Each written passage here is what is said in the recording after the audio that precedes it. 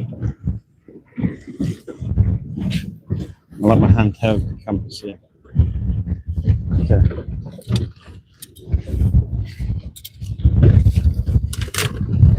Tell me when we're live. Oh, we're going to tell Claire? She's going to get it up on the screen, is she? You are live now.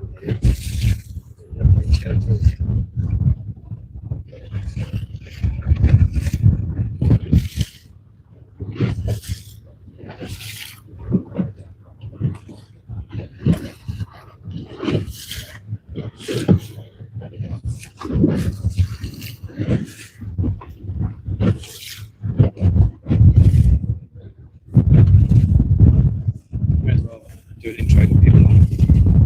Well, we're on the screen, are we? Looks like it's clocking right. Okay, so penultimate day of the ILCA National Championships, and here we are inside the harbour, waiting for the ILCA 4s and the ILCA 6 Silver Fleet to race. It's a nice breeze. Axis is showing on the back of the committee boat of 212, so it looks like everyone's going to have to beat home today. There are 3 races scheduled, potential 4. There's an amendment for the SI, so they could, if they wanted to, go for 4 races. Yeah, a long day. I'd actually say the wind's a good 10 knots, probably actually white horses, probably picking up into the teens right now, which is it's good. It's a little bit less obviously than we had yesterday when we started, but there'll be flat hiking most people out here today, and it's quite a good breeze as I'm just watching an ILCA 6 saving a downwind tipping. But yeah, so the 6s and 4s are mixing around the back end of the committee boat. We are safety 17, and hopefully you'll be seeing this live stream.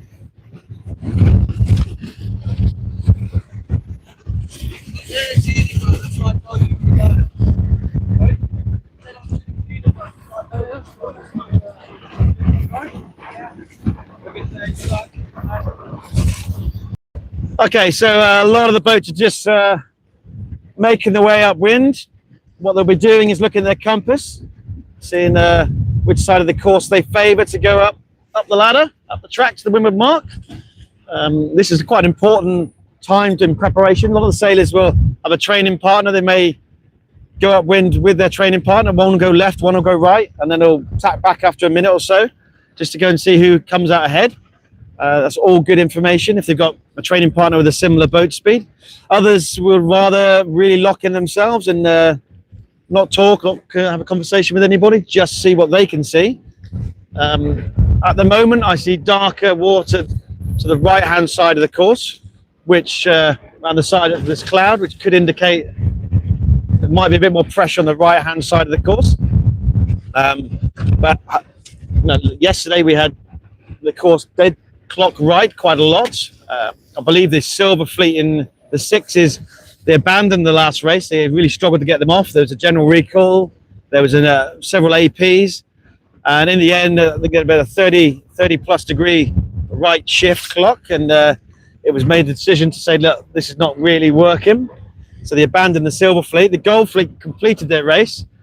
They did adjust the windward mark. On the leeward gate, there was the older sound signals and notifying the competitors that they were moving the windward mark. Some of the competitors were wise to it, obviously realizing there's a big shift and made some hefty gains downwind. And unfortunately, some of them went on a snake and went down the ladder and made some hefty losses in the downwind leg. So you really got to keep your wits about you, and it's easier said than done. But after you've done 3 or 4 races in the day, it's people start getting tired. So, but whilst we're here, we'll just leave you to have a look around a second as I just work on our media and see what we have here.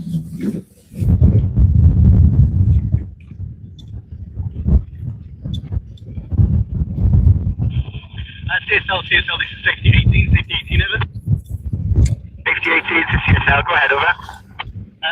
I didn't know whether you got my previous transmission about the last sale. So, right, I think it's probably a good opportune time just to go and call out our supporters and sponsors of this event. First of all, we have Ovington. Ovington, a manufacturer of the ILCA boats. There are other manufacturers, but Ovington are the local British-built boats that build up in the Newcastle area. I used to live up in Durham, so it's great to have them supporting this event, and they're very important to our class. Secondly, I want to mention Rooster Sailing, so Steve Cockerell and Luke and Kate and Florence and all the gang there. Brilliant people. Steve's been a huge supporter, ILCA Sailor himself, amongst other classes as well. But Rooster are sponsoring this event, and if you get a chance, you've got a Rooster shop in the marquee race event area, and they can provide some great kit for us and for our sailors. So please do make use of them, and thank you very much to Rooster. Then we have Duncan from Sailing Fast, and Duncan is also in the race area, and he's happy to go and support with all the good equipment he can bring. He also does sell Ovingtons as well, so there's a good link there. And thank you to Duncan for last night. We had a great prize of an Oakley sunglasses. I personally used to run Oakley in the UK, so I was really delighted to see Oakley getting some call outs, and I think it was Sam Dents. Was it Sam or was it Harry Dents? It was Harry Dents, wasn't it, actually? It was Harry Dents who won a pair of Oakleys. I think he was very, very happy with that. But yeah, go and see Duncan. He can talk to all things ILCA. He's also it's a Wasp dealership as well, so anyone wants to go foiling, he can help you out there. He's also helping out with repairs. I mentioned yesterday we had a broken boom. I believe Duncan sorted a new boom out for that sailor and got him back on the water today. Very competitive sailor. That was Felix Hall of Parkstone. He's really pushing the end of the fleet, top end of the fleet. So he was a bit disappointed to have to retire from the last race. Next we have Noble Insurance. Noble Insurance, a great supporter of the class. I certainly use Noble myself, and if you really speak to people, they offer great customer service and really good people to go to see Noble. Who else do we have? We have obviously we have Fernhouse Books. So the John Emmett's written book about how to go and sell your ILCA. You'll see a lot of our sailors feature in that book. Fernhouse distribute that. I think Jessica Powell's mentioned in that book. Jessica in the Gold Fleet, the women's in the ILCA 6. So yeah, Fernhouse, if you need to go and find out, if you're new to the class, they do some great books, not just the ILCA book, but they do a number of other books. I certainly used to buy their topper books back in the day when my children were in the topper class. And then I'll talk about Track. So most of you will be using Track ashore, and the sailors will be looking at that when they get in. Track by Brett Lewis. They're the people who are really showing you exactly what's happening on the race course. So you can see where your sailor is, where your competitors are going, where do they make the gains, what kind of speeds they're doing, what's the leaderboard showing. I will caveat that, sometimes some people this week have turned their tracker off, intentionally or not intentionally, by pushing the button, and so it doesn't always show. There's a few Cayman boats yesterday that weren't on track, which was just slightly confusing me. I'm using that in the commentary. But yeah, thank you to Brett Lewis. And I guess you also really should mention WPNSA, Weymouth and Portland National Sailing Academy. Sally and the team do a wonderful job for our class. We're probably one of the bigger classes they host. They have great facilities, easy to launch, and means we can get out in pretty much most conditions in this wonderful sailing area of Weymouth and Portland. Today we are currently in the harbour for the 6 Silvers and the 4 Fleet. We will be going out to the 7s and the 6 Gold Fleet. They are in the bay, but for the time being we're going to go and have a look at the 4s and the 6s for a little bit. Now, as we're a safety boat, just to remind you, we don't have 100% flexibility to go everywhere or burn loads of petrol getting from one end of the course to the other. So we'll be transitioning from the start line, pin end, and the outer loop gate and inner loop gate, and keeping an eye on all our sailors in our area, working with the CSL. Who again, CSL did an amazing job yesterday. Just looking at the food boat over there. It's slowly getting lower freeboard as the sailors deposit their dry bags of goodies and sweets. Deborah Wagger is the main custodian of the food boat.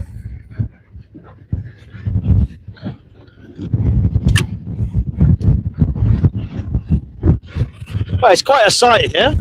So we're probably looking at about 55 ILCA 6s and 90 plus ILCA 4s. So as I look around the course, you've got about 140 odd boats, at least 140 odd boats out and about in this part of the sailing area. I'll just go and have a quick look around here. So if I can ask the cameraman to pan left of that yellow pillar buoy. So you might see some other marks and stuff around and I wonder what they are. There's another one up in the distance towards the outer loop there. Those yellow marks are just kind of managing our support boats and crew. We do have sailors from other countries and thankfully they also bring their coaches, but we want to make sure that we operate fair for everybody, and those marks there just to denote kind of the inner limits of where they can come into and talk to their coach sailors and just kind of manage the race course there. Mellow Yellow, is that Mellow Yellow? I believe is the committee boat. I don't know. It's the Canary Yellow committee boat. We're just going to motor up there, try not to impede anybody. Just have a look what they've got on the back of the boat so we can show you. I have brought my wind indicator with me today so I can have a look at if I think there's a bias on the line. The sailor's looking at the two sailors having a good old chat here, ILCA 4 and ILCA 6, comparing notes. Very social class, even though it's individual boats, they all like to go and have a chat. As you can see in the race village, it's been well supported with lots of social events. Got to be a little bit careful as they navigate.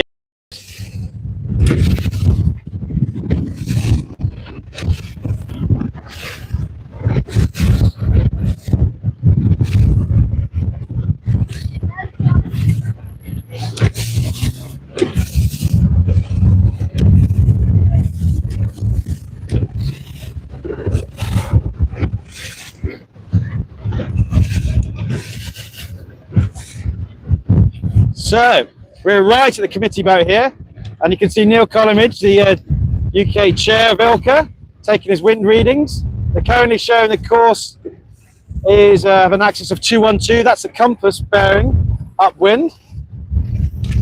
So you can see he's going to be doing what I'm doing at the moment, just looking at his handheld compass, checking whether it's shifting around. He'll be talking to the mark layers, saying, can you come left a bit, right a bit?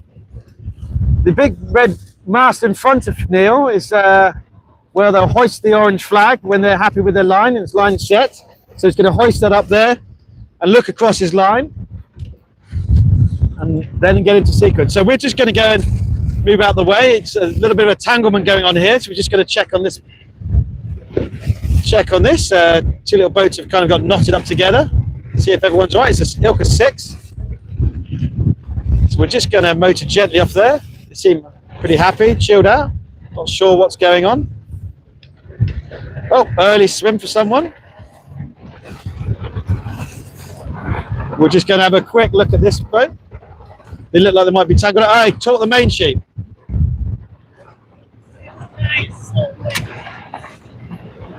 Okay, you boys all right? You good?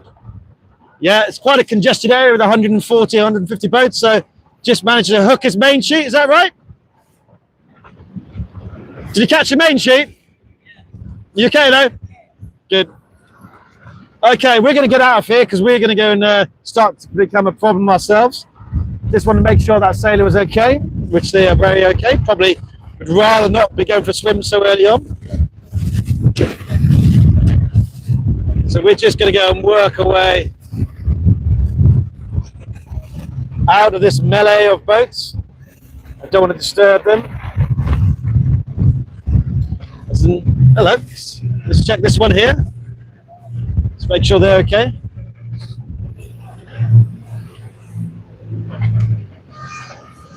Okay, the line is set. Orange flag's going up.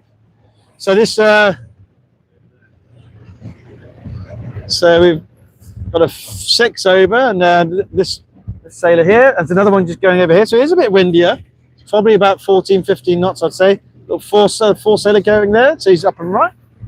There's another 4 sailor here. We're not in sequence at the moment, so I can help them if need be. But as soon as we go into sequence, if I go and put a hand on them or drag them out or help them as such, then that may be deemed as outside assistance, and they'd have to retire from the race. Are you okay? Good, well done, good luck. Again, very competent sailors. There's a lot of very experienced and very good quality, highly coached sailors in the ILCA 4 fleet. There's often a misconception that a smaller sail means a lesser sailor. No, a smaller sail means a lighter sailor, typically. And I think probably Thomas Summons in the 6th fleet is showing exactly that. So he's gone from a double national champion in the ILCA 4s, he's jumped into the ILCA 6 this week, and he's right at the front end of the fleet. He's already taken race wins and schooling some sailors with many more years experience. So just because they're in a smaller rig does not mean they're any less able sailor. But equally, at the other end of the spectrum, this may be the first event that some ILCA sailors have actually done. And we welcome them, we encourage them. We have an ambassador program, a mentor program, where you get to be paired up with a more experienced sailor who will help you with the mysteries of rigging your outhaul or understanding what track's all about. I know my sailor, Harry Mills, he was mentored by someone who's actually younger than him. So he was mentored by Toby Wagger, a pretty good sailor to be mentored by, right? In his first nationals. In that first nationals, I think Toby actually won the ILCA 4 fleet. Harry came about 10th, I think, so he was quite happy with that after coming second in the week before in the Chopper Nationals. So yeah, so if you know sailors at your club who want to get involved in the ILCA and think it might be a bit too much to go to a big open national event, we do have a regional series. Mike Powell will be a good person to speak to about that. The idea of that series is to really encourage club sailors to think, well, I'm pretty comfortable with club sailing, but what about if I want to go for the next step without really going into the deep end of National Open? So we have the regional series. Mike Powell's been a real driving force behind that. Mike is the father of Jessica Powell, sailing out of Draycott. Really a great advocate as a family for the ILCA class and sailing in general. So I would encourage your sailor, if they're more experienced, to go and really help everybody out. You know, I often lend kit out, try and help people in the boat park, and that's kind of the expected of the brotherhood and sisterhood of sailing.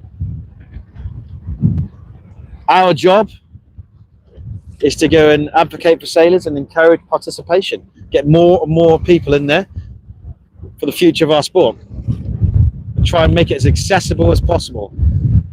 You know, as a sport, you know, there are challenges for sure, but we really need to go and make it accessible as we can. The good thing about the ILCA fleet, you can get an ILCA for not a lot of money in comparatives to other classes. So £500 will get you sailing one. Might not give you the most shiniest, brightest one, but there are ways and means. And most of these sailors here will sell on their kit. So if they do one regatta, they may sell a sail, or if they move through the fleets, they might sell a ILCA 4 lower mast, and then an ILCA 6, and then an ILCA 7. So there's always good second-hand spares to be had. And equally, our sponsors, Ovington, Sailing Fast, Rooster, are keen to go and offer their support for our sailors as well, make it a little bit more cost effective. So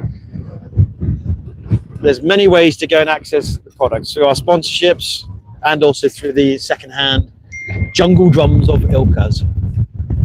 So, right, okay, enough of my nonsense dribble. I just want to say we are actually in sequence for the ILCA 6 Silver Fleet.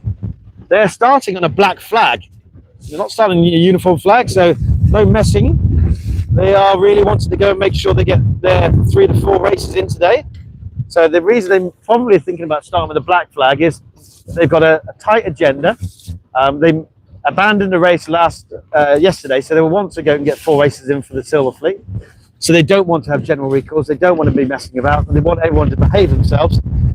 Hence why they're going to start on a black flag, which is probably, I don't want to second guess the committee, Neil Collins and everything, but that's probably what's going through his mind.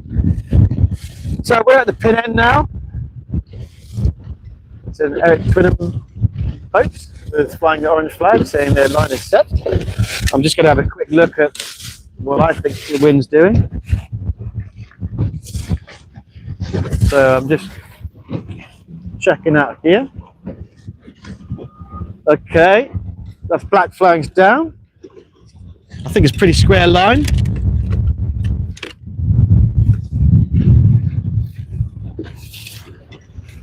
The wind is not now, it's less than yesterday for sure, but I would say it's about 13, 14 knots. That's just my guessing. There's a lot of committee boats stacking up. There's 2 guys, Taylor's here, who are looking like they want to do a port hand fly, and at the moment it looks like it's absolutely on. Although again, they've telegraphed, yeah, look, I'm going to do a port hand, but as you see, the fleet starts to go down the line. As they start, there's still a committee boat majority there. The 4s will be watching this, so you see the 4s in the background behind the committee boat, just watching what's going on, and they're off. They pulled the trigger, flags down. Oh, one of them was close to being over on the committee boat. Port hand flyer seems to be working. Oh, this guy's touched the boat, so he'll have to do turns. So he's have to exonerate himself now because he's just hit the boat. So if he doesn't do turns, he's going to get disqualified. So the port hand flyer, as you can see here from the distance, we have to go and make sure we're out of his way.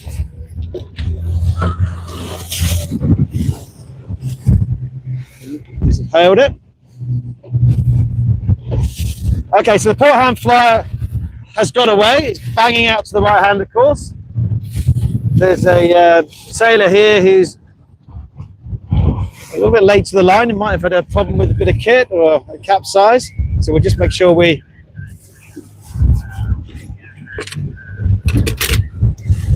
just motor on behind.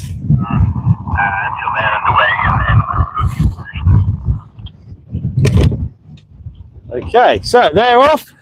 First race for the day for the Silver ILCA 6 fleet. Most of them on the right-hand side of the course, which, as I said earlier in my talk, I thought there's pretty more pressure on the right-hand side.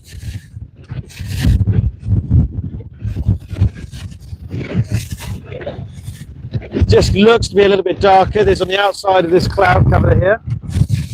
As I look across the harbour, just checking where our port hand fly. He's absolutely got a lovely clean line at the moment. He's looking really sweet. I mean, it was completely on for a port hand. He's got his nose in front, got clean water, nobody's capturing. That could be we'll see if we can clock his number. So I'll be interested to see how he goes and where he is at the leeward gate. See if we can make this advantage stick. Someone's tacking behind him now. Unfortunately, my eyes are a bit old, so I'm not sure I will be able to see that.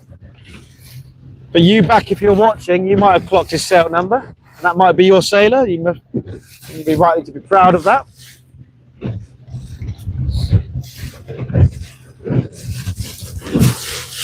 Just looking back at the 4s now, we're going to go back and check the 4s out. See if they're going to sequence. Everybody seems nicely into the groove, settling down, getting their boat flat, working the waves. If your allocated position is on the inner loop, we will please ensure that you're in those positions.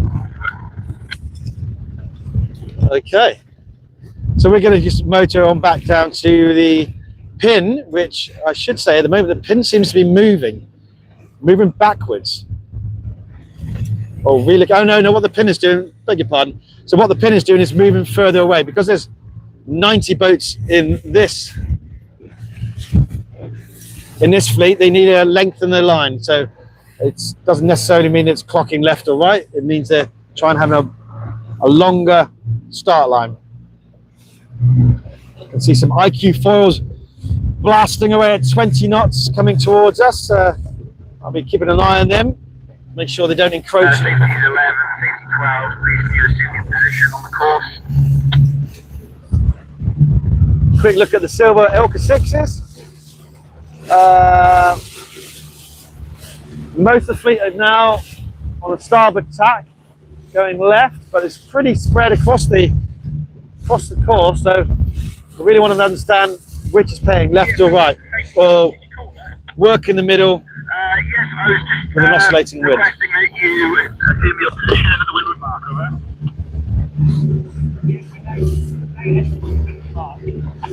So as I look at the committee boat now, all the ILCA 4s, apart from one on the committee boat, there's a sailor here, probably quite likes the look of that port hand flyer. Just come up to see where the pin end is, which is a lot further away. I'd estimate, I don't know, it's probably 200 meters. Probably should ask the race officer, they'll tell us what they're tracking there. I'm looking at the outer loop, and the outer loop leeward gate are just setting their leeward gate. The safety boats are romping up the outer loop to get into position. And we're just going to go and just find out where the pin is. Pin's on the move, driving forward.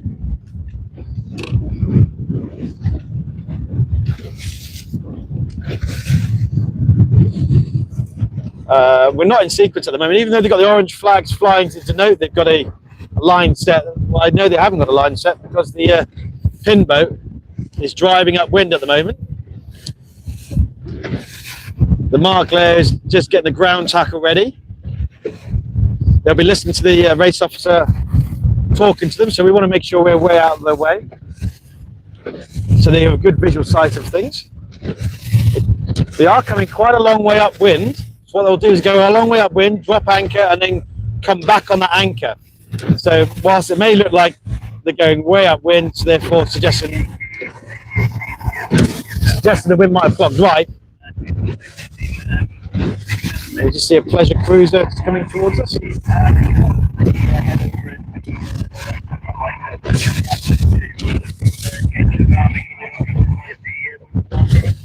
So one of the jobs we're doing is, as a safety fleet, we've got to go and make sure that the other marine traffic around here is not encroaching the course or impeding sailors or causing any kind of concern. So whilst we're looking at the sailors, we're also looking at, in this case, is it's like a white pleasure cruiser taking some tourists around the harbour. So young sailors waving at us. We'll wave back. Hello, morning. And family enjoying the summer holidays.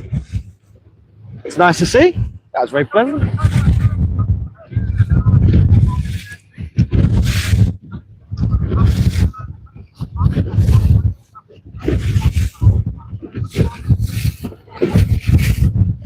Okay. So, seem a very jolly bunch, enjoying the summer morning. Looks like our pin boat is now dropped their anchor. Just going to go and check. We haven't set yet. I'm just going to look at my wind indicator, see what I think.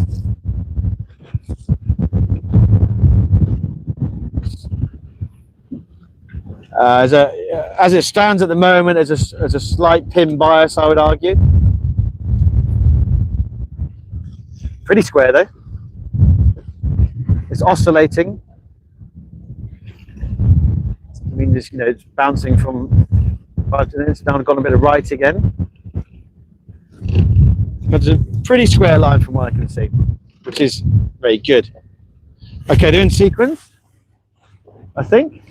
I heard a sound signal from the committee boat. Just gonna, can't see. Yes, it is. Yeah. So the ILCA 4 class flag is flying, denoting there's 5 minutes to go before their start. So we're going to motor up into position. The next sound signal will be at 4 minutes to go, and they will be either a uniform flag or a black flag. I suspect he'll go for black flag, as he did with the sixes.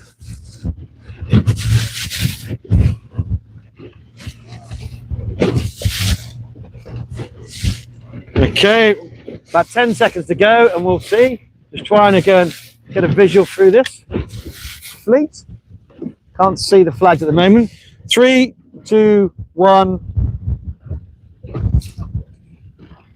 Couldn't hear a signal, but I'm sure there would have been. Can't see what flag's flying. So just remind everybody, so the signals are there as an indicator, but the actual visual sign of a flag is what you need to see. So you go on the flags, not necessarily the sounds. Ideally, they should obviously be simultaneously. But we know the reason it is because the sound is slower than light. So you see the flags, then you hear the sound. So that's why. So the flags, it's a uniform flag, I can report. So it's been a bit more generous with the ILCA 4 fleet. But I think that's the uniform flag, that red and white check.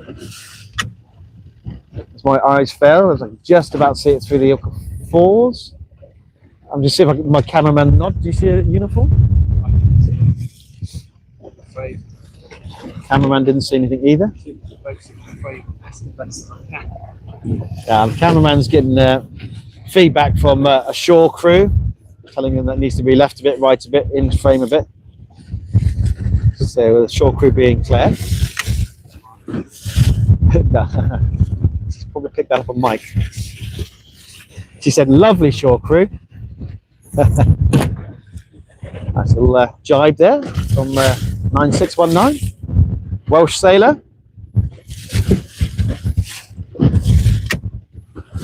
Yeah, I'm pretty sure that's a uniform flag. We're going to move up and away from this orange flag, so I don't want to be behind the pin boat because that may cause visual challenges for the race officer there. So that's why I don't want to be too far upwind because I don't want to get in the way of sailors. But the wind will be pushing us from our port bow in the direction of the pin boat, so it's a little bit tricky. We don't have the media boat around us at the moment, which is, see the wind's already just pushed me around by 90 degrees.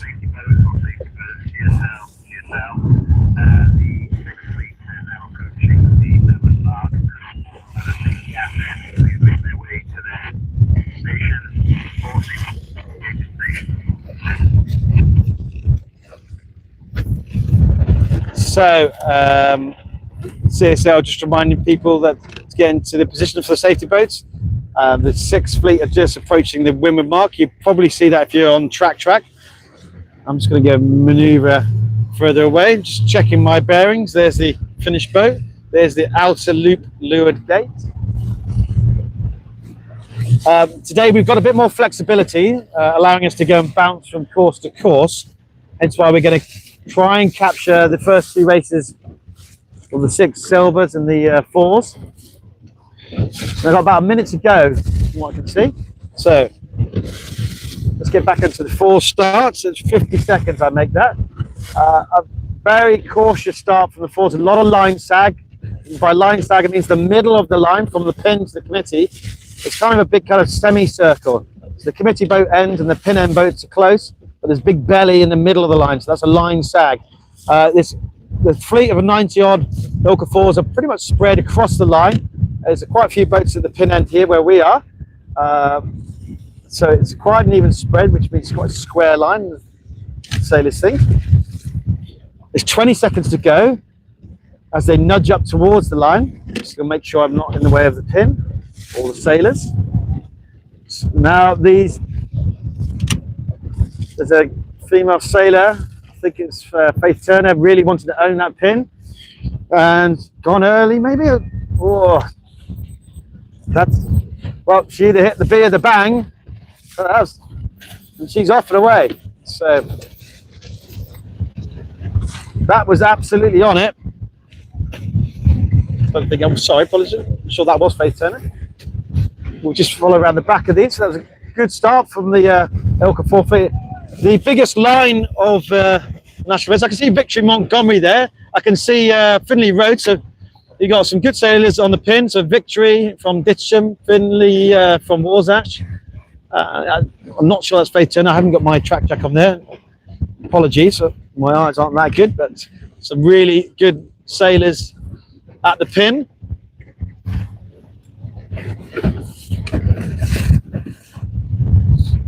The Chinese sailors are out again. Just looking at the top of the course now, the Silver Fleet are making their way, starting to make their way downwind. So we're going to go and catch them as we look through the fours. We're going to go and catch them at the outer loop gate as they make their way down in about 14-15 knots of breeze, as we just leave you with this look of the 4 fleet. That's a pretty good start from most sailors. A couple late to the line, but I would say not bad at all. Right, okay, let's go and transit across to the outer gate, outer loop leeward gate. Bear with us. Holding on, off we go.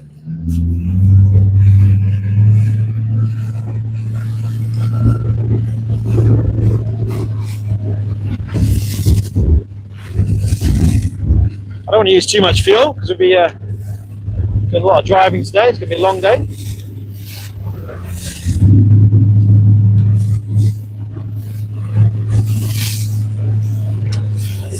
And when I get here, we'll stop the boat. I'll pull up track so I can get some idea of who's doing what and where.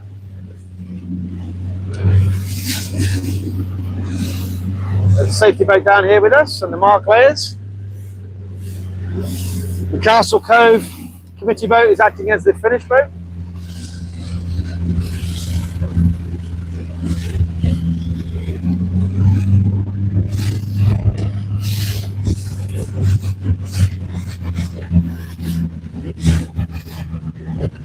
Okay, now we're in position.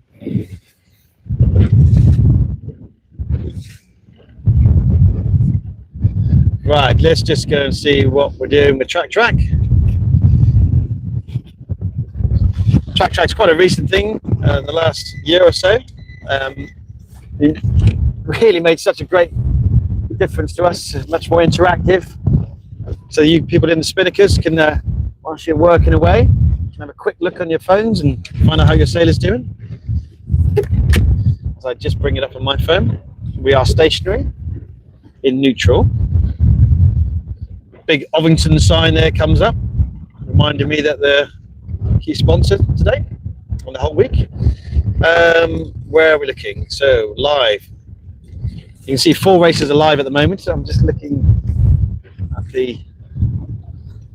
I hope I pressed the right button. So I need to get my scrub around for my glasses. So let's have a look. ILCA 6. Okay, so it suggests coming down towards us in first should be Sebastian, followed by Thomas Benning, followed by Theo. What's that? So Theo's from the Starcross. I know Theo, part of the Talent Academy. Tristan Somerville, Henry Noel, brother to Alfie in the 7th fleet. Henry's in 5th. Theo's in 3rd. Sebastian's leading at the moment. Henry Moss, Austin Edwards. There's Ryan. Ryan got a most smiley award yesterday from our class chair, Neil Collinbridge.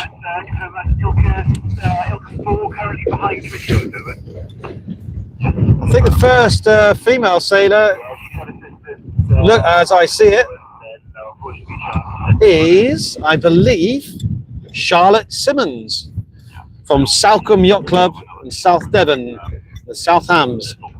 If you've never visited Salcombe, highly recommend it. It's a beautiful spot. I know Charlotte quite well. Her family live actually in Kingsbridge, which is just up the river, but Salcombe is their club, and it's a lovely club there. I know the Merlin Rockets and Solos and the very expensive Salcombe Mules based there. So there you go. There are lots of hotels, but I can recommend the Harbour Hotel. There's a Swiss ILCA 6 sailor here just behind me, just watching proceedings. I'm not entirely sure what's what there. Might have a quick chat with her in a minute, but we're going to stay with this. Okay, so this is a part of the issue when people don't have track tracks. I see a Cayman boat coming down first, and I suspect they're not running a track track. Yeah, it's a silver Swiss boat. It's just Hope 2 watching proceedings. Doesn't seem to be in any bother at the moment. I'm sure she'll be flagging. I'll give her the international sign. Is everything okay?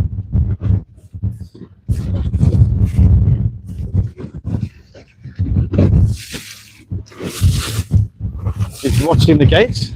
So here comes Cayman, ILCA 5660. We always call out the last 4 digits.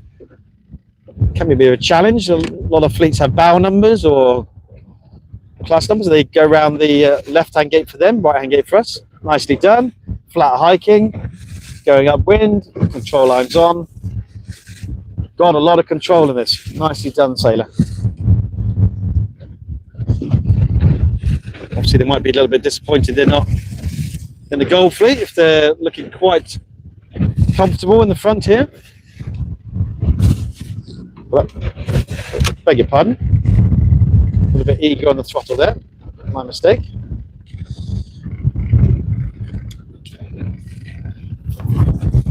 So here is Sebastian, which will be first on the trackers. He's also going for the right-hand gate, which says to me, well, I'm saying this, I'm expecting him to go and jibe.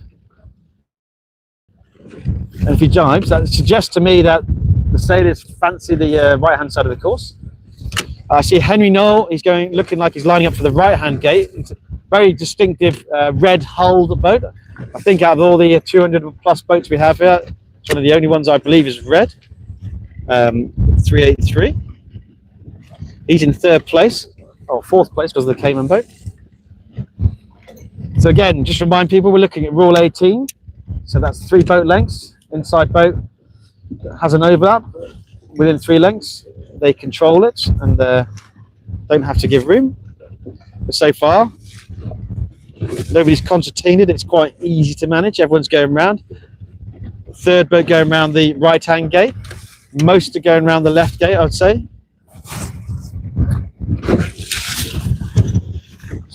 And as we just watched the ILCA 6 Silver Fleet race 1 of the day, as we get more into the pack, you see, looking upwind now, there's a lot of boats just following each other into dirty wind. I'd be tempted to tack off pretty quickly and not stay in line of about 5 boats. They don't have clear wind. So there's a bit more traffic coming in now. And some more boats line up for the right, but most going left. Here we go. 531 has the inside boat. They've got all the rights control.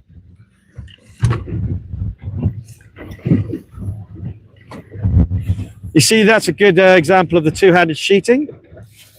Most people, when they start learning to sail, they one-hand sheet. So look at 830, the inside overlap. They have control. We'll take that place.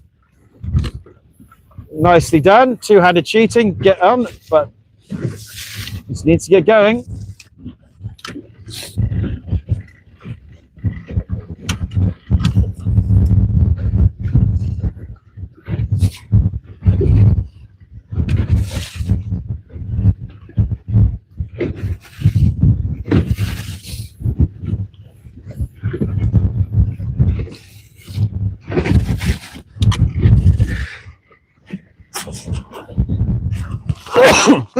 Sneeze. Beg your pardon. Thank you.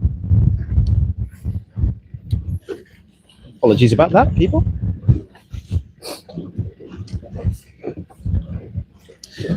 I'd say 3/4 of the fleet have gone to the left gate. and the court have gone to the right gate. No real dramas. It wasn't like the Gold Fleet yesterday, which is incredibly aggressive. I think of a few protests came out of the Gold Fleet yesterday. Some winners and losers. It's part of racing. It's not something to get emotional about or get concerned about if it's done respectfully and within the rules. That's what the protest is, part of the racing scene. I know sometimes doesn't feel like that when you're on the wrong side of a decision, but it's all a learning process and it's not something to be in fear of. We need to go make sure we sail with values within the rules as we see them and understand that some people make mistakes. And sometimes decisions go against you. But in this occasion, as the last of the 6 sailors make their way around, it seems to be a pretty drama-free first lap. 1 or 2 come around. I'm just going to look at my right shoulder. You can see an ILCA 4 and an ILCA 6. So I'm just going to go and take the opportunity to go and speak to them and see if they're okay. I don't need to record this, please, cameraman, to see what's going on. They seem to be okay. They're not going anywhere, not moving.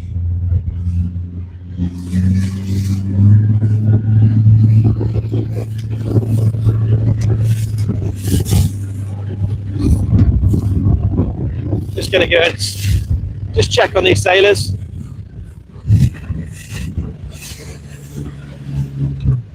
Good morning. You okay?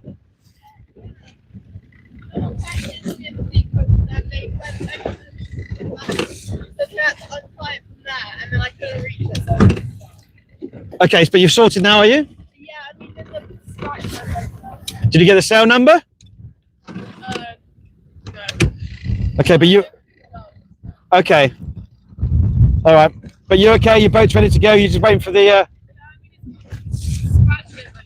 I'm sorry to hear that. But I just want to make sure you're okay, personally. Yeah, yeah. You look comfortable, but okay. Well, good luck with the second race. Thank you. So I'll talk you through, I don't know if you heard that conversation, but I'll just check on our Swiss sailor, make sure they're okay. Hoping they speak French, not German, Swiss German. Hello there, are you okay? Yeah. I was over the line at the start yesterday. I didn't feel quite happy, so I Race the first one. Oh, okay. Well, at least you can probably have a look around and see what's going on. Frustrating. Okay, I'll leave you to... saw it this morning when I got to the... Oh, You could have had a They lion. were like, you can see that, and I was like, no? Yeah. I wanted to sail and win. I know. Well, the wind's going to be building, so you're going to have at least 2 or 3 races to go. So it's going to be a long day. Sorry to hear that. Bad luck. Keep drinking and chill out. Okay, thank you. Okay, so 2 sailors, an ILCA 4 sailor. She unfortunately had a collision at the start. So there's a scratch on a boat, but fortunately the collision caused her main sheet to foul, and she was unable to sort herself. So probably got assistance, and she couldn't start the race. She's now sorted. She's, I wouldn't say happy because she's got damage, but she knows who the sailor is. Hopefully that's why people like Noble Insurance there, if there is any insurable damage, or whoever insurance company these people use, will sort that out. Again, it's 90 boats in the ILCA 4 fleet. It's quite, elbows out. They're good sailors. Unfortunately, sometimes these things happen. So she's just chilled out. She's got a long day ahead of her anyway. I've got sun cream in my eyes, so I'm somewhat crying and squinting at the same time. And the other one was a Swiss sailor who unfortunately got a penalty and wasn't allowed to start the race. So she wasn't aware of that until she went to the committee boat. So she's a little bit disappointed and she wanted to sail in the race. But we're just going to go and make our way to the inner loop Leeward gate. So we're all holding on. Okay, so bear with us. We're going to transit to see the 4 action, which should be quite interesting. Okay, here we go then.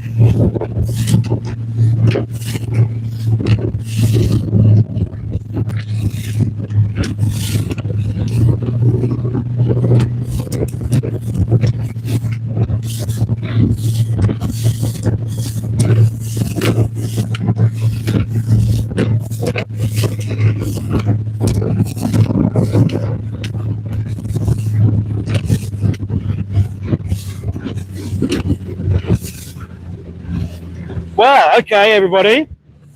This is interesting. So we've just got to the inner loop, Leeward Gate, looking at ILCA 4s.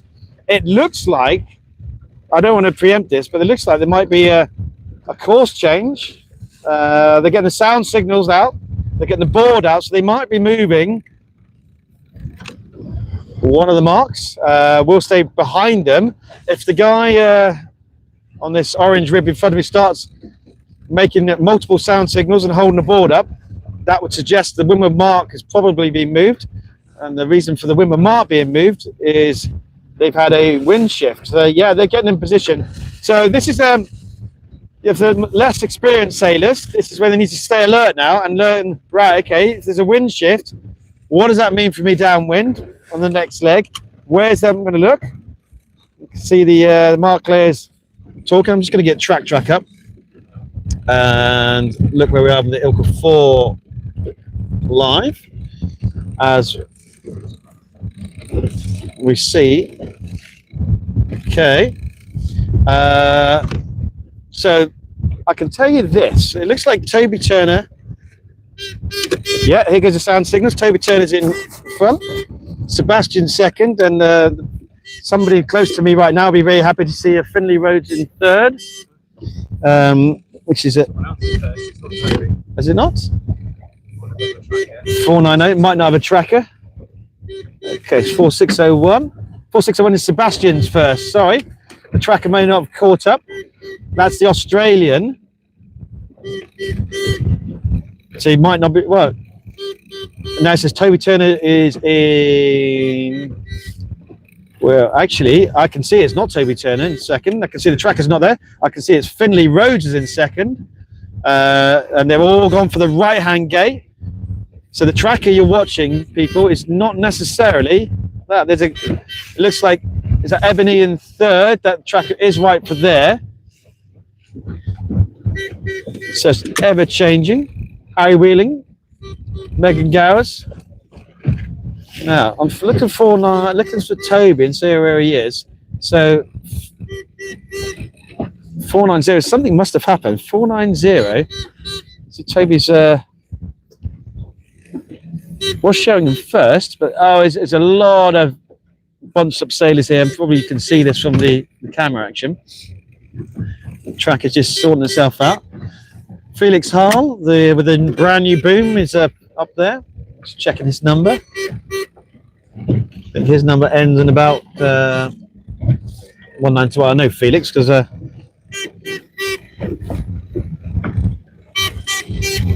do you hear the quacking duck sound? Most of them seem to be going to the right-hand gate, I'd say. As oh, there he goes. Don't know what's happened there. He stopped his boat for some reason. I think he was avoiding a collision. That's quite neat sailing skills. There's the jury. Jury boat's driven by David Rowe. Dave Rowe pretty much runs the operations at Draco. Make sure I'm not getting in the way of either of these two ribs. They won't thank me for that. Morning, Dave. Dave gives a little wave. Yeah, the left-hand gate, so the right-hand gate as they come down is the favoured gate by them. Quite a lot of traffic now, as you'd expect in a 90-boat fleet. Mark room has been called. 7319 has all the rights. Everyone has to go around the outside. Protest being called. See the protest. This person sailing in North Vela. Other boats available. Of course, Ovington. It's calling protest. I can't see the sail number in it. Another protest being called on the left-hand gate.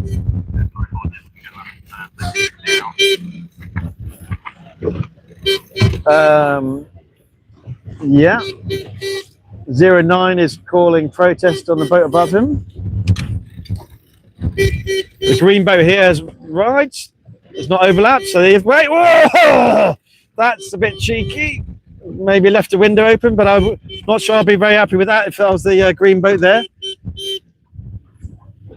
So they're all. Some of them are looking back at the, wondering why they're making the noises.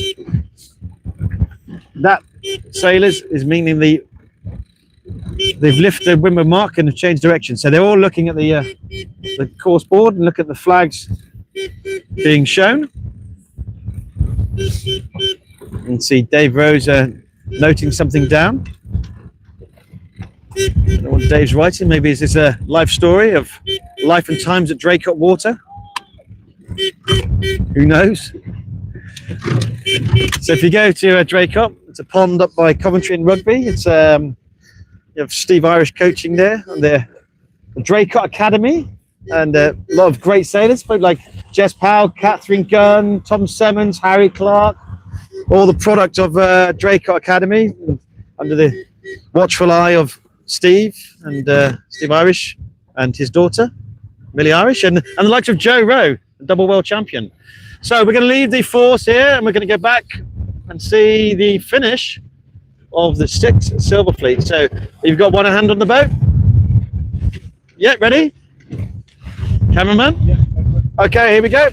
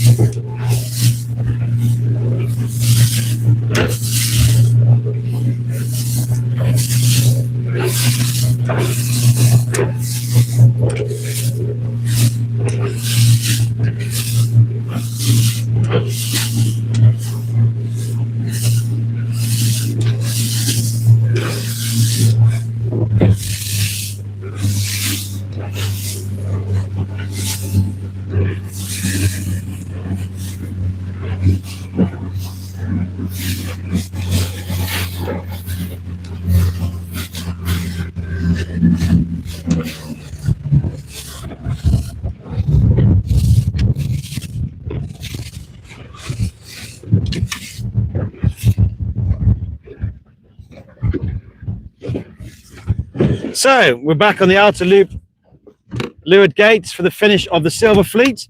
I'm just getting my track up and running. Yeah, this will be a Cayman boat, which is not on the track, so he's got quite the lead. My assumption is they are finishing him now. They have been all week. Do 2 windward beats and finish. Apologies, I don't have the sailor's name, but what I can tell you is it's a comfortable lead and it seems to be a bit of a procession for them. They do not have the red diamond rhombus on the sail, so the suggestion being is they are in the male category. I can't see that close, but yeah, a comfortable win for Cayman flag boat. I was doing half a good job. I would have got the number for you, but hopefully you picked that up yourself on the camera. 0513 is coming in second. Again, they've got a commanding lead. Just have a look at that. That is Sebastian Sitton. Sebastian's comfortably in second, so this looks like a, assuming nothing goes wrong, there goes the race win. So it's 5660 or something like that. That's the Here comes Sebastian for the jibe, nicely done. And he can just put it in auto cruise mode and come back home there. Okay, so in third place now is Lucas Simmons. I mentioned Lucas yesterday. Lucas is going to go out to the Worlds in Denmark in Aarhus in a couple of weeks. He's working his way with his S-turns and he'll jibe round and we'll take the third place. Really nice to see Lucas at the top end of this fleet. And behind him in the red boat, I don't have to look at my track check to know that's Henry Knoll. Henry and my son used to go and battle hard in the topper fleet. And Henry, its red boat, is going to come around comfortably there. And 492 is Alex. I think the next one round, I can see Theo from Starcross. Theo's got some work to do. There's 4 boats. Any one of them could take it, but Theo's the inside boat. So look at 1-800 inside boat. Assuming Theo can jibe round, nobody should be able to attack him. So it needs to be nice and jibe round. He's saying he's got no room. 6647 is calling out 889, saying the 3 boats there, overlap established. Now all Theo needs to do is focus and not get rolled, keep his boat going. Look around you. It should be pretty difficult to overtake on a reach. I'm not seeing a female sailor through as yet.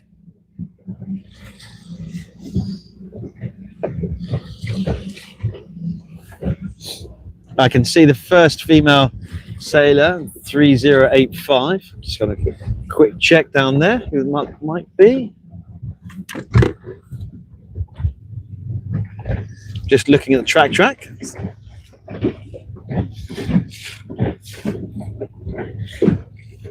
No, I'm bouncing around too much.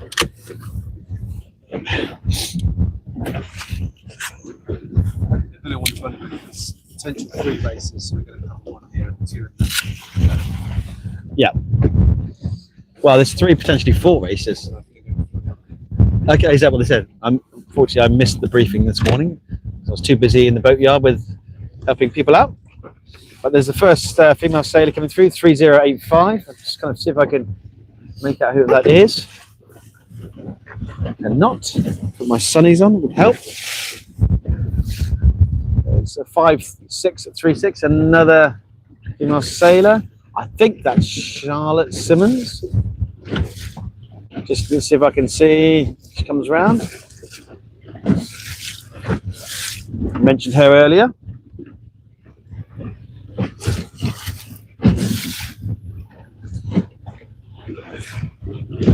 It's quite a gaggle of boats coming around now. This should be quite interesting. Get a bit closer so you can see if there's any process called. They all have to go in 9830. It's got control.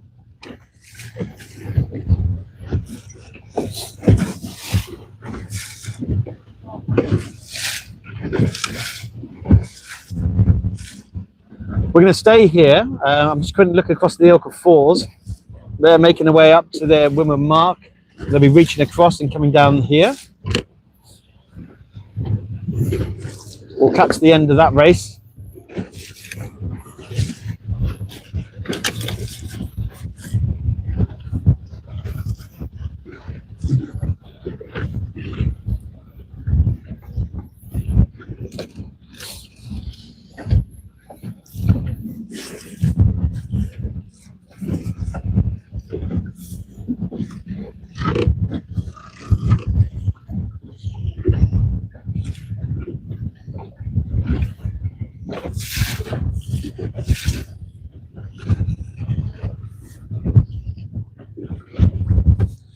Don't want to get too close, so just going to straighten up. Quite difficult to go and hold station with this breeze. It's pushing our bows round.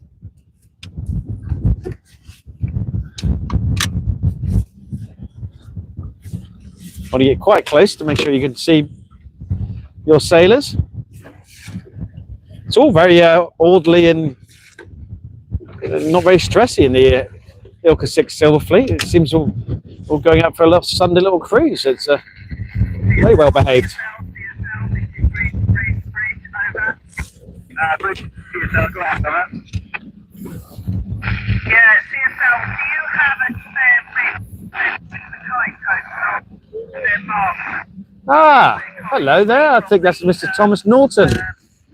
Probably the youngest sailor in the ILCA fleet. Yes, he is. So he'll be very happy. He's Tom Norton from Parkstone Yacht Club.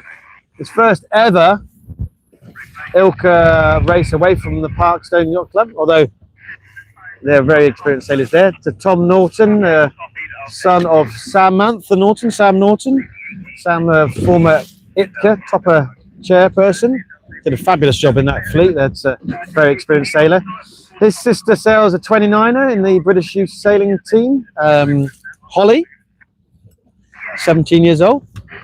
And Mark Norton has been out yesterday on the CSL boat, and I believe he's out again today. Again, very experienced family indeed. But it's lovely to see Tom Norton up there, enjoying his first ever ILCA Nationals. Bypassed the ILCA 4 fleet straight into the ILCA 6. 15 years old. And doing a fine job and enjoying these conditions.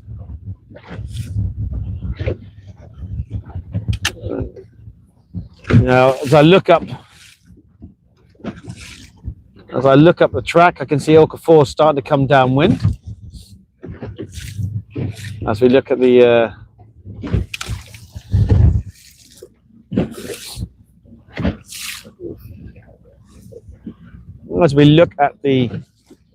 Silver Fleet just finishing off here.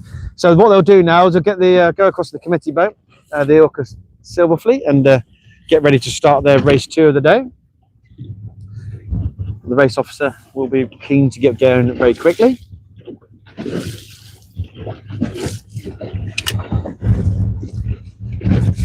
CSL, this is Safety 11. We are watching the coach boat for the Kuipers pick up the pin at the moment. Okay, yeah, all received. You can continue to monitor it. Safety is on the way to speak to them. But yeah, they're going to get themselves involved. They're getting too close to the military hardware. So just a bit of chatter on the video. A lot less chatter than yesterday. So it's pleasantly quiet. Just monitoring some kite surfers. Just nosing around the Royal Fleet auxiliary ships and the mine hunters. They're being coached at the moment, so it's just a bit of conversation about making sure that they don't get too close to either us or them, and they're talking to their coach boat. Now they do move at quite the pace, and certainly a little bit faster than a ILCA, but we just need to make sure that we're deconflicted. As we sit here patiently waiting for the ILCA 4s to make their way down to us, which they are doing. So let's get back onto track, see if what we can find out.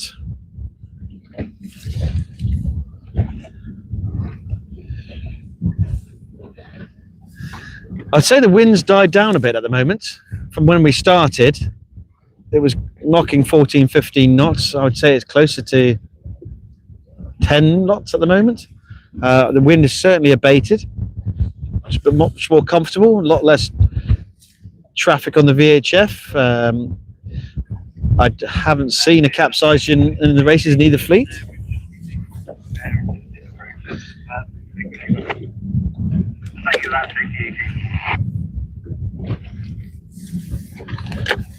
Just waiting for my track to load up. Just thinking about it.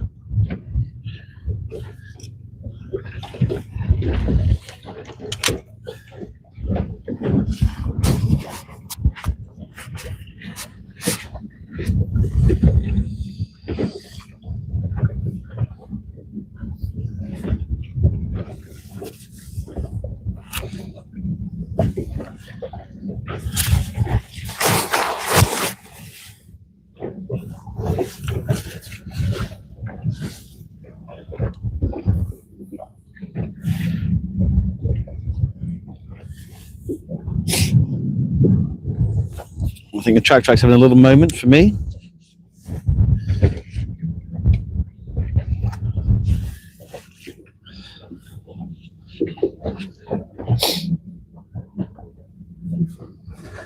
Yeah, it's definitely wind's died down. Those white horses that we saw at the start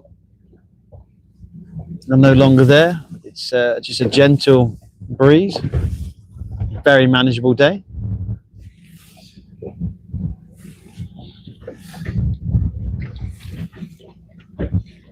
Nope, doesn't like that at the moment. Just going to take the opportunity to go and have a look at the ILCA 6 Gold fleet whilst we're waiting for these fours to join us.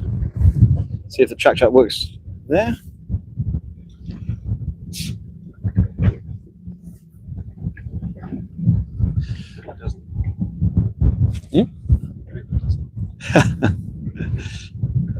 The Ovington sign flashes up, which is a good sign.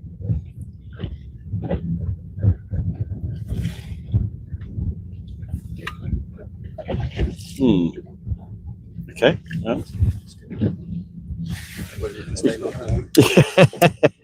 Yeah, sometimes it's like watching sailing through binoculars. The tubes of doom.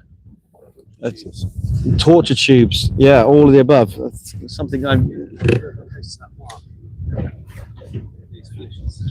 Yeah, we'll get closer. Something I've never really got into watching. There's nothing I can do for my sailor when they're out there. He normally doesn't want to listen to his dad. Those are the woes of having a parent of a teenager. And to be fair, these sailors quickly surpass their parents, even though we've got a lot of experience. I would hate to go and race my son in ILCA because they would pretty much humiliate me very quickly.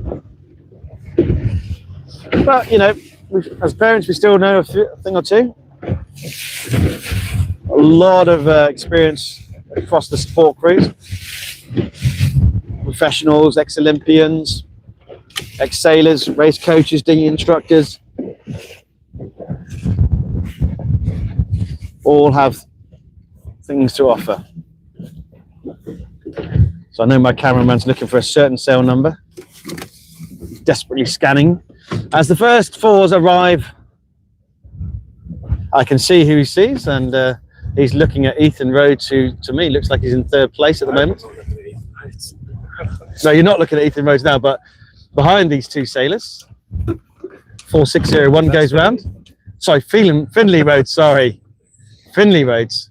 Female sailor, and 4758 is in second place.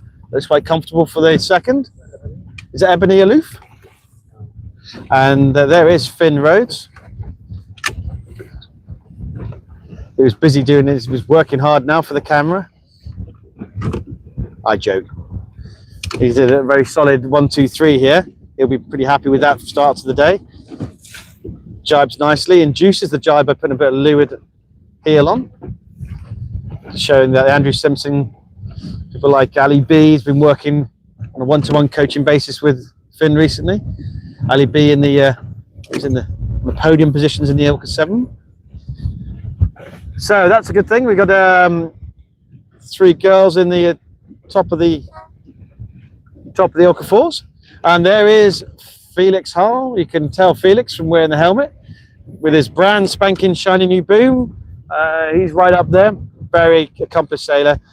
He's absolutely got the build for ILCA. His father James is a very tall chap, and Felix is also very tall, and he's going to really has all the options in ILCA fleet.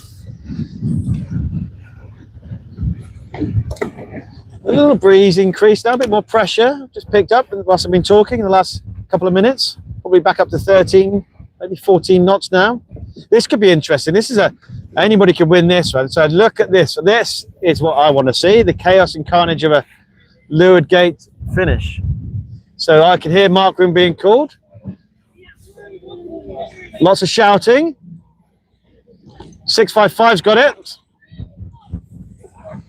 No room being called. I don't hear protest. If you got the right side of that fleet there, you could probably pick up 3 or 4 places. Heartbreaking if the wrong end of it, but a nice little smile if you make up 5 places in the last 100 meters of the race. So you can see 3091 from New Zealand just realizing she's got no rights. So just slowing down, and the reason she slowed down so she can get a better lane in. That's very well sailed by 3091, the girl from New Zealand.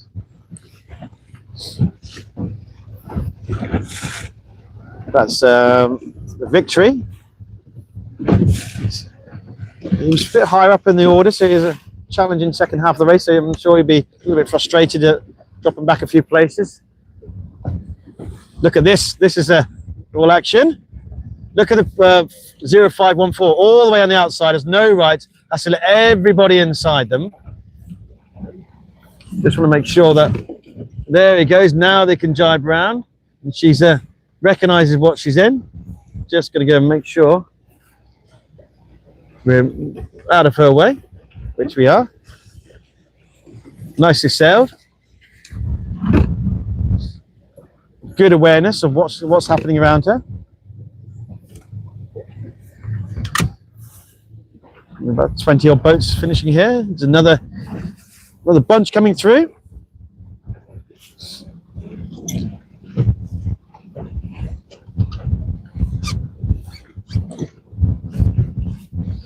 As we look at, there's probably another 30 ILCA 4 still to go round.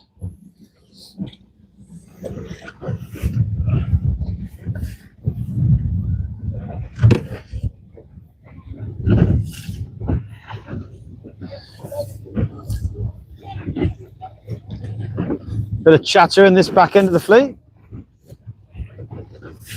Some furtive glances, nothing more than that. Very comfortable wind speed for these sailors. 6-7 needs to go and pull the kicker on. So boom was skying a bit, really opening that leach up. So I'd say she's probably running. If it's a, I think it's a she. Probably running with a little bit too less kicker on, I would say. That boom's lifting up. You can see the leach, the sail, the back of the sail is quite open. There's Amelie Ballantyne next to that sailor. Oh, they're doing turns. Maybe that's why they're taking the kicker off. Okay, so there's obviously been an incident. She's taken a kicker off to go and give her the opportunity to go and turn the boat round as Amelie sails on past. That might be the reason why she had a kicker off, to allow her to do that. If you put the kicker on, sometimes it's difficult to bear away or go around marks. You have to go and ease it a little bit. And these booms are very low. He's got the ILCA 4 lower mast is it's got a kink to it, which means the back end of the boom is still quite low. So from what I can see is about 5 boats left to go and make the finish. And then we're going to, there's one further up in the distance, we're going to then transit to the... Yeah, you just got to switch from 77 to channel 72, letting the CSLs on both courses know. Shall we... I think we should keep it going, because it keeps the same stream, if you have with it. Don't black the screen. Do you want to do that? You know what you did. Yeah, do you want to tell people that was going to blank the screen for about 5 minutes? Yeah, okay, so what we're going to do is we just did a bit of comms with the CSL, so we're going to just blank the screen for about 5 minutes, because you don't want to see us transiting from the harbour to the bay. So don't go away, the screen's going to be blank for about 5 minutes. We're just going to do the comms and then transit to the bay. Okay, see you in a minute.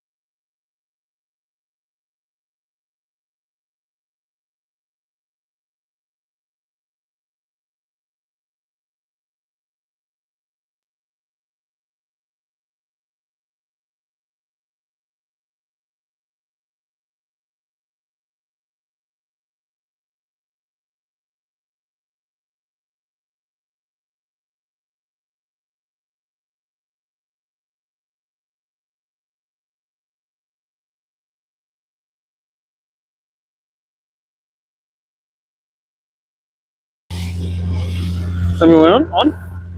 Okay, so we're just watching the Gold Fleet, ILCA 6, finishing what I assume is their first race of the day. We'll just mosey on up to the CSL to let them know we're on course. I told them. Are you ready then? You told these ones? Yeah. Okay, cool. We'll just do a mooch on by. It's quite nice conditions. There's the CSL. We'll give them a wave. Everyone gets his wave. That's nice. All good. Happy. There's Mr. Nell. Henry did well. I think it was a.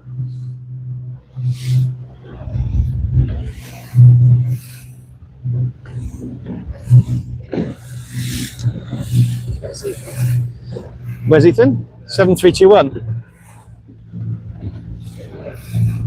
I can see Ethan, Harry. Ethan had a very tough day yesterday. He sailed very well, so quick. He was in 12th and went round the back of the finish boat and found himself at a UFD, which means he was kicked out of the race. Really difficult.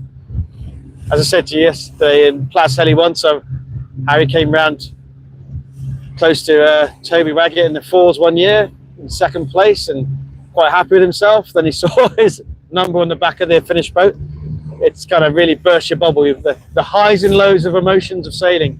I was talking with a few parents yesterday about, you know, celebrate the successes and the highs, because there is a bit of a roller coaster for everyone, and the guardians and parents feel it as much as the sailors. When they're up, it's amazing. And when it's more challenging, that's the wonders of our sport, really, isn't it? So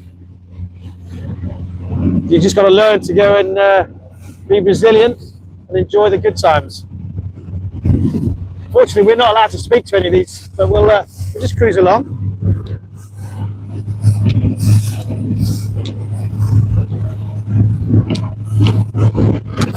As they make their way back to the start area.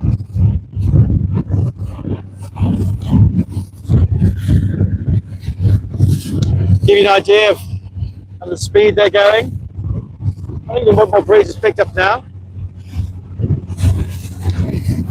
There's the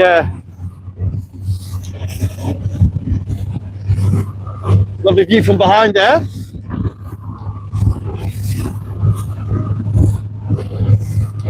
We're just transiting with the ILCA 6 Gold Fleet as they make their way back to the start finish area. I can see the ILCA 7s are still there.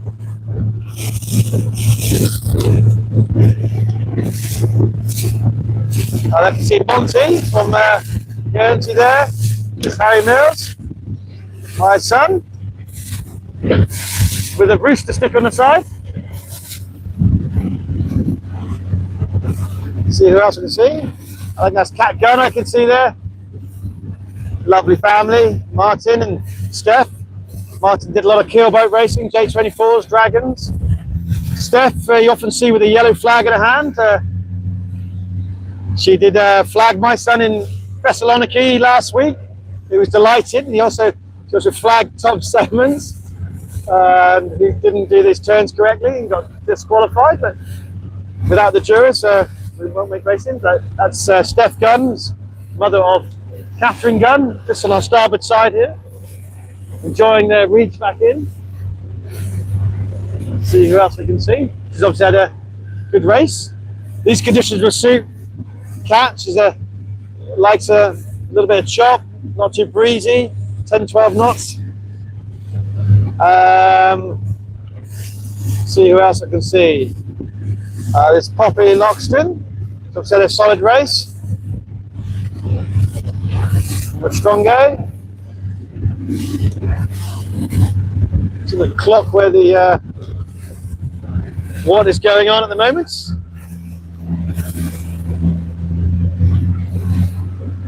There's Tom Simmons. He will absolutely love this race. Tom Simmons is towards the front end of the ILCA 6 fleet, so he's obviously had a strong result. Give us a little wave. If you give us a little wave, that means he's relatively happy with what's just happened. I haven't looked at track, but I'm just looking at the boats up ahead. There's not too many ILCA 6s. The Australians up there, but it's obviously Tom's at a good race. Can't talk to him.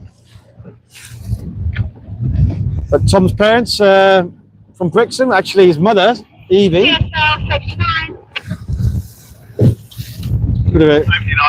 think I'm having dinner with her tonight. She's a super head teacher.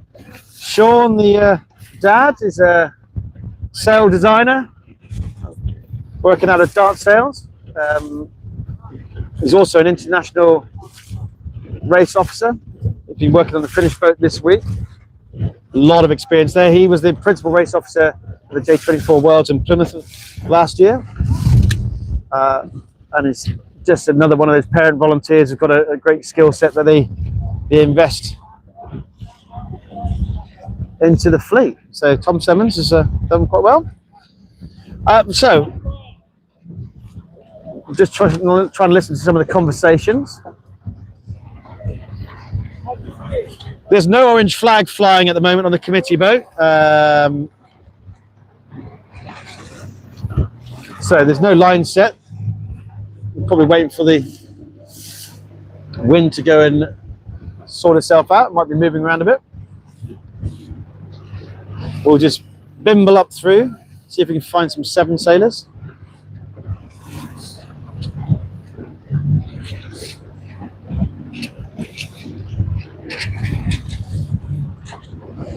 Nice conditions, probably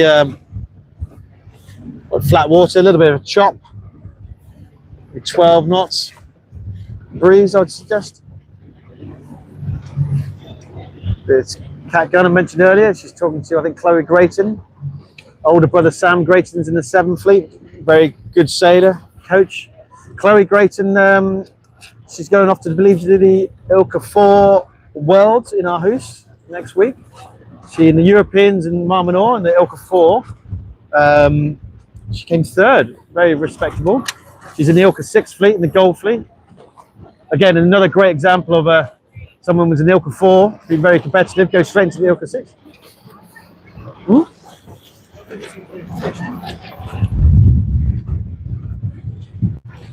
Okay. Just looking at the back of this, they're saying the bearing is 265. So remember when we was inside, the axis was about 212 from the committee boat inside the harbour. The axis now is showing at 265.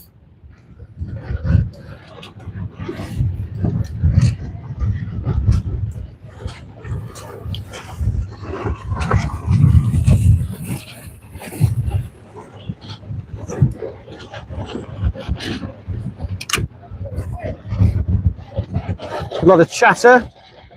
We're just chilling out, eating some food, getting some nutrition in. Probably about 12, 13 now, I'd say, knots.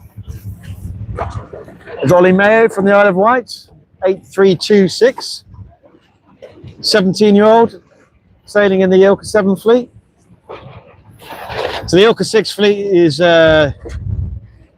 it's kind of the end of the women's journey. You don't normally have ILCA 7 female sailors, but ultimately the boys are working towards being an ILCA 7. Roughly speaking, 85 kilograms of weight.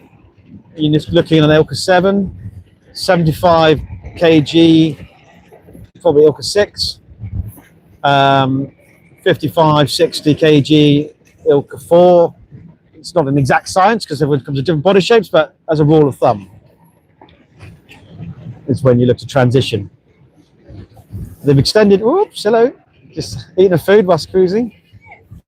Yep, thank you. Thank you very much. I'll put that. So we've got a lovely Ovington hat. I'll just show you there. One of the sailors just lifted out of the water. So fair play to sailor 3826 for a Weymouth Bay litter picker. Maybe one for a spot prize. ILCA 6 Gold Fleet, sailor 3826. So someone remember that, write it down. Just found someone's hat. They might be very grateful of that hat. It might have just been won this week. It was quite new. Ah, there's Tom Rawlings. Hello, Tom. Tom gives us a wave. Tom from Lyme Regis. I think he might be 18 now. Sailing ILCA 7. Younger brother Ollie Rawlings is in the ILCA 6 fleet. Father Paul. He's on the Hey, Poppy. There's Poppy. She gave us a wave. So Paul's on a safety boat.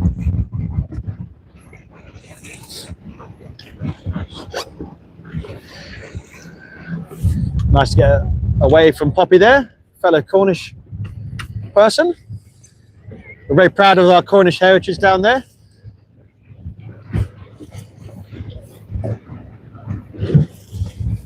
Of course, Ben Ainsley cut his teeth down in Strongay and in Falmouth, in Cornwall.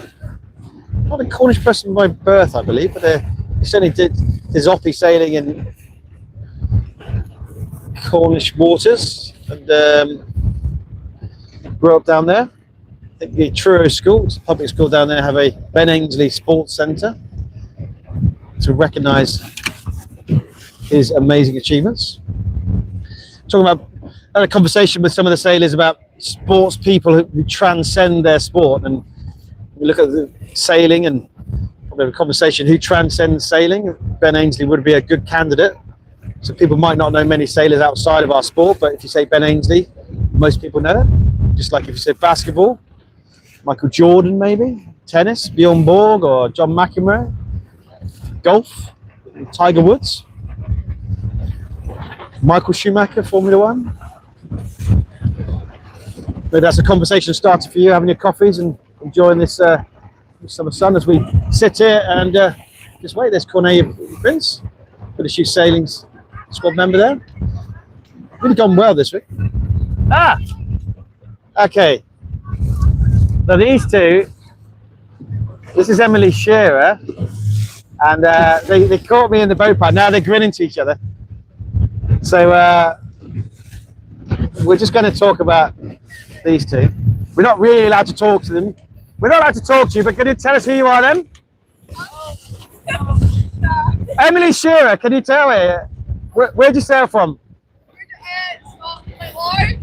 Scotland like Largs? Largs, okay. We all know where Largs is. What about? I say Cardiff. You'd say Cardiff? What does it mean? I don't really have a before. I kind of like. Where did you learn to sail? Where did you learn to sail? Well, Lakey Way, but I don't live here. No, okay. It's a complicated answer. It's a complicated answer, so I'm not going to probe into that. I've learned not to go and ask too many questions, but really good to see Emily, who makes a big trip down from Scotland. She's normally got the biggest smile in the boat park. Lovely parents. She came up through Toppers. Very accomplished sailor. Part of the Our Way of Scotland youth pathway. Always good to see Emily. Always got a great smile on the face. Doesn't matter whether she's in front of the fleet or the back of the fleet, you're always going to have a good smile from Emily there. She was joking that I shouldn't take any footage of her if she's towards the back of the fleet, because I'll have violated her by doing that. But she seemed pretty happy, making friends. I'm not sure what's quite going on. There's a lot of work on the committee boat, showing an axis of 250 at the moment. So obviously the wind's moving around. I can hear Ethan Rhodes talking to Tom Simmons.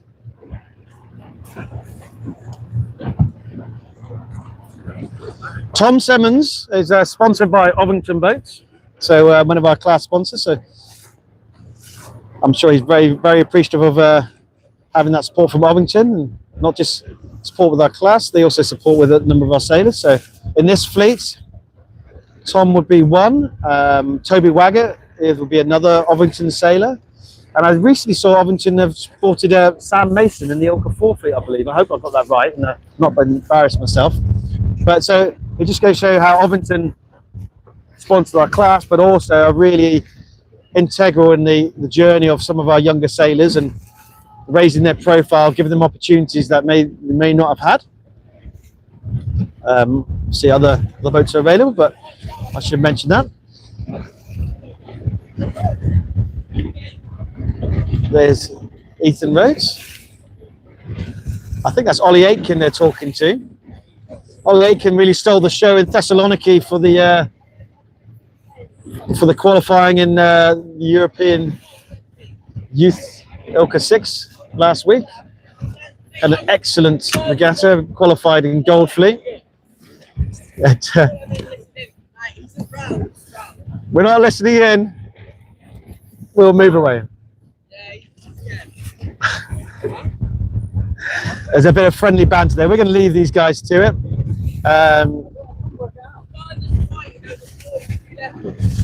Did you finish the race? Okay, so there's a bit of chatter. I shouldn't be talking to them. So we're going to move away because we're not really allowed to talk to them. So I don't want to talk about the race management. But what's happened is we're on an axis of 212 inside the harbour. We've gone outside into the bay. It's now showing 260. So that suggests there's a 50-degree shift, which is why we're having a delay on the bay course. If you're on the wrong side of that bay, then on that shift, then that can be quite costly. Is it Toby there? Toby? Is that Toby? Do you think that's Toby? Yes. There's Toby. I can't see, but I think that's sail number 229111.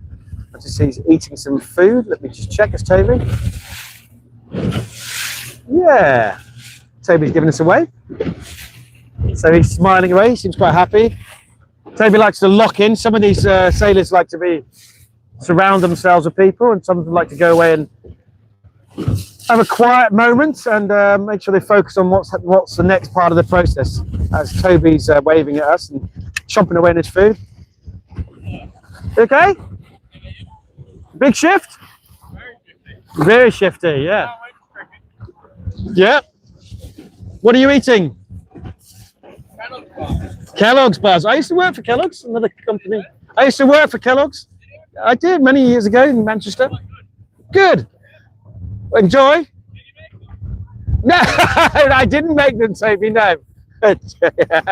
He chuckles at himself. His mother gave me some banter this week, and he's obviously keeping that tradition of the Waggets taking the mick out of me. I don't mind that, it's all good fun. Not too precious. The Zach Chapel down there. That's gone very well. I think it's his first event in the 6, I think, or maybe first event, certainly nationals in the 6. Lovely family. His elder sister, so no longer in the fleet, but she used to be an ILCA sailor. She probably still sails out of Parkstone. She's at university. Here's Jemima. Mother is Jenna. Nice people. Out of Parkstone. Another ex-topper sailor.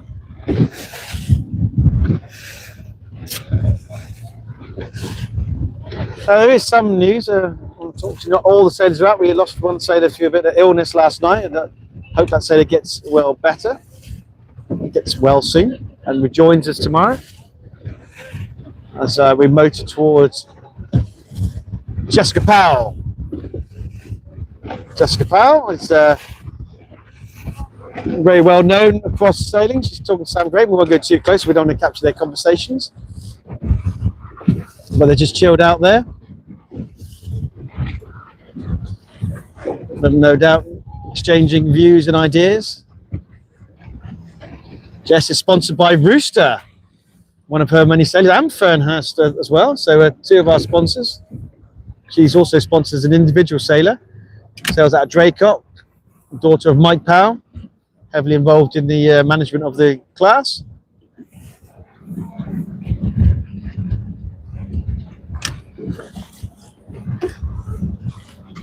I'm just going to go see if we can see somebody else.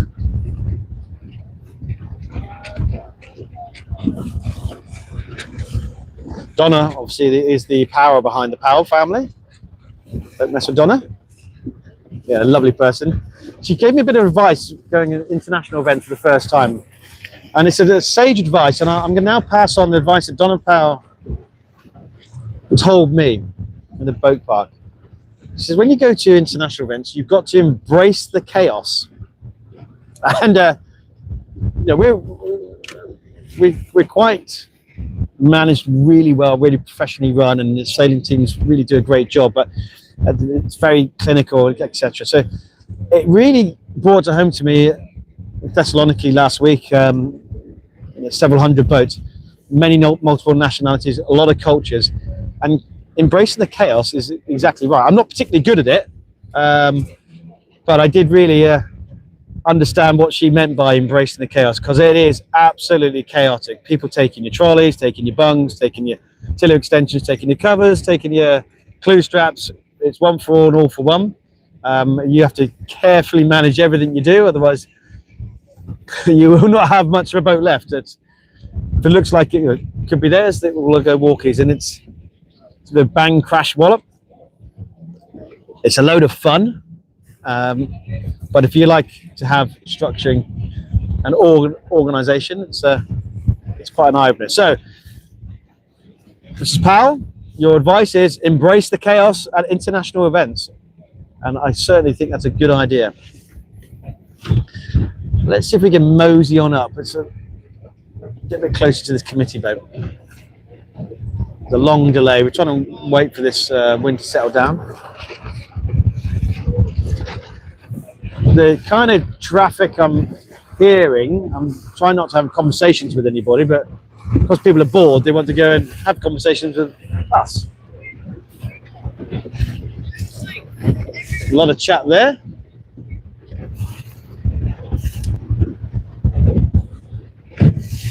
Oh, there's Ali B. We love Ali B. Talking to Toby there. Look at that.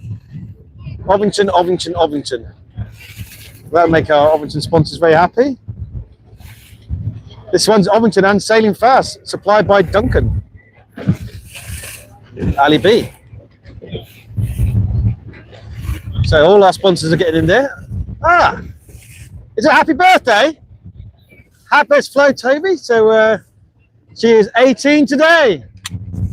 She's buying everyone a drink in the pub later on. So if you want to go and say happy birthday to Flo Toby and buy her a drink, please do. She's talking to Ali B and Toby. She was telling me yesterday she's moving down to Portland, finishing her A-levels, to pursue her dream of being a professional sailor. She's a race coach in her own right, and a dinghy instructor, and been working out of Andrew Simpson for a while, but she'll be looking to go and she's renting a flat down here to go and further her passion of sailing. So there is the future of our sailor there, and her 18th birthday today. So please give Flo a happy birthday. I'm sure she'll appreciate a drink, but not too many, because she is competing. Still a day to go. I haven't seen Mr. Emmett at all. Have we? Just quickly looking around. No, I'm sure he'll be somewhere.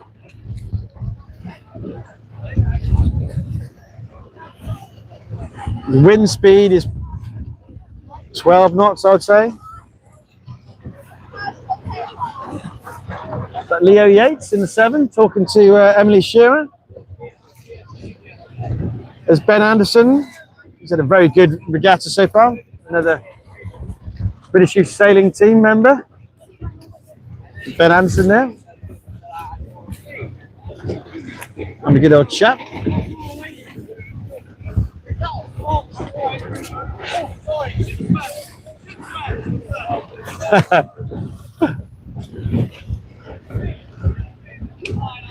Okay. That's what the committee boat looks like. Heinze looking intense. In the way. Spoke to Heinze, says now showing a 245. As they're really working hard to make sure the wind's settled. They don't want to go and they want to be confident that the wind is now settled before they start the course. So it's a bit of a patience game, and it's, as I said to you, I spoke to Heinze on the decking before we had breakfast this morning, and thanked him for all the great work he's doing. And there's Ben's mum giving a thumbs up to Ben. Ben falls into his boat. Luckily, we didn't catch it on the video. So there's Lisa there. Still part of the race management team, but also a parent. There's Ben just going, "Hello, Mum. Hope all things are going well."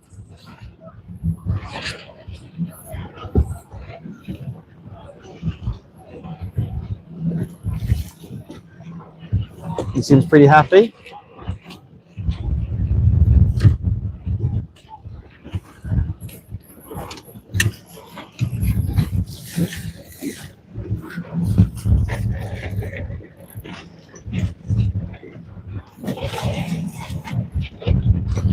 There's Tom Hakes. Again, Tom Hakes, an excellent regatta there. British Youth Sailing Team. Parkstone, Tom, right? You're Parkstone, aren't you? Yeah. Speaking to Tom's parents yesterday. He's absolutely nailed it this week. Very impressive in Thessaloniki, in Gold Fleet. Super talented sailor. Super impressive nationals he's having there.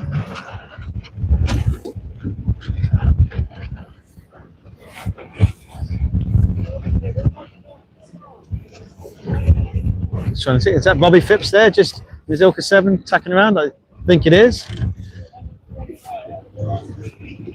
Having a chat with Tom. That's a good thing here. Everyone's talked to each other, talks what's happened, what's going on.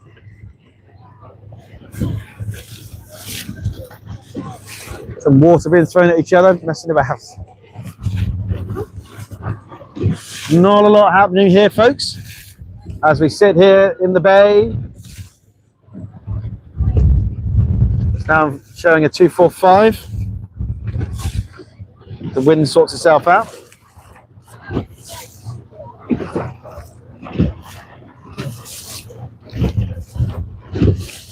A load of female ILCA 6 sailors all coming in to say hello.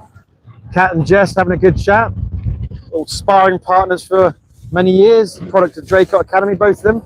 Kat's a Knox County sailor, and Jess is a Draycott, as I already mentioned. I think the Commodore of Draycott, Mr. Whitaker, is that him there passing me now? He's in the ILCA 7 fleet.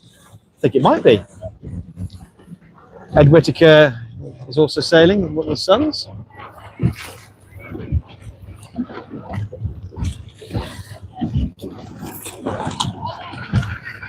Cat looks very relaxed.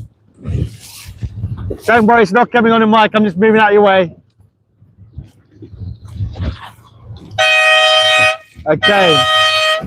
Well, you saw that's a postponement flag now. What tells you the Where's Wally flag's up. Heinz wearing the cap with yes written on it. That's Gosling's JPK 1080, I think it is. He's looking forward to cows this year. He tells me this morning he's taking a year off work so he can give back to the sport. That's very good of him to do that, to help out youth sailors. He's looking forward to sailing himself at cows, he said. But before that, he's out to Denmark next for the ILCA 6s, so part of the race management team there. That's a good thing about sailors. So, like myself, and many people here have sailed and enjoyed the sport and quite happy to give back as well in any which way we can. So yeah, look out for Yes. They've won cows multiple times, and it's I'm pretty sure it's a JPK 1080. Interestingly, on the yacht Yes, the race yacht, there is Tom Semmons's uncle, Andy Oliver. Andy Oliver lives in Warsash, and he's the uncle of Tom Semmons. He's been on TP52s. I actually sailed with Tom as a cadet myself. He's slightly younger than me, and we used to sail mirror dinghies. And so, talking about family heritage, so Tom's dad's He's a sailmaker and a very, very good sailor himself. Impala 28, so he used to sail a lot of. And X99's a boat called Excellent. Was sailed by John Pollard out of the Royal Torbay. John Pollard now, I think he's the current world SB20 champion. So you look about the pedigree of these young sailors and the background they have. They've all got that support network, or know someone who knows someone. It certainly helps. But then again, you get people like Jess Powell, and Mike's the first to say he's not a sailor, he's got a motorsport background. But what he has got is an amazing attention to detail and process. And that's something he's managed to go and ingrain with Jess and her sailing, and combined with a whole heap of natural talent and dedication. So it's about sailing is not just about the sailor in the boat, it's about the whole environment, the parental and the guardian support, the friendship groups. It's about the coaches. So behind every successful sailor, there's normally at least half a dozen people. Oh yes, there's a jury boat. Hopefully they won't give me a yellow flag. Cameraman's munching through his ham, as Claire and I'd call it, a bagar. It's a chocolate bar and a baguette. We've now named it as a bagar. I think I had a little mental moment earlier this week. Don't turn the camera around because there's some people making themselves comfortable off the side of their boat. Adopting the female stance for that nature. So we'll move out of the way. We're under AP. Orange flag is set. Here we go. So the line is set. So we're going to motor out the way. People are going to finish their food, finish making themselves comfortable. We're going to go and see if I can find without crashing into anybody. Hold on. We're going to make our way to the pin. But it looks like racing is going to start again. So stay with us as I work my way through the fleet to the pin end of the line.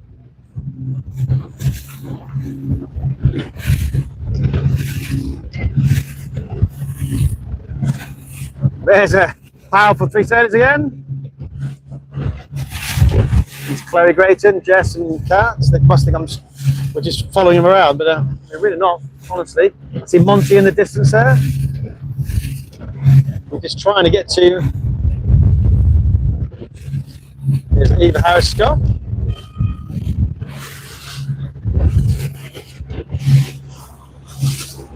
So the AP flag's gone down. So the next flag will be a class flag, and I'll tell you what that is. Just mind out of the way, this ILCA sailor, 7 sailor. As we drive past Ben Anderson again, it'll be a better wave. I'll block him.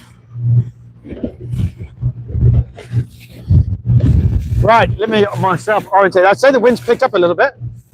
There's a lobster pot up here, just in front of the start line. There's Peter Aiken, super nice chap, volunteers at WPNSA, loads of experience. He coached my lad at Marmanor in 2024 in the topper fleet. So, nice chap.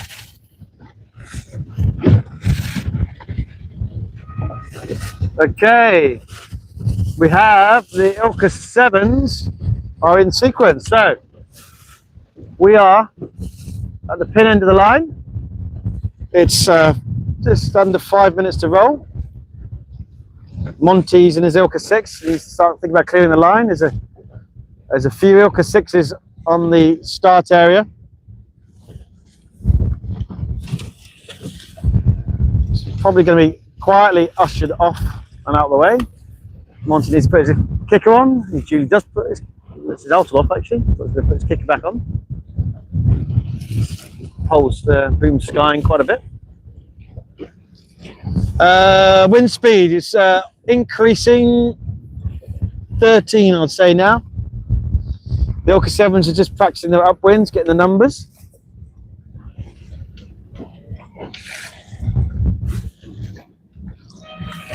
Four minutes to go, uniform flag displayed. Okay, I'm just going to go remind these 6 sailors to go and 6 sailors to clear the line.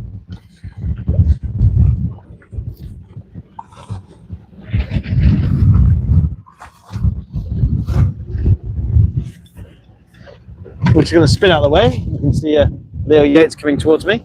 I don't want to interfere. 3 minutes 30.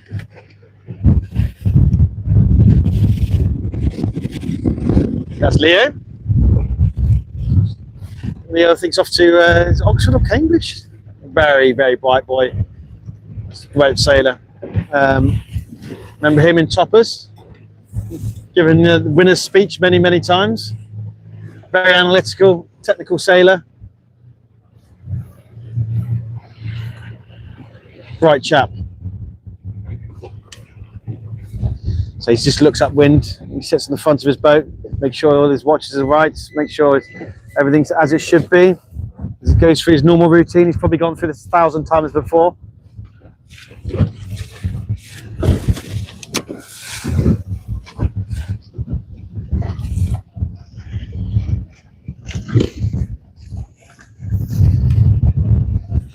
At 2 minutes 30.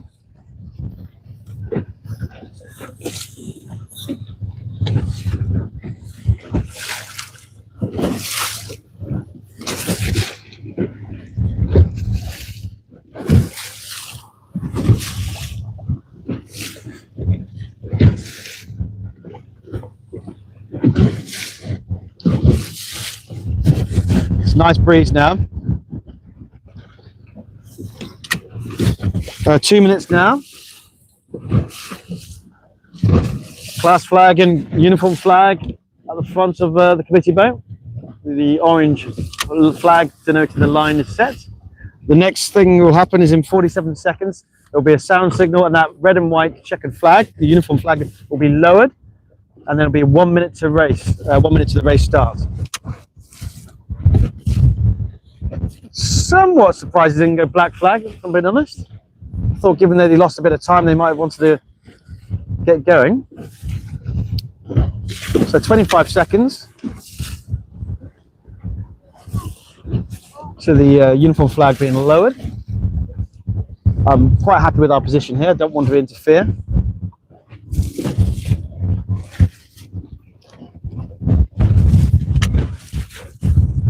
Five seconds.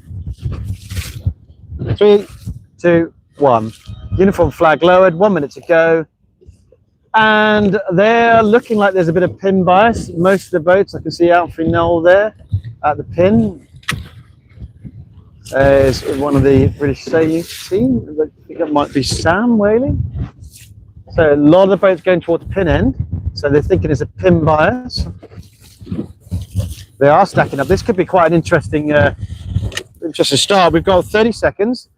Oh, Alfie's gone quite soon. He's gone quite soon. It's quite high on that line. He's going to be attacked from below. If he doesn't get, he might get away with it. He might get away with it.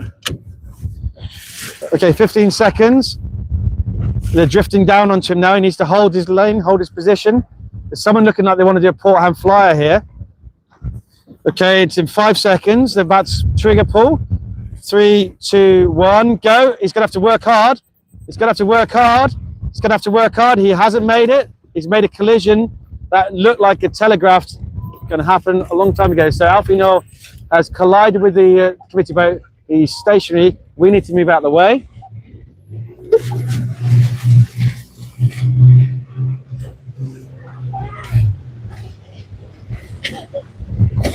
Someone has capsized in the line. Someone's gone back over. We're just going to go and get out of the way. There's a lot of going along there. So Alfie's just making his turns because he collided with the pin end boat. It's not the start he probably wanted, but in truth, probably could see that coming from about 40 seconds out. It was always going to drift down with that pin boat, and that gap was closing all the time, but he was committed. That's what he wanted to do. So we're just going to go and see what's going on with the fleet. So Most of the fleet is tacked off onto going to the right of the course.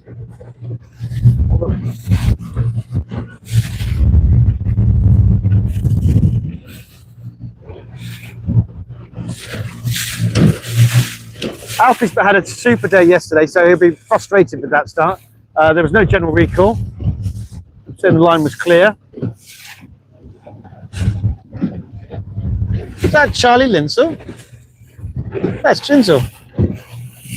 Charlie's driving the jury around. Probably one of the most popular men in the boat park. He's part of the Andrew Simpson Senior Youth Coach. He's also part of the British Youth Sailing Team Youth Coach now for the ILCAs. Chinsel seems to know everybody across the globe.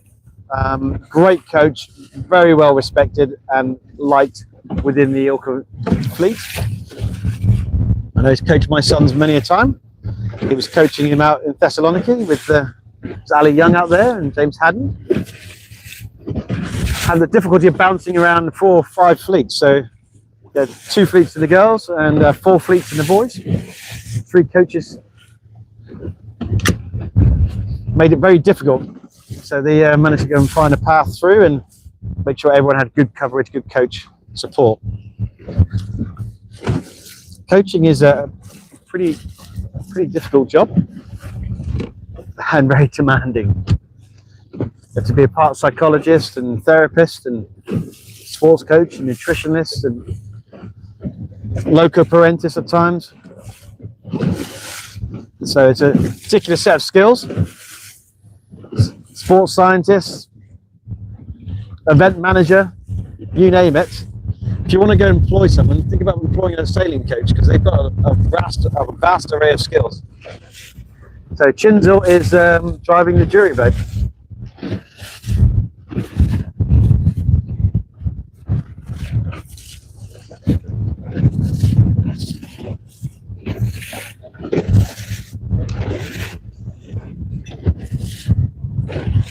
So, okay,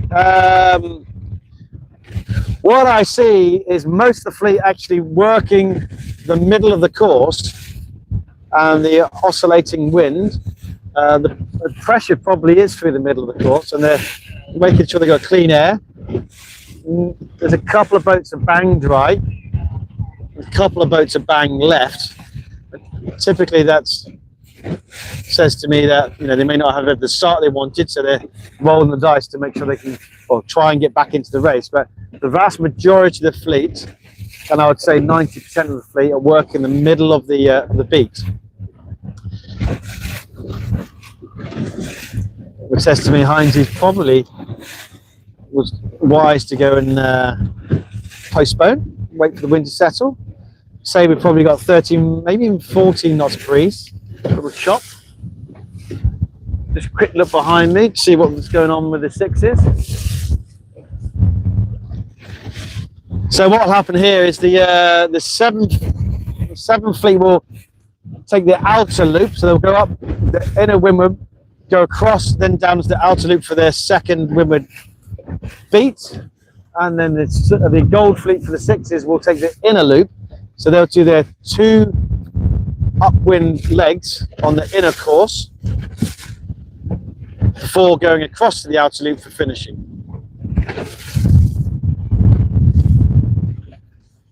Right. So I'm going to just turn our boat around and just go back to the pin end and see what we can see. The ominous yellow flags of jury boats are lining up for their prey behind the ILCA 6 gold fleet. There's a sailor here going upwind, just having a look, checking things out. Can't make out who that is. Just taking their kicker off. They might be looking for get a transit. It's got a rooster rib on. It might be Harry Dent's actually. I know he's a rooster rider. Looks like Harry Dent's. So Mark Dent's and his father, and got Sam Dent's, his younger brother. I think he's in the ILCA 4 fleet, isn't he? Sam is, yeah. Harry Dent himself is a very good sailor. Mark also has, I think he sails a Contessa 32. He races Contessa 32, if I remember rightly. I know when he's not supporting his two sons and their sailing ambitions. So when I talk about transit, I'm not talking about I'm talking about what they're doing. If they can't get sight of both ends of the line, well, they'll nudge up onto the line or just behind the line and look down it. So look from the pin end all the way down and look for a fixed feature on the land. So they know when they've got a transit there, that can give them a visual reference of where they are on the line. Harry's just making himself comfortable for his race start. So that's what they talk about when they're transit. So just having a look down the line. So when they're in the middle of the fleet, they can quickly look up, and if they can see the flag and that fixed point on the land, then they have a visual reference of where they are in terms of being over or behind the line. Now, ideally, you want to transit both sides, but in this case, you get transit on the line from the committee boat. For the pin end, we've got just open blue sea. There's a tanker anchor, but whilst it's a heavy tanker, it's still liable to move with the tide and the wind, so it's not a reliable transit to have. But you should be able to get a transit. The pin end boat's moving, it's going up. That's Peter Aiken, who I mentioned earlier. Race coach himself. He's in charge, I think he's in charge of the Elliott 6 meters at Weymouth. But sailing is his life. He absolutely loves it. A real character. Do like Peter. Had a good chat with him this morning. He was telling me a story of I want to say it was an Etchells. This week. He was taking Etchells to Cork Week this year, and he was towing the boat. He often tows the boat as part of his coaching thing, and got to customs, and he was told, "Oh no, in Ireland, to be sure, you'll be fine. No, you'll get through customs. Don't worry about it." So he got through customs, and he got stuck for 14 hours with this Etchells because he didn't have a carnet for the boat, which is like and he didn't have he wasn't the owner of the boat, which is a bit like and the boat was just being polished and had nice new sails, and the inference is he was taking it into the EU to go and potentially sell that in the market. Now, clearly he wasn't. He was going to go and compete at Cork Week. Fortunately for him, 14 hours later, he was cleared Irish customs and allowed to carry on down to Crosshaven for the Cork. So I see there, I think it's Tom Hakes and Tom Simmons at the pin end having a good chat. Both those two sailors are at the pointy end of the ILCA 6 Gold Fleet. I was talking to Simmons' father today. I think he was pleased that he survived a stronger wind, and probably not his idea, his preferred wind speed, but he knows how to sail a boat, and whilst he might not have the weight, he had very respectable results yesterday. Okay.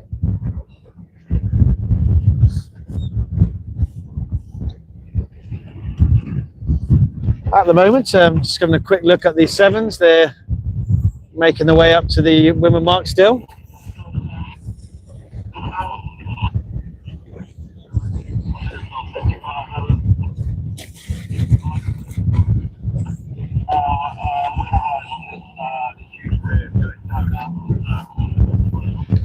Tom Simmons is sailing off up into the wind. He's more reaching. He's not hard, flat hiking. He's probably not enjoying this because the wind's starting to pick up. It's now it's about 15 knots now, 15 maybe 16 knots. A bit more of a chop. Starting to see some white water. So this wind was due to build. Let me see what time it is. It's 1:30. Oh, hang on. I just heard a horn. Something's happened. I can't see the committee boat because cat guns reaching down on a broad port reach, and I can't see the flags. Yeah, the class flags up, so they're in sequence now, people. So we're less than 5 minutes to the ILCA 6 Gold Fleet second start of the day. Wind speed's about 15 knots. I'll try and get it on the 4 minutes. I assume they'll put out another uniform flag as opposed to a black, which is slightly less severe. Black does sound severe. It's not messing about. There's Harry Dent's behind us, just jibes round, coming in on the port reach. Harry's he's a Rooster, I believe. So again, another sailor supported by Rooster. You can see Rooster bib and Rooster hikers there. I'm not sure what he's doing. He's just getting his clock sorted because he wants to get his 4 minutes. So he's just waiting for that 4 minute flag. There it is. So there's Harry Mills. He's a Rooster ambassador. As you can see with the Rooster sticker there. So he's very well supported by Rooster, both sailors. One of the sponsors of the day. Go and visit them at the stand in the Race Village Hut. They've got a marquee there with lots of great goodies and race-proven products. Rooster often asks for feedback from these sailors. Use them in photo shoots. I know Ethan and Finn Rhodes have been recently in a photo shoot. Jess Powell, Poppy Loxton, Harry Mills. You often see them featured on their website. Just giving an authentic, credible, sailor-driven approach.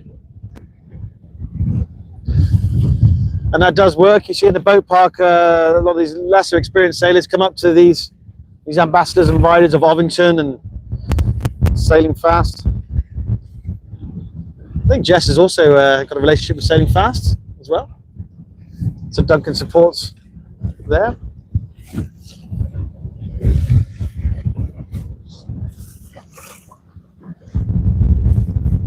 And their support is greatly appreciated, both from the class perspective and also from a sailor perspective. So, I make that 2.5 minutes. So we're just going to motor up into position. There's an Australian sailor who sailed so well. Molly Sacker clearly is the form sailor in this fleet, leading the regatta. I don't know if you've been following some of her Instagrams, but I've picked up a few Instagrams, and I don't think she'll be listening to that. Having a long hour-and-a-half beat or hour beat back into the marina from outside the bay is, well, I prefer to get out of the bay, but the beat back after a long day can be quite the toll. As a safety boat fleet, we're not allowed to tow unless there's a safety issue or unless we are told we can tow. Make that 1.5 minutes. You need to be starting to find your room, starting to find your position. We're just motoring upwind. Uniforms flying there. We're about 1.5 minutes. I expect in 20 seconds the uniform flag should be lowered.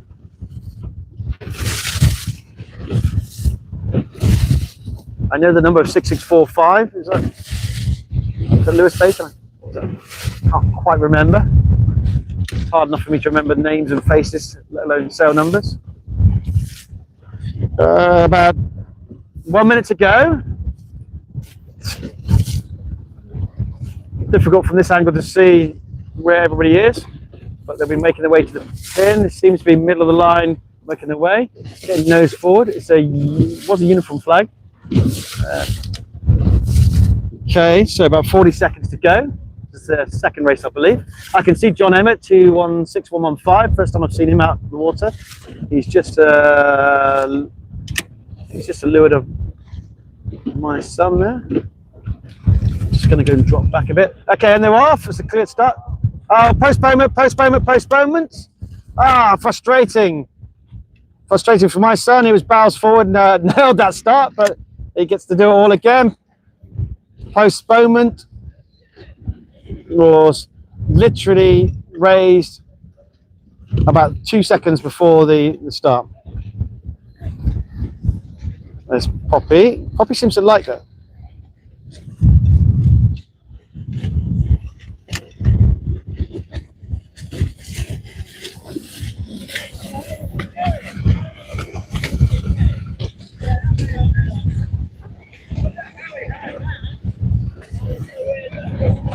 So as you see these sailors come back, they get to do it all again. There is Molly Sacker there, British Sailing Squad. That's it's Toby Waggett, there's John Emmett. Let's give John a wave. John's waving to us. Big smiles from John. Hello. Looks like the pin end boat is dropping back. So all those pin boats.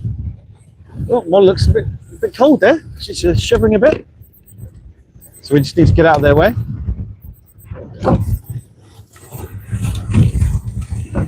Sort of cheek chattering. Just going to make sure. Oh, there's Nathan Clark. Hello, Nathan. Nathan's had a really good regatta. A particularly good day today. John whizzes past. Yeah, there's the Australian. There's Poppy Loxton. Ben Anderson. I know. Poppy's like, oh, I had a good start. It's Harry. Good start.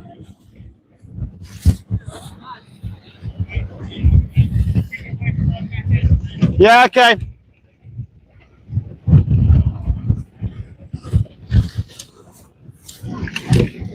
Okay, they're going backwards. Don't jibe yet. They're just going backwards, yep. Thanks, Billy. It's Billy Morrison talking to you there. I'm just protecting the pin end boat as they're in reverse, so they don't want to reverse into any of the sailors. It's quite congested at this end. Tom Hakes is there.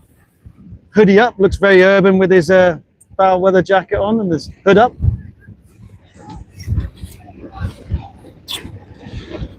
Emily, stay away from there, they're going backwards. Thank you, Emily.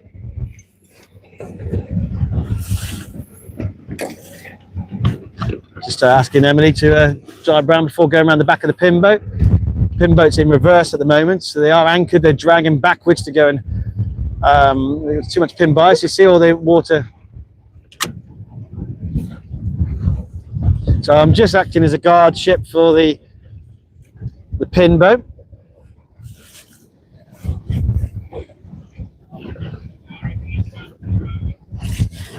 So they've gone back, from what I can hear on the VHF, about 3 boat lengths. So there was clearly pin bias. That's where a lot of the smart money. I saw Poppy down there, and my son was down there, and it's not the smart money, but Ben Anderson and John Emmett, and they recognised there was a pin bias. I'm just going to check I'm going to check myself what's going on here. Yeah, it's definitely clocking left. I would suggest they need to go further back still. So I'm just checking on my there. You can see the wind is clocking left from what I can see.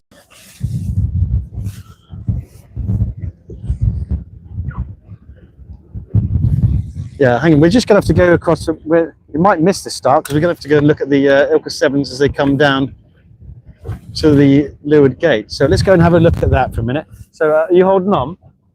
You holding on? Okay. In gear. Turning to starboard. Hold on, people. We're just going to make our way to the leeward gate to watch the 7s come around.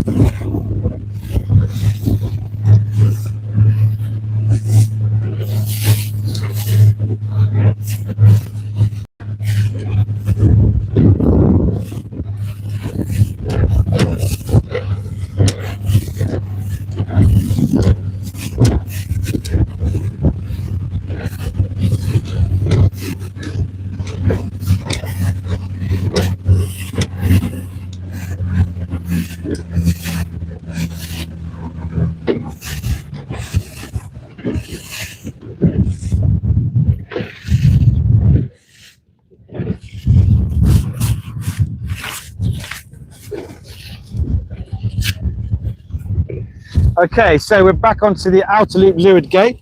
Kind of lost track of where we are with them. the sevens, but let's see if I can get them on our track. Oh, they're shortening the course. Well, no, they're changing it. There's multiple sound signals. That's the shift, what we've just been talking about, and why they stopped that race. So there is Sam Whaley, who's starting to take control of this. Ali Brown, I think, is probably, I think I can see in second place, choosing the right-hand gate. So they have to go upwind one more time. So there's the sound signal saying they're moving the windward mark. There's Ali Brown going round. Luke Anstey's in third. Robbie Phipps. Robbie Phipps is another Parkstone sailor. Sister Millie is a 29er sailor. Lorna, and I think they've got multi-holes. They've also got a house down in Portland to help them with their kids. But Robbie Phipps is there. Nathan Russell. Leo Yates, I think, is about 7th. Alfie Noel. What a recovery from Alfie Noel. Alfie Noel's had an absolute stormer. Shocking start from him. Had to do penalty turns. He's now in the top 10. That just shows you how good a sailor Alfie Noel is. I mean, I thought his race was cooked. Dead and buried. There's Leo Yates I'm looking at right now. Ollie Mayo from the Isle of Wight. Sam Grayton's in about 14th. Freddie McClavity's just come up from the 6s. There is Alfie Noel. Well, that's an impressive recovery. There's Ollie Mayo going around the left-hand gate, right as we see it. Most of them going around the right-hand gate, like Sam Whaley and Brown, and so Ollie Mayo might know something that I don't know, but it does kind of suggest he's the only one. Well, there's another one going around the left gate, but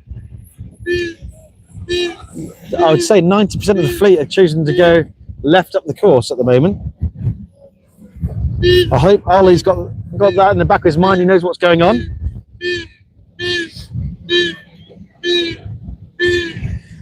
Look at that mark around here, 1872, had an overlap.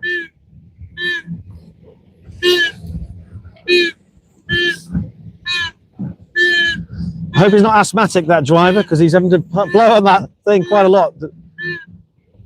There's ducks from 100 meters and 100 miles around going, what's that duck doing? If he blacks out because of lack of oxygen, we'll have to go and rescue him in a minute.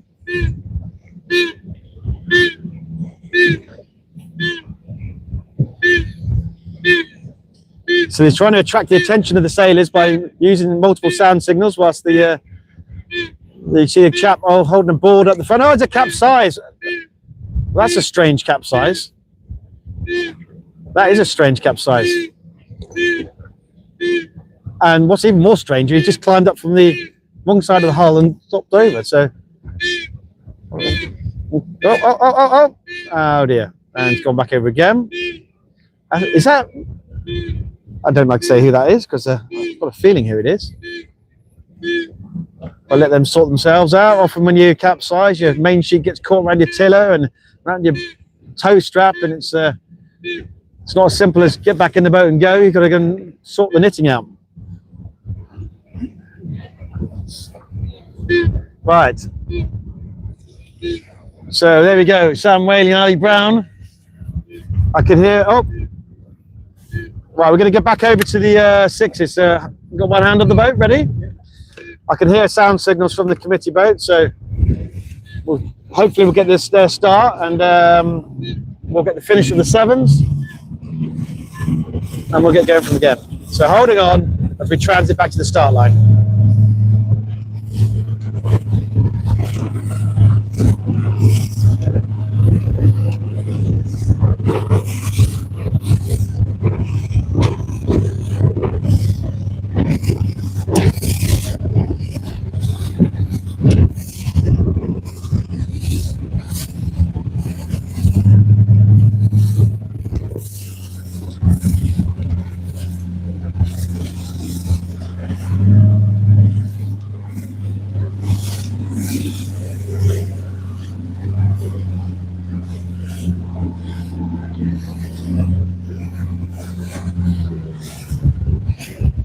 So back at the start line at the pin end with Tom Hakes and Harry Mills here. Just having a look. Saw some of the Australian has just gone upwind. Uniform flag is displayed. So the next flag will be the uniform flag coming down, that sound signal.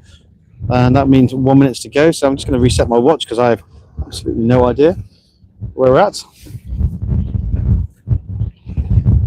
There's Tom Hakes there. What he's just doing there is just pointing his boat into wind to see where the bias is. Is it a pin bias? Is it a committee boat bias? So it's just kind of working out what's going on with the wind and what's going on with the line. Where do I want to start on the line at the moment? So there's someone taking a transit, so we're just going to reverse off, give them the chance to go and do that. Let them. So what he's doing right now is he's looking down the orange flags and looking at the land. We're pretty much doing the same. Just trying to get a transit on the line. We talked about that earlier. Right. We'll just turn around and spin out of the way because we do not want to be in line with the two orange flags. The race officer will get very wound up by that. So I'm just going to move upwind and away. Wind speed, wind update, 15 knots. Again, this is based on experience rather than my experience can be wrong, rather than having an anemometer on board. So I don't know for sure, but it looks like 15, 16 knots to me.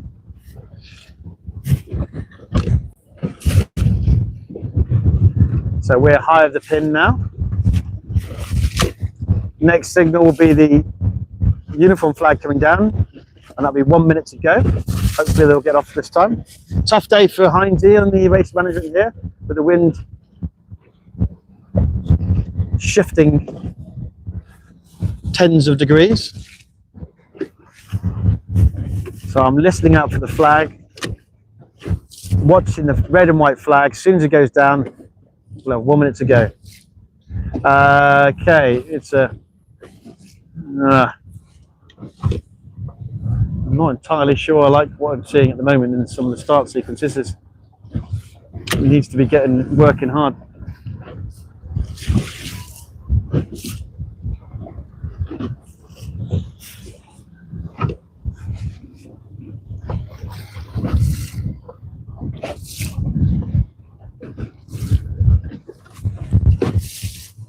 See Toby Waggett there. 1 minute to go.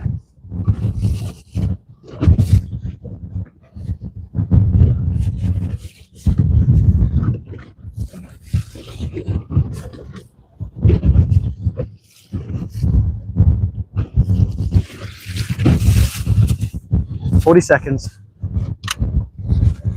I can see John Emmett is head to wind at the moment, in the middle of the fleet, 216115. He's got to be careful he doesn't tack. 20 seconds. I can see my lad is working his way to the pin end.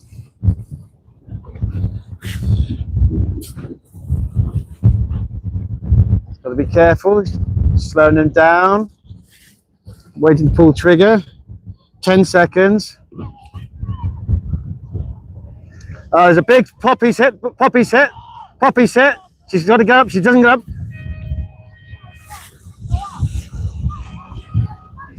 General recall. General recall. So Poppy's having a big argument here with 4685.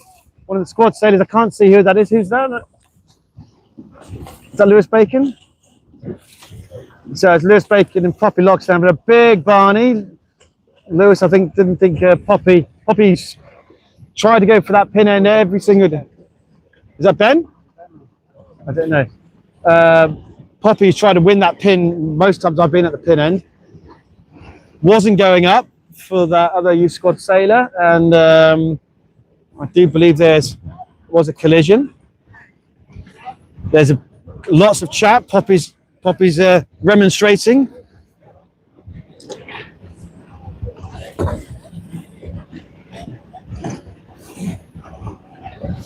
From what I could see, you know, the leeward boat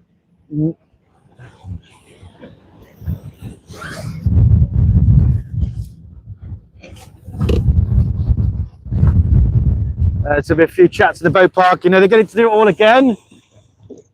They're still going. There's still chat going on there. So, some glances. There's a lot of chat here. I'm just watching this at the moment. It's quite interesting. So it's 4685. I can't work out the haze yet. And Poppy Loxton having a deep conversation about who was in the right and who was in the wrong. There's Harry Mills going across the front of me. He'll be disappointed. That's the second start he's had, which is done very well at and nailed. So, you know, hope third time we can keep up that. And Tom Hakes is looking absolutely cool and calm as you like. As I said earlier in the week, good sailors make this look easy, and Tom Hakes makes things look easy. Okay, class flag up. They're back into sequence. Tom just looks so super chilled. He's just sitting there looking around. Sort of cap on, black jacket.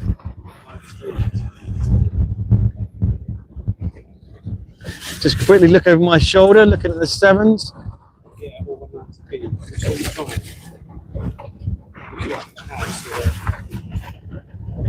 No key in. 190p. I don't think it's a key in there. You need to go to the side. Again, I missed that on my timer, so I'm now looking for the 4 minute. I reckon they put a black flag. They had a general recall, this is, remember. So on a general recall, if you're over the line, which I thought there's someone over the line at that last one, they get a black flag. So that's not surprising. So just what I was saying, I thought there were some people over. There was a general recall, but it was under a uniform flag. Because it was a general under uniform, they get to restart this race, and they're very, very lucky people.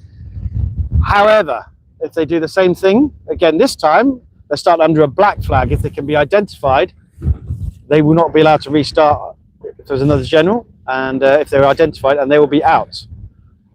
So Heinze has lost patience with them. It's quite typical to do this, and you know, this is the second, third start. A lot of APs going up. We're going to have to go and really watch this because we might miss the sevens finish.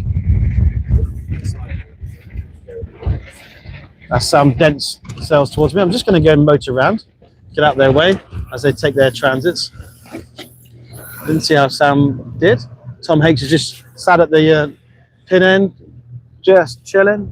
Everything's cool. Life's great. Completely in control of this. The Bermudan sailor there. I think it's about 2 minutes 40 seconds. Just motoring into position. The sevens are coming back down, so we're going to have to make a call. We're in a situation now. We have to make a call. Do we stick with the sixes start or go over to the sevens finish? Well, I'm looking at the sevens finish, and there's two ILCA sevens, quite detached from the rest of the fleet, quite a long way. I suspect that's Sam Whaley and Ali B, but I haven't actually looked at track, so tell me if I'm wrong, but that's where my money would be. They're going to be finishing very shortly. I can see Toby Waggett there on the pin end side of the middle of the fleet.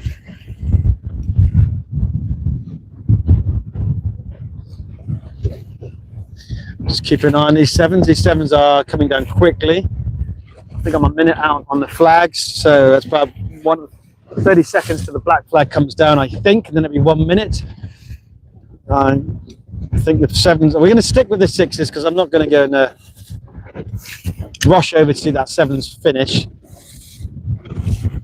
We've waited long enough for the sixes, so we'll stick with the sixes. Interestingly, let's have a look. I'm just going to spin around again. They're getting ready to lower the black flag. 3, 2, 1. 1 minute to go. I'm just going to give one spin round. 1 second out. Spinning round. Just quickly looking at the sevens. We might get across for the most of the sevens finished there. Not the leaders. So here we go.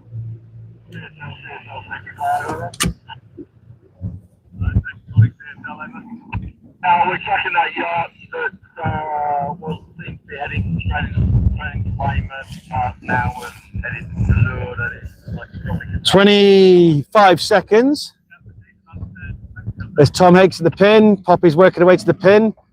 This 4628 looks like it's going to slide down onto the pin boat. They haven't got anyone above them, so I'm not sure they're going to make it. This is about 10 seconds. They're awfully close. They need that gun to go. This is going to be 5, 4, 3. They might be able to luff around it. 2, 1. Yep, they've just luffed. Oh, that was close. Just luffed around it. Line clear. Just quickly run through here. Just one at the back.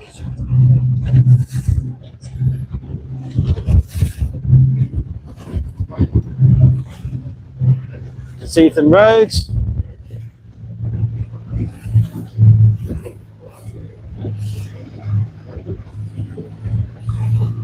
Just letting Chinzel go through on the jury boat. Okay, that's the first of the sevens finishing. We're just going to whip over to the sevens as we are looking at Charlie Linsaw there in the jury boat. So we'll see if we can whip down to the finish line. Well, that was hard work to get the sixes off.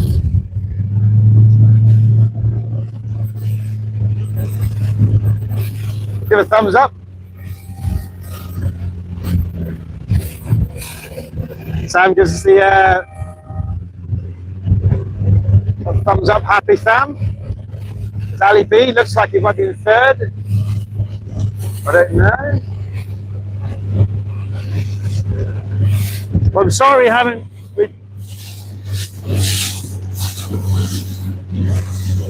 There's Ali B, definitely third.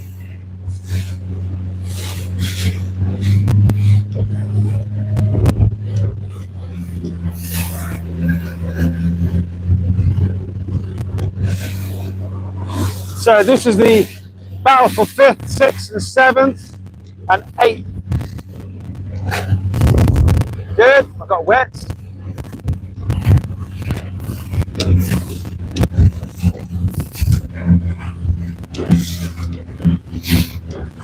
Oh, look at that, Alfie, no. Oh, I'm sorry, I've done him an absolute disservice. After an absolute horror show of a start, he's come back into probably 4th, 5th, 6th, and he might take him on the line. Alfie, no, what a star. Probably the prize for the most nightmare start of the day, and he's gone through the entire fleet and ended up in 5th. I'm absolutely super impressed with the Warsash sailor there. I mean, James Noel, who's out here on this course, he'll be seeing that. He'll probably been tearing his hair out when he saw that start, and he's come back through the entire fleet and ended up in 5th. What a race he has. That takes him going. Well done. I mean, if you were watching, if you saw that start, just to remind people if you didn't see the start, Alfie got squeezed out. He ended up rafted alongside the pin boat, then having to do turns. Then he went off right. So by the time he sorted himself out, done his turns, he was what we call DFL, I'd probably say, dead flipping last. So he's gone from dead flipping last, worked his way through the fleet and ended up in 5th. And bearing in mind, this fleet's got people like, British Sailing Team, British Sailing Squad, sailors out there. So that is some going. Plus also it's contemporary. So it's Robbie Phipps, you got Leo Yates out there, Ollie Mayo. You got a lot of, Tom Rawlings there. A lot of great sailors. Normally in a fleet like that, if you have that start, you ain't going anywhere near the front end. But that's the key story from this race in the ILCA Sevens is Alfie Noel. Terrible, horrible start, and pulled it back into 5th. And he had such a good day yesterday as well. I remember talking to him in the Warsash Open. He had a bit of a similar nightmare. And he's quite a cool cat. He was on the water and he had a big grin on his face, laughing. He said, "You all right, Alfie?" He said, "Yeah, it didn't go so well, that one." But that's the resilience, and that what makes a great sailor is knowing when you have a bad day and still put a big smile on your face, know what you had a bad day, analyze it, put it in the back of the sock drawer, and then carry on. So yeah, he's my early contender for sailor of the day on that race there. Well done. I think I've done enough superlatives in talking about the Knolls. But I can't tell you, I am mega impressed with that. I kind of wish I'd seen where he went up the beat and what happened. Oh, lost the tiller. Oh, get a bit of kicker off. And then he spun up into wind there. Oh, again, just release a bit of kicker, a bit of gust coming through, make it a little bit more tricky jibe. I think that's, is that Ian? I can't see, I think it might be, is it Ian Whitaker? He might be still the Commodore of Draycott. Oh!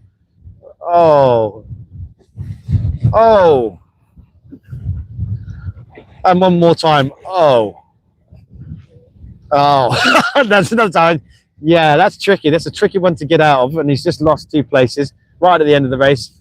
And now he's going to invert that, and that's annoying for him. He's found his hat though, people. Don't worry, all is not lost. Hat back on. It's probably going to lose another place here. Oh, hat off again. No, I don't know because I can't see the sail number. I can't tell you who that is, and he's more worried about his hat right now. He doesn't seem to be in any rush to go and right his boat. Hat back on again. He's going to work his way around the boat. There he goes. That's unfortunate.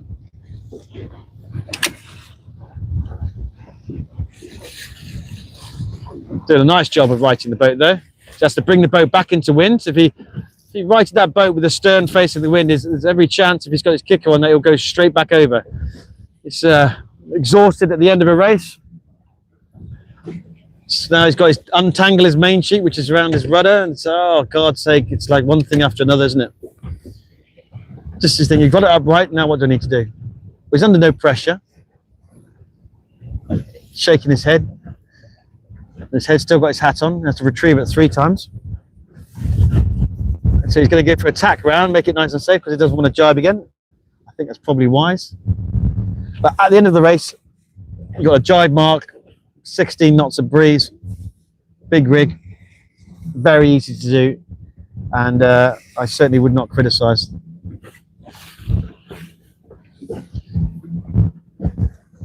Lost a few places there, but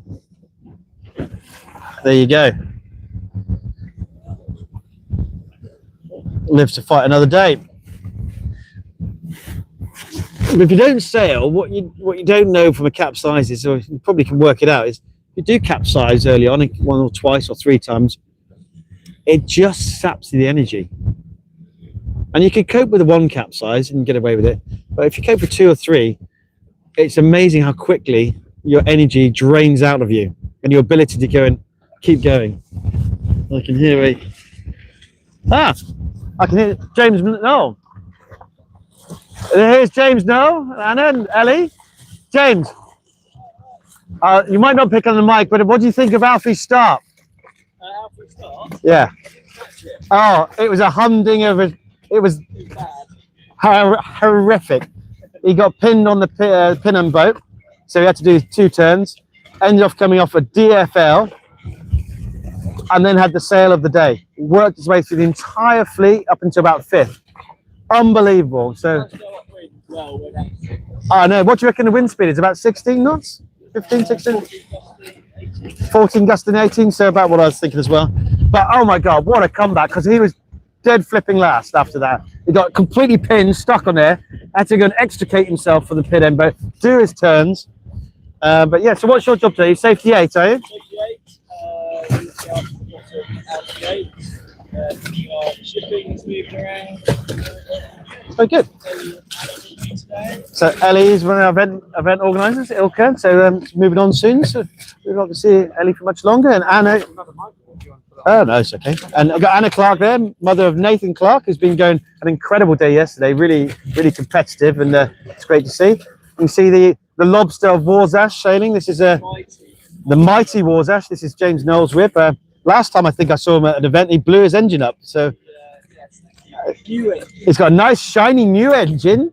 So that's an investment of volunteering. But yeah, Didn't win that in Christmas prize. I'm not sure Mrs. Noel is probably very aware of or happy about that. But yeah, he tells me it's a very nice engine. But yeah, Alfie, what a great sale. It was. Well, thank you for your volunteering and everything you do, Ellie. And Anna, hello. We'll see you in a bit. We're going to see the ILCA 6s. Down here in a second. Well, they're going to probably go down the inner leeward gate first. Yeah. Cool. See you in a bit. We should say James, as we know, is Warsash sailor. And our cameraman here was also from Warsash. A lot of great sailors at Warsash. AP's not here today, this week, is she? No. So she's been training AP's Bermudan sailor. And Miguel's here. Yes, I saw Miguel on the race.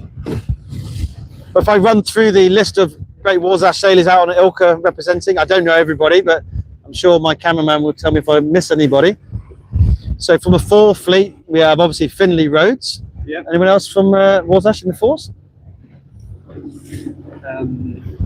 There must be. There must be. I can tell you in the 6th fleet, we've got Jake Davies, we've got Tom Saunders, Sebastian, we've got Ethan Rhodes, we've got Henry Knoll in the 6s. Yeah. In the 7s, I know we've got Alfie Knoll. Anyone else in the 7s? Is he the sole representative? I think it's just Alfie. Just Alfie. So Warsash have got representation from 4s and 6s and 7s. I was talking to Tom Saunders. Unfortunately, he's not sailing today. It's poorly. He was mega happy with yesterday. His downwind performance. He was literally hopping up his boat because he had got on the right side of his shift and made 20 places and had a great day. But unfortunately, took a bit ill last night. I wish him well. I hope to see him out tomorrow. But he was telling me yesterday that he's very excited because I didn't realise there was a club award for the best. I think you have a couple of sailors from each club, and I think Warsash were right up there for taking that award. So yeah, Warsash on the River Hamble. They hosted National Open. What number was it? 1? Yeah. No, National Open 1 earlier this year, and I must admit I was sceptical, thinking how are they going to cope with this large fleet? Well, how they cope with that large fleet is by having like we have here, an army of volunteers, and they did an amazing job. As it happened, it was quite tidal and the light wind day 1, and I remember the 4s and the 6s had a big conflict at the wind mark and all rafted up. All the rules went out the window, and it was just like the one who won is going out way out wide of them, avoiding the melee, which is 30 to 40 boats at the windward mark, rafted and going all the way long way round. So, and I would say Jake Davies won that race in the ILCA 6. Jake, as a Warsash sailor, it was his first ever ILCA Open win at his home club. And you know, talk about parents, I know Stu was delighted, and Jake was. I was really pleased to see Jake win that. Alfie had that terrible race, but which I told you about earlier, he was laughing about. And unfortunately, on that day 2, we've gone from sublime to the ridiculous. We had not so much wind on the day 1, and then it was deemed too much wind on day 2, so we only got 1 race in. I do hope we return to Warsash on the Hamble. They did a super job. It's just lovely to go and sail these other clubs. One of the downsides of being such a big fleet is, one of the considerations is how we get our safety fleet out. How can they cope with, you know, a couple of hundred ILCAs? And then you probably think and talk about is that as you're sitting down watching this, or if you're in the boat park, how many venues around the country has the capacity and infrastructure to deal with 200 plus ILCAs? There's not that many. And have the support network, the parking, the catering, the volunteers, the ability to go and store ribs, fuel ribs. I think about the venues. That's why we often come back to places like WPNSA and Plas Heli so often in North Wales, the Welsh National Sailing Centre.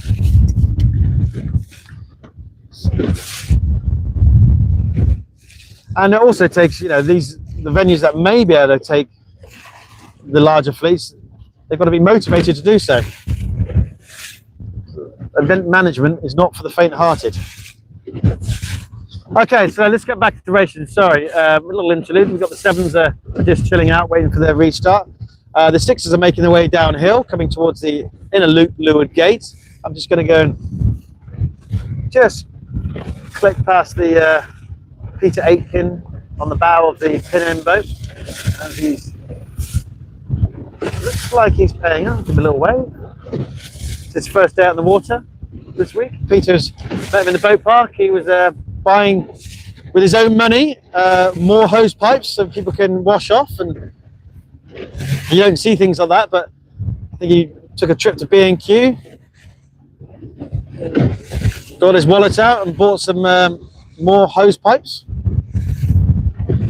He did win a spot prize, I noticed, and he was quite pleased to win his spot prize. Probably didn't pay for all the hoses he paid for, but as I'm just ticking along, there's course safety lead there. Safety 3, having a good chat. That's Paul Rawlings on safety 3. That's his boat, Paul of Lyme Regis, and he's paired with Mark Norton, I believe. Mark Norton is there. He is. He's just on his phone. Give us a wave, Mark. Give us a wave, Mark.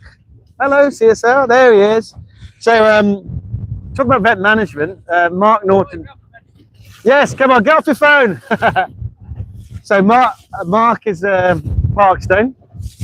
He's pretty much one of the, has been the massive organizer of Parkstone Youth Week, which if you have a younger sailor, Parkstone Youth Week is something to behold. It's they always have a theme. I think the theme this year was something around Clarkson's farm. They had a theme around France. My son did it as well there. They've got their own fleet of boats called ABs, which are kind of like a mother and child sailor combination, smaller than a mirror, unique to Parkstone, and they hand them down and stay within there. Big Oppie fleet. Parkstone Youth Week does, I could get this wrong, but when I last was there, they did ILCAs, I want to say 29ers, definitely toppers. I've run safety there. And Mark is has been for many years. I don't know if he's carrying on, but he's the driving force behind that. So this year, he was Parkstone was shortlisted, as with my own club, by the RWA for Events of the Year. My event I was involved in was J24 Worlds in Plymouth. Mark was and Parkstone were for Youth Week. We were both pipped by, and now I always forget this, up in the Lake District there's a big lake sail and they do a great job there. The Lord Burkitt, I think it's called. If I've done that wrong, I do apologise. So yes, they were the 3 nominees for Event of the Year, and Mark Norton's Youth Week was one of them. Okay, so there's Brett Lewis of Track to my left. Let's see who's...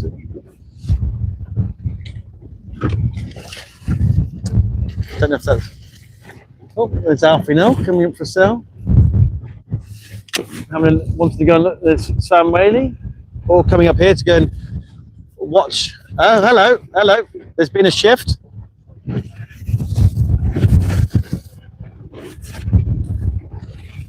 There's been a big shift. Not sure what's going on here. The Australian is in front. I think they're going to go and give the old... See if I can get on the track, see if it's working for me.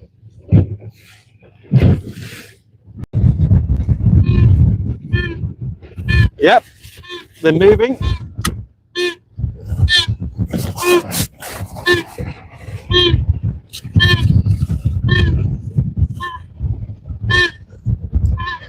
Well, I'm not sure I believe that.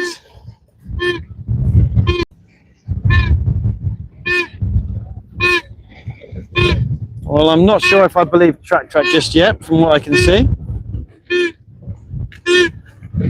Because the Australian is first.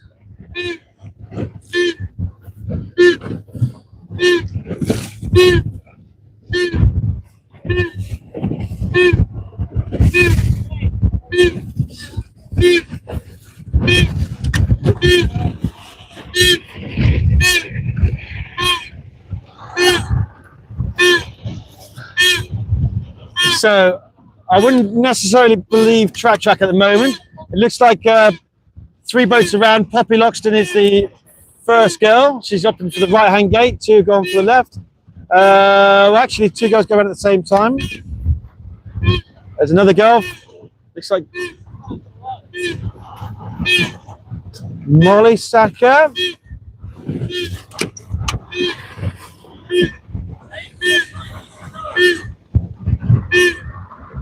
I can see Ethan there. I can see my son there as well. So they'll be quite happy with their position in the fleet. Looks like my son's going around the right-hand gate and Ethan's going around the left-hand gate. It's quite an even split. The sound signals are a change of course. The Newland sailor going around there. I'm trying to desperately see it, but Jack Jock's not helping at the moment. 215. Trying to make up faces. I think that's Chloe Grayton there. It's a real split.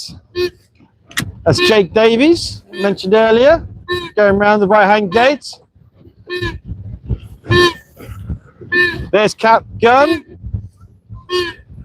There's Billy Morris. Is that Emily? It's Isla Todd. Oh, it's Mary Lewis, I think. So it's a real split. Half the fleet have gone around the left gate, half the fleet gone on the right gate.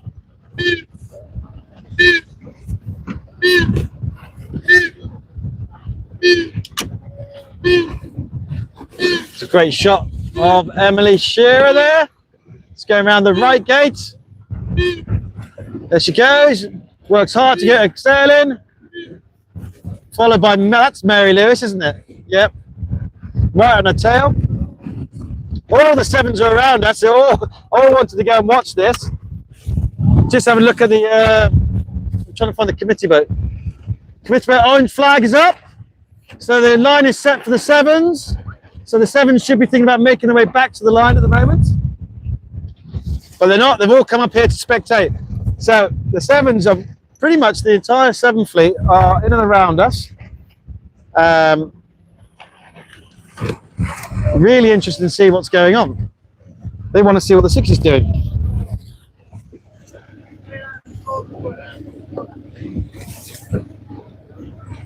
Right, okay. Well, that was quite exciting. It's still, it looks like there's a 6 still coming down. Not sure what happened to them.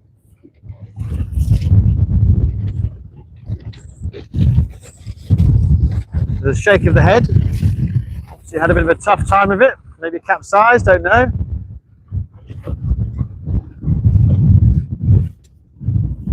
Yeah, so James Knoll reckoned it was about 14 to 18. I've been saying it's about 15, 16 knots, so we're not too dissimilar.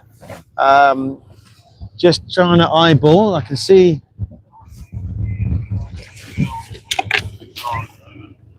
Just having listened to the VHF a minute.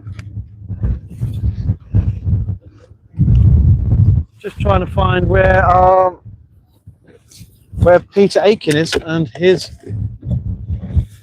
pin end gone. I've kind of lost my bearings of it. He should be here somewhere. Ah, there he is. I know the line's set. So we'll just tick down to there.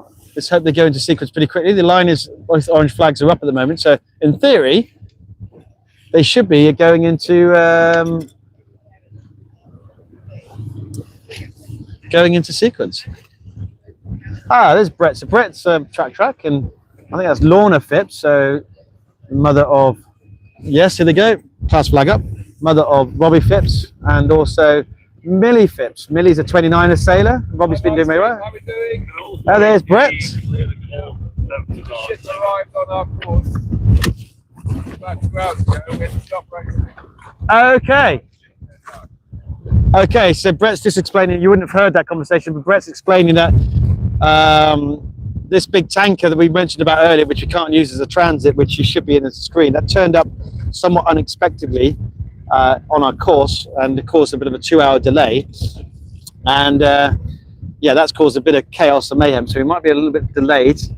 Puts a question mark on the 4th race of the day because there's a big beat back into the marina. A lot of these container ships choose to go and moor or anchor outside of big harbours and marinas because it costs them thousands of pounds to take it into a harbour or marina. So the likes of Tor Bay is a good place to stop. Weymouth Bay.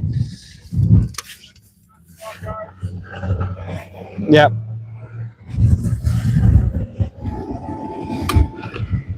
And so they anchor outside in protected waters rather than going inside and paying huge vast sums of money to do so. But that was a slightly unexpected thing, so they had to shift the course because this guy wanted to go and park his bateau where we wanted to go and race. I did think we were a bit close to the beach of Weymouth. Okay, 3 minutes 20 seconds. I'm just moving around, get myself in position. At the moment, the fleet, as you can probably see from the camera, is predominantly at the committee, but still a long way to go. 3 minutes 5 seconds to go. We'll try and stay out of the way.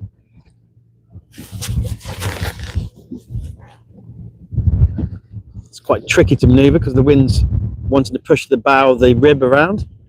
We don't want to go and impede anyone, don't want to get in the way of the orange flags. We don't want to hit anyone behind us, and we want to make sure everything's done. They're starting to do a U flag, so no black flag.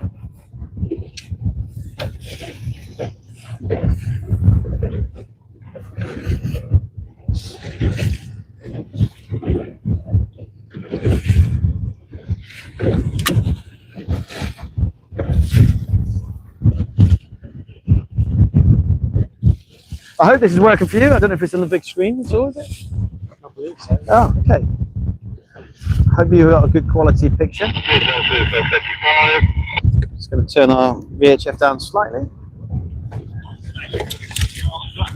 Yeah, CSL, this is 75. Yeah, we just got a yacht at top of the course just outside the Marks 1, but he is under motor and Yeah, okay, so that's the CSL. Just having a quick conversation. There's a yacht at the top of the course. I can see it from here. Quite a big yacht. Apparently it's under motor. It's not impeding the course at the moment. They're just keeping an eye on it. If it was looking like it was going to go to conflict with the ILCA 6 fleet, we would send a support rib and gently request, well, with a little bit of assertiveness, would they mind possibly diverting around us? In my time, I've never had an issue. We make a call on it. If they can get through in time, we let them go. If they do think it's a conflict, 99% of the time, people are very happy to go and comply. Okay, U flag about to drop in 2 seconds. U flag dropped. 1 minute to go. Still more to the middle and committee boat, but they're starting to move down to the pin. So hopefully Alfie will have a better start. 40 seconds to the start of the ILCA 7.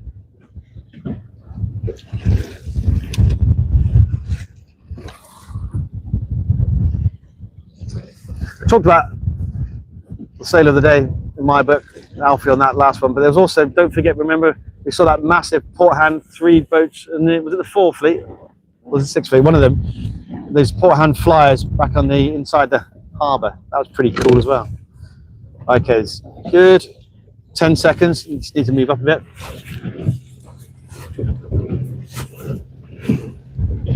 5, 4, 3, 2, 1. I heard you. I think it's a general recall. I heard multiple sound signals. Let's have a look.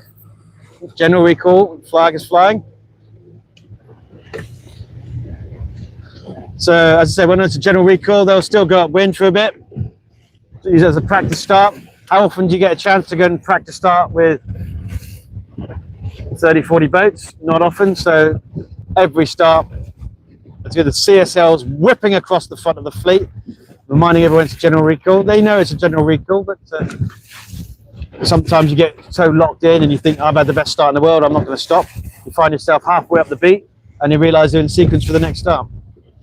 So I'm just checking up the fleet now, at the top of the course. The gold fleet and sixes are making their way to the women mark. Once they get to that newly positioned women mark, they'll go across onto the outer loop for their finish.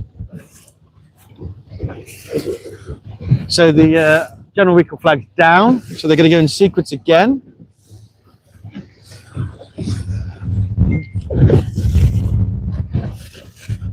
Got disturbed water now. Not sure. Seems quite a disturbed multiple angle chop. That chop's going to be difficult to go and contend with. Same conditions for everybody, mind you. Still, wind strength is about 15, 16 knots. Some white horses, all very durable. Just at the remind people where we're at, we're at the pin end of the start line in Weymouth Bay off the beach. Weymouth is looking resplendent with its golden sands. Class flag is up, they're in sequence. The sevens are in sequence now, 5 minutes to go. The white flag of the ILCA sevens is flown from the bow of our committee vessel. I'm pretty sure that's Ian Whittaker, Commodore of Draco.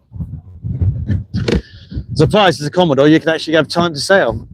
Most Commodores are dealing with the trivialities of club life and politics, of what colour my curtains are, car park management, pontoon management.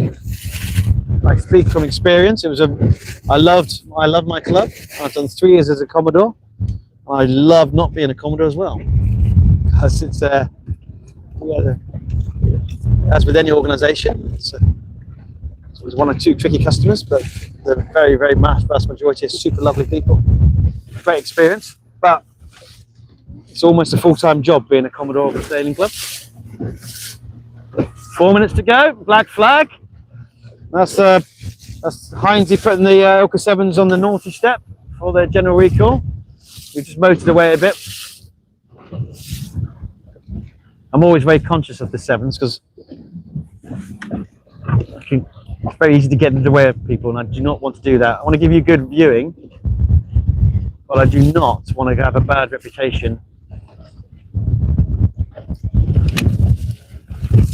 of either getting in the way of the race management or even worse, getting in the way of the sailors. 3 minutes and 20 seconds. As I said, not always easy.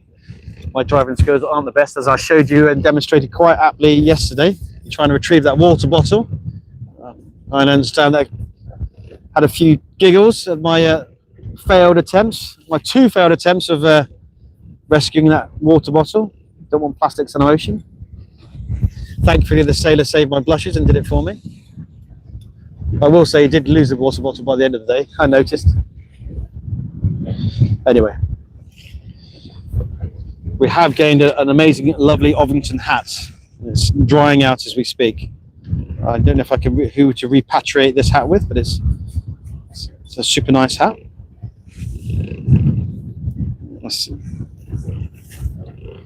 Thank you, Ovington. I think it must have been a prize from earlier this week. It looks rather than box fresh. 2 minutes and 20 seconds. Committee boats, again, people are towards the committee boat end. Still a long way to go, it's 2 minutes. All they need to do is reach down the line and the starboard reach. It wouldn't take long to get to the shortened line.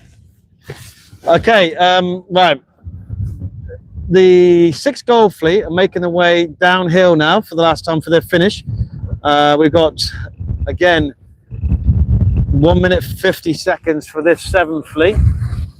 I will stay with the 7 fleet at the moment.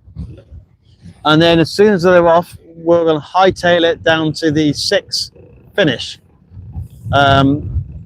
It's going to be a close one. I suspect on a black flag, they're going to get this one away. But I do want to see what the 6 gold fleet's doing. There's about the top 10 sixes seems to have got away from the rest of the fleet.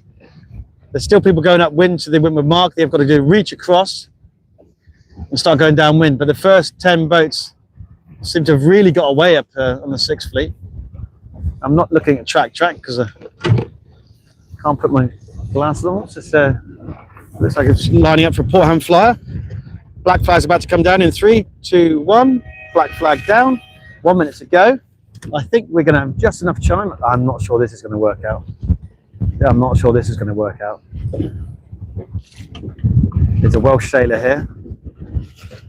2765. He might just slam it in there and go for the pin and tack. The port, yeah, he's bailed out of the port fly, that's for sure. 40 seconds. Oh God. Oh God. Yeah, there you go. Here's a tack. Yeah, that was never going to work. So 30 seconds. Now he's got to go and make sure he doesn't get pushed down onto the pin boat. Make sure he can luff round it. He is the furthest to the pin. We've got 20 seconds. The good news is, if they get away, we will get to the 6th finish. He's dropping down onto that pin boat. I do fear for him. I do fear. If he gets any closer, 10 seconds. He's having to luff now. He's tacked already. He's on port. He's got no rights. This is not looking good. There's bows forward. This could be a OCS. Definitely OCS. 4934. Look, that's like absolute disaster for him. 2765.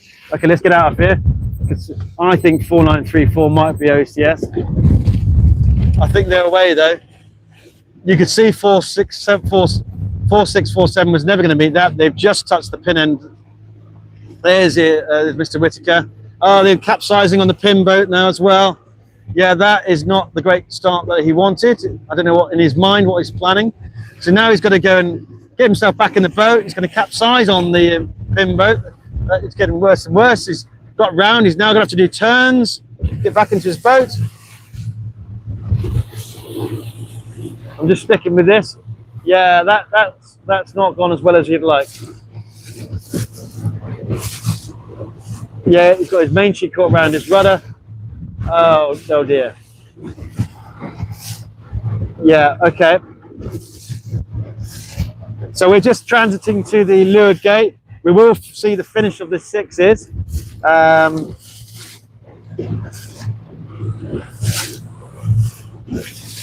Yeah. I don't want to use the words I told you so, but you can see from a minute out that was never going to be on.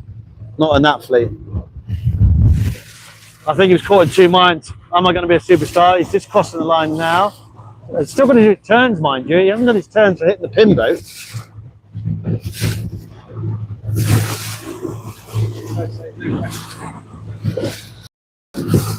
Yeah. No, he's doing his turns now, to be fair to him. I'm just keeping an eye on him, see if he can make sure he doesn't capsize. There you go, past protector. There is a lot of laughter going on in there. Yeah, well done, he's doing his turns. It'll be difficult to get back into contention now.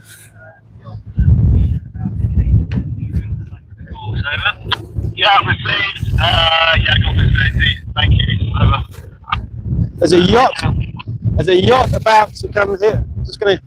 There's a yacht about to come across our finish line. Hold on, people. Hold on.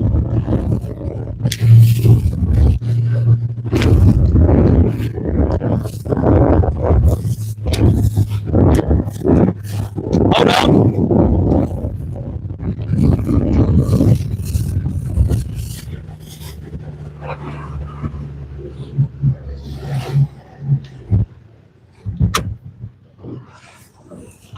Good afternoon, Skipper.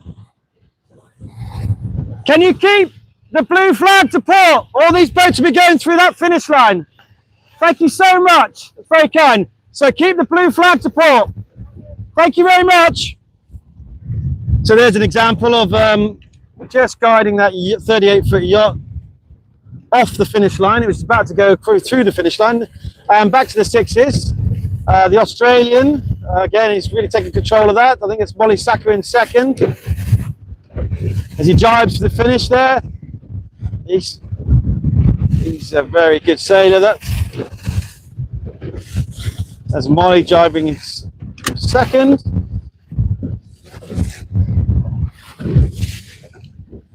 Okay, Tom Hakes, cool as you like in third. I do like that sailor. He is such a nice fella. So cool. Makes everything look really easy. Looks like he's just not trying. I see is that Lewis Bacon, 4685. He who had a big bust up with Poppy rather. There's Toby doing some wild downwind moves, and next female sailor coming around. There's Karis Atwell maybe. There's Toby fighting right there. There's Poppy there. So Poppy would be 3, 4, 5, 6, and 7th. Make some big upturn now. She's going to go for the jibe. I have to say, I can see 7-3-2-1 doing quite well there. I can see John Emmett. 7-3-2-1, I believe, is Ethan Rhodes.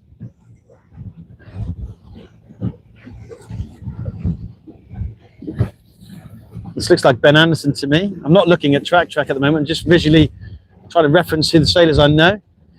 You start to get to the analytics like Ben Anderson, you start to look and recognize the kinetic movements, their body movements in the boat. And each sailor has their own way of moving. That is Ethan. And if you watch them sailing enough, as what I do, Ethan will be pretty happy with that result. You get to go and recognize them just by their body movements. And also a lot of these sailors have signature moves. So Tom Simmons always has a white cap on. Jess Powell always has a pink burgee. Oh.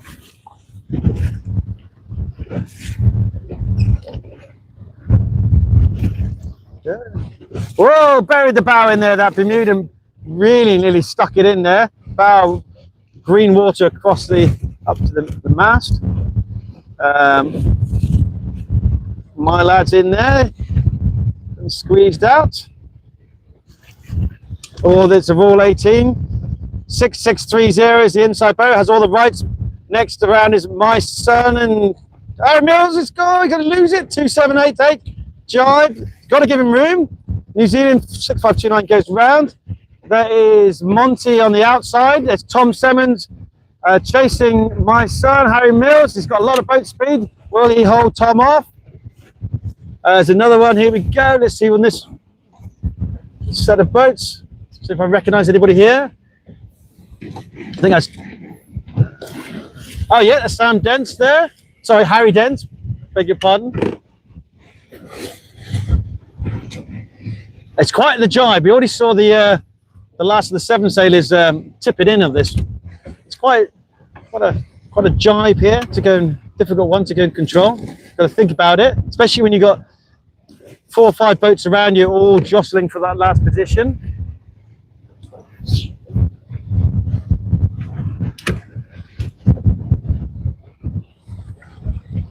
So we're looking at the Gold Fleet of the ILCA 6. I would say the wind's now more like 16 knots. It's forecast to grow and get windier. I want to see where I haven't spotted Nathan Clark. Is one sailor on spot, but I haven't seen him.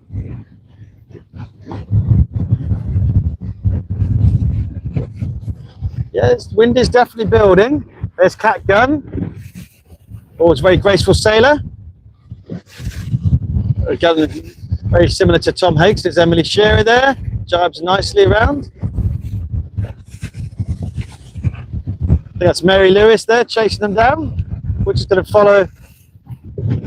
follow these girls across the line.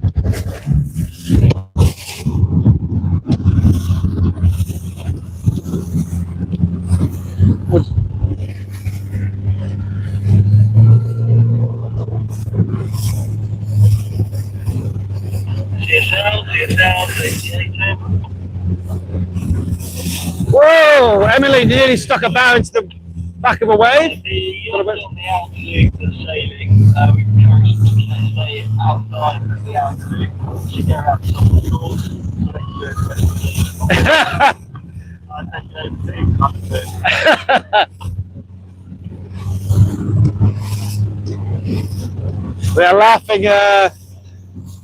We're laughing because we had the camera, and she did say to me, if I'm not at the front, please don't video me, because everyone will take the mick out of me, but that's just the way it goes, I'm afraid.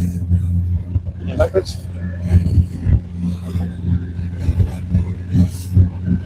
Just going past the pin end boat.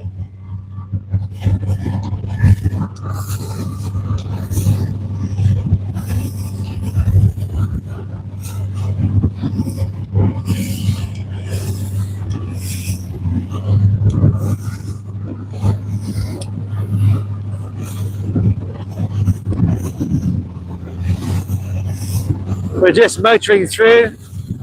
There's Island Todd there. You know, it's still quite going off wind. It's just gotta be careful about my wake. Make sure I don't tip anybody in. Caught by surprise. There's Ava Harris Scott talking to Chloe Grayton there, having a quick debrief about how the race was. See Monty there, chomping away on some food. Ah, there's Zach Chappell, still sporting his topper badges from the national squad. Parkstone Sailor there. There's Ava Harris Scott, taking some water next to Chloe Grayton. Ah, there he is. There's Nathan Clark. He's got his skull and crossbones or whatever it is, a pirate tuck. It's away, having some food, taking the opportunity to take some more energy on. See the food boat there, there's Cornelia Prince. Everyone's taking the opportunity to have some food. I should say I haven't had any food yet. They're all lining up around the food boat.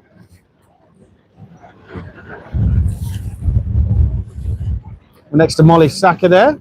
I think she came in second there. There's Billy Morris. 5211. You can see Flo Toby, birthday girl. 18 today. Happy birthday, Flo. Take on some water there. With a Welsh looking boat. With the Welsh stickers on, rather. Kat's going to give a wave. Look, Kat's going to give a smile. There she is. Kat always smiles. Even when she doesn't want to smile, she'll always put a smile on. Martin will be happy to see Kat. There's Ben. Ben's not looking... Yeah, he's trying to read the body language of the sailors. That often tells you how they feel or what's gone.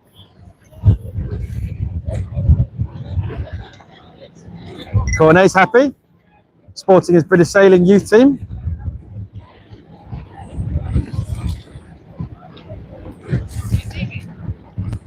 You see he's still set for his downwind. His Cunningham's off at the moment.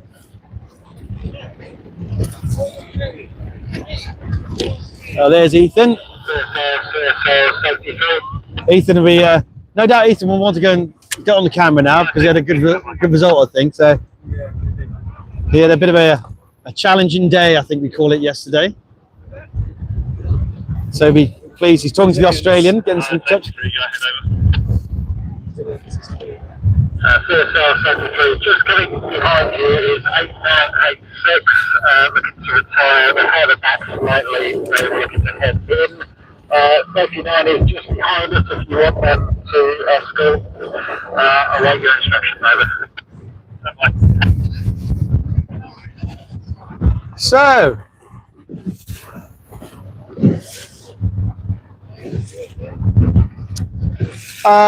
right, meanwhile, so the Sixth Fleet, it's really interesting looking at the body language. You can tell how a sailor's done without looking at track, without looking at anything else, but just look at the body language. If they're chatting away and showing open body language, it just shows they're quite happy. And the sailor I'm looking at the moment, probably not as happy as you like. Give me a big smile. That's more of a grimace. I think that's Ollie Atkin. Oh, I like it. Line set. Okay, the line is set, so everyone will be chucking their... Can you come over to me? I'm 2 ribs in front, over. Chucking their food bags back in the... where's Kate Simmons on the food boat? TSL, over.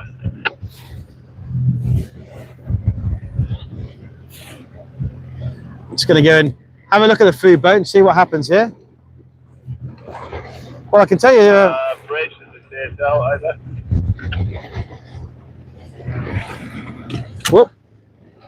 There's John Emmett, give me a thumbs up. So John's looking to get in to go and give his food bag back. So we're just going to show you how these kind of operates. It looks like John's going camping with the amount of food he's got in his bag. So they all line up.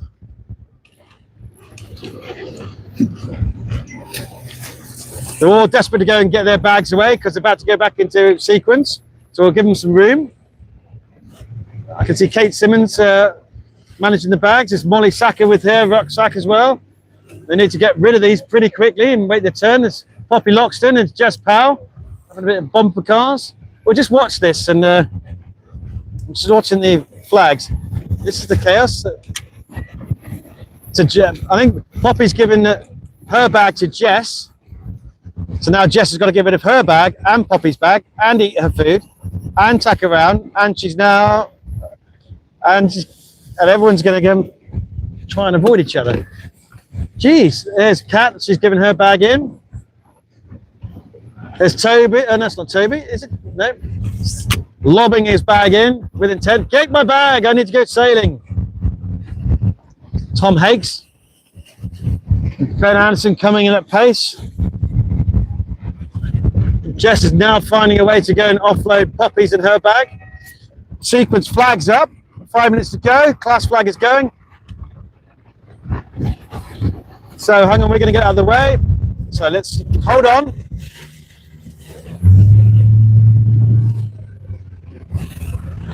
There's Cornelia Prince coming in.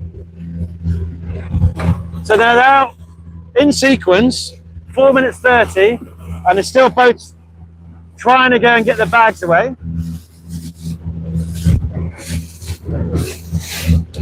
So we're going to have another one of these times where I think we owe it to the 7 fleet to probably be on their finish, because they're now coming downhill for their finish.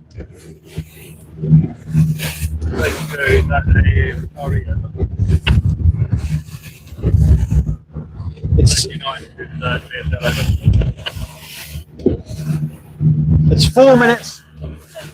Okay, uniform flag is displayed. 4 minutes to go for the 6th Gold Fleet.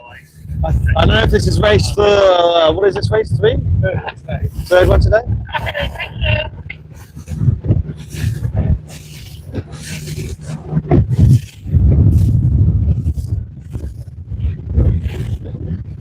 Still munching away, the sailors are taking as much food as they possibly can.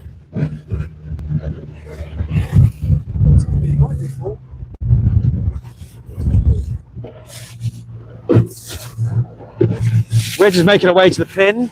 Hope you enjoyed that insight into what it looks like between races. Yeah,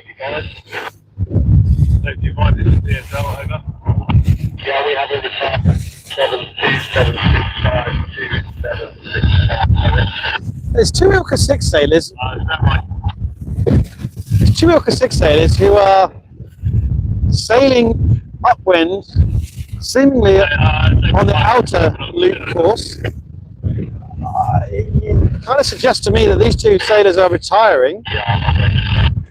I've got 69 coming up with two retiring. Yes, they are. The other team will have a boat. So we've got one of them ending 49 and seems it's a female sailor making her way to the outer course, and the long,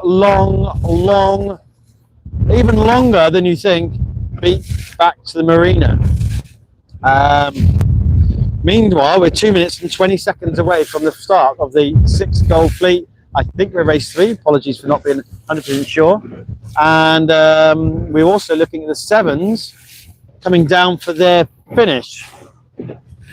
So it's now still about 16, maybe 18 knots breeze.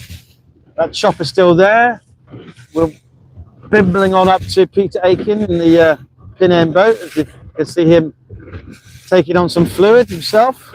So he's dehydrated. He's hydrated.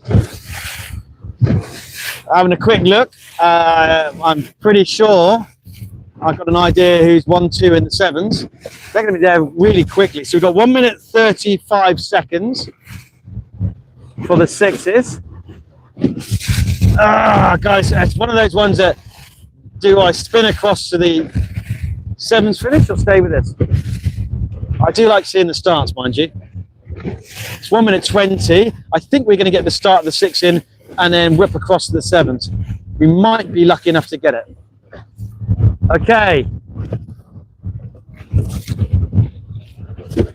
Hang on. 1 minute 5 seconds. The uniform flag's coming down in 3, 2, 1. There's the uniform flag down. I can pretty much. The Australians go in pin end. I bet you Poppy will be at the pin end. Oh, guess what? Poppy is a pin end. Poppy loves the pin end.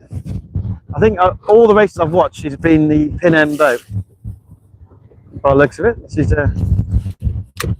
maybe she just likes being on the camera. John Emmett suggested to me he wasn't always going pin end, and I haven't seen him always at pin end. To be fair, he's mixed it up. We got 20 seconds. Sorry, just grinding the gears. A bit too light on the.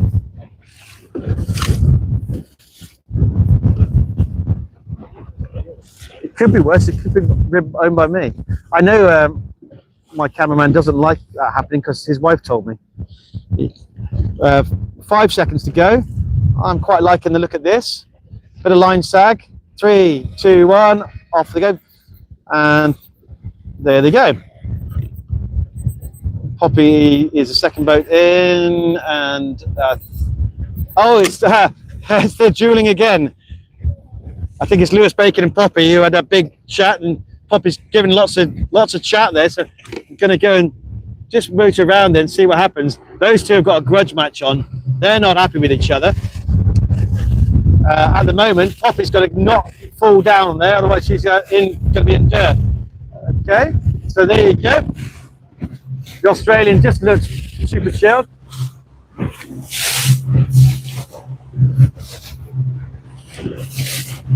Right, okay, we're going to the finish now. We're going to catch the finish of the 7s.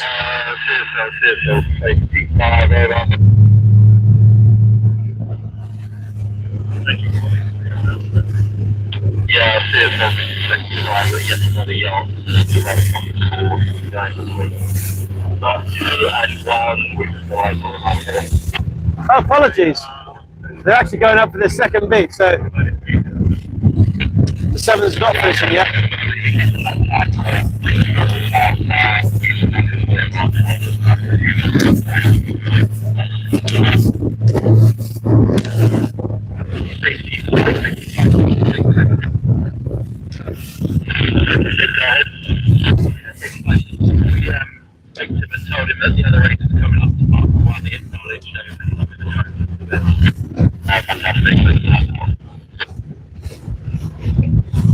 So this is the first Lewis gate rounding. Apologies for the poor commentary. I've just kind of lost myself for a minute on what's going on in the world. Probably I need to take on some drink and have a couple of minutes to get some food on myself. My cognitive abilities seem to be somewhat impaired. Okay, so left gate, right gate, pretty square. See Robbie Phipps going around there, going up tight to go and make sure he gets that lane. He wants to go in wide and up tight, so then he's above the boat to leeward of him, so he can get his clear wind. Everyone's trying to stay up with the boat in front of them. They drop below, they get into the dirty wind, and then they'll have to tack off because they can't sail like that all the way up the beat. It'd be like trying to run up a travelator the wrong way. Pretty slow going. So this is interesting. So we're going to have the 7s who go right will be conflicting with the 6s who's gone left. As I look up the course, the 6s who are banging left are going to go start cross-tacking the 7s who are going right. And that's all that happens is when you get out of timings and you get general recalls. The idea being you have an in and outer loop to go and deconflict these situations, but it just so happens that the 7th fleet were going around the Lure Gate as the 6th fleet was starting. So now you've got 7s going right, 6s going left, and they're going to obviously become in contact. So their 40 to 50 boat fleets are going to be turning into 100 boat fleets, which makes it a little bit more interesting. And the 6s and the 7s need to be aware of that. What this does mean for me, if it's okay for everybody, is we might have just a 30-second interval because all the boats will be going away from us and there won't be too much to see. Are we able to do that? So if we can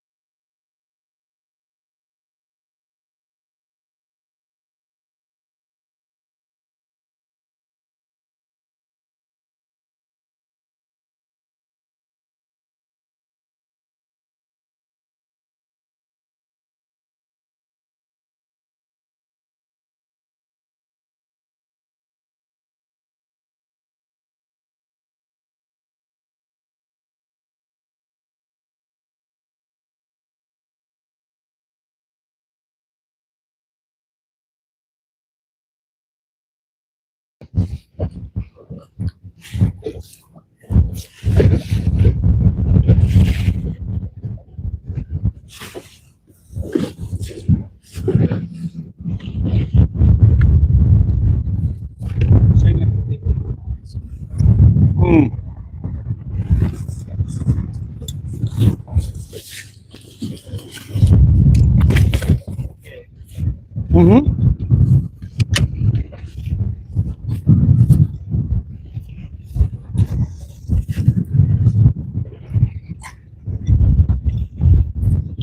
mic on.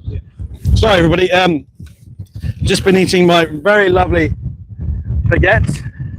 I can report it with tuna mayonnaise. One thing you do as a volunteer, you get fed as a volunteer at ILCA. You might not know that.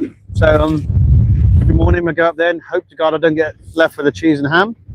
But I didn't, so I got a nice tuna baguette. Thank you very much. A bit of fruit. I needed some water. I've been talking for 3.5 hours.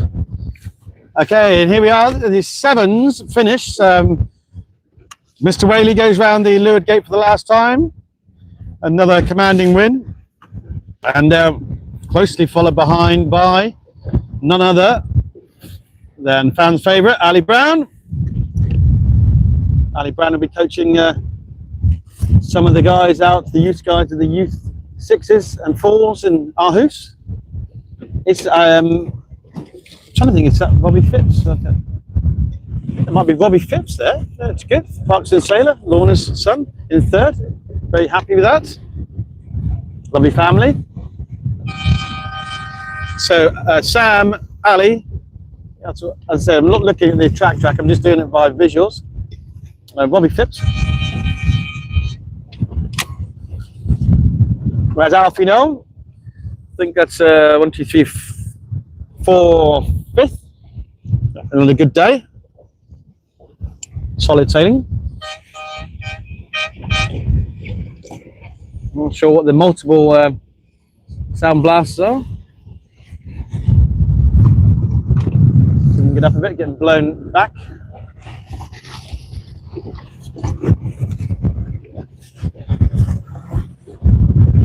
I'm looking straight into the sun at the moment, so what? Yeah, sixes are on the way down to that. Is that the inner gate?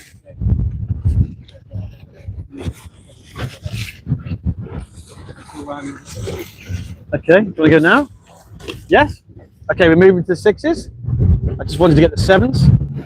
Not ideal to cross the course, but we will. Hold on. Go gently.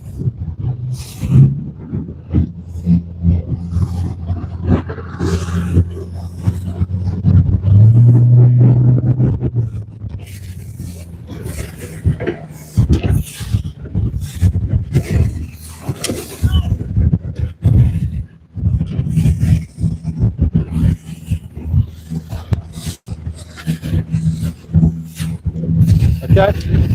Holding on. 17 over.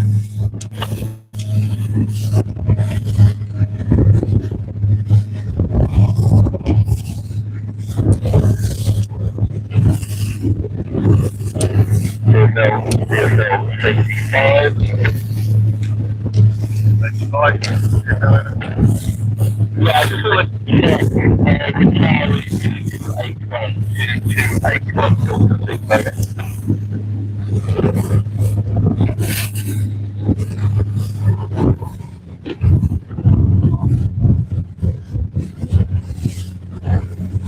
So we're just going across to the sixes. See Toby Wackett's in second. I think that's Molly Sacker in first. It's Lewis Bacon in third.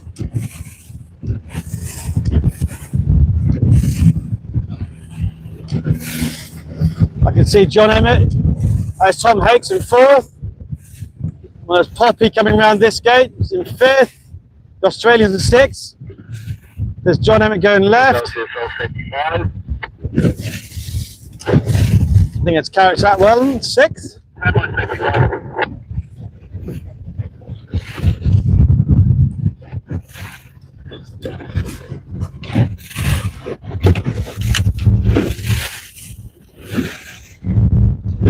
Go ahead, over.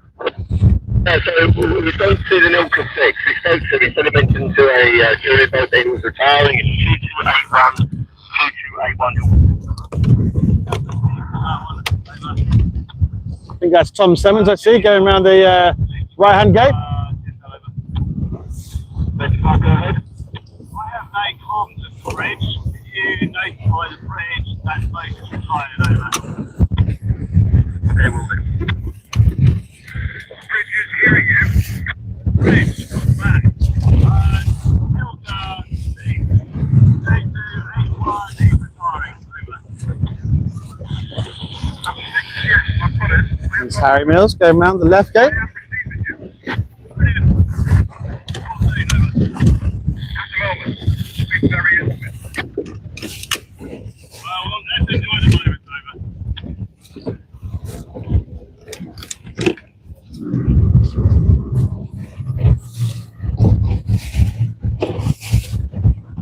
So we're looking at the left-hand gate at the moment. There's Jess Powell going around.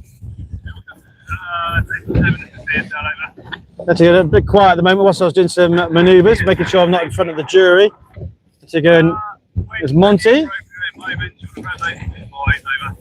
I can see Cat Gunn going around the right-hand gate.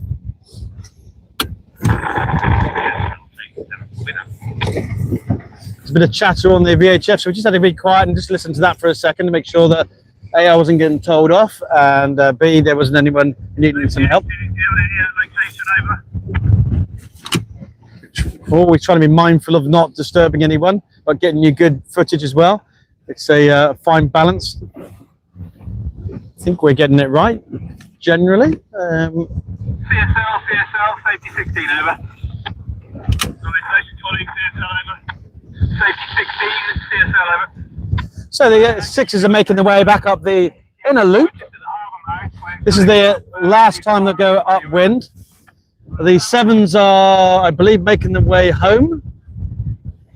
So they're going around the outside of the course, around the outer loop. And Whereabouts are you over? We're just coming down the middle of your course. We've just left the wind mark behind us. Over. look at the last of the sixes. So what we're doing in the CSL at the moment, the reason there's a lot of chatter is we've got to have coverage of the sevens going home, making sure we've got enough coverage of them going home with the ribs, and we've got enough ribs out here for the sixes. So he's just, the CSL is just managing what's going on at the moment, making sure that he knows where all the ribs are.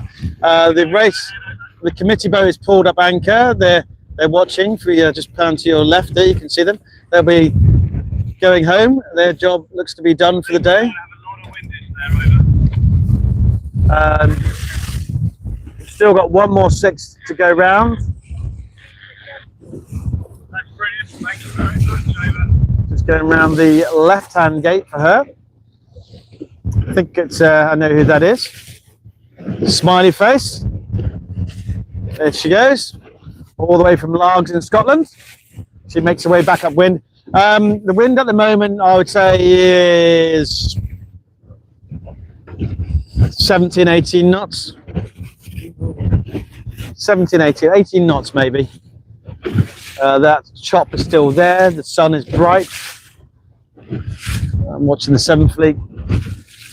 You know, there's actually not much reason why we couldn't follow these up here, actually, no? Yeah, no, but we could... Oh, yeah. Well, it's the wooden mark. Yeah. Let's go to the wooden mark. Okay, We'll go all the way around. Go that way. Whichever way is least. I was going to go for the Wooden mark. the other mark down there, the marks. It's in, yeah, well, What do you want, windward or the... I think if we're there, then we can go down, you see. And they'll come in at pace, so it should be quite good to watch. Okay, you're holding on. Watch your caps. So, people, what we're going to do is we've got an opportunity now. There's no point us being down the bottom of the course, so we're going to go to the top of the course. I think that's Marks 2, which is where they go around the Windward Mark, and they reach to Marks 2 before going downhill for the last time. We haven't been at the Windward end of the course, well, all week. But now the sevens are on the way home. We've got no one to look after down here. so we can be extra cover for the sixes. Watch out for this waves. Oh, yeah, that's me getting wet. Fall back a bit.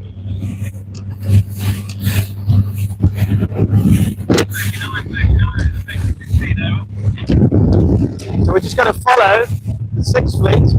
We're going left of the course, so towards the outer loop as we make our way upwind, making sure that we're always outside of the fleet and far enough away.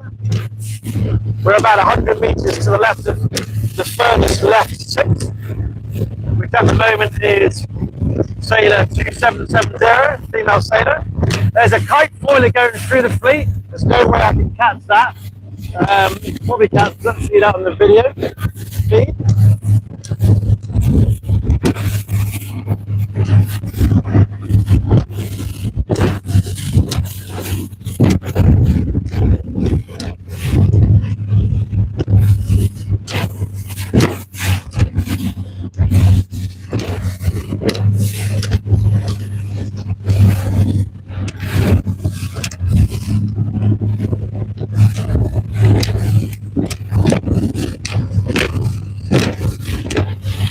Okay, the furthest left boat is now tacked.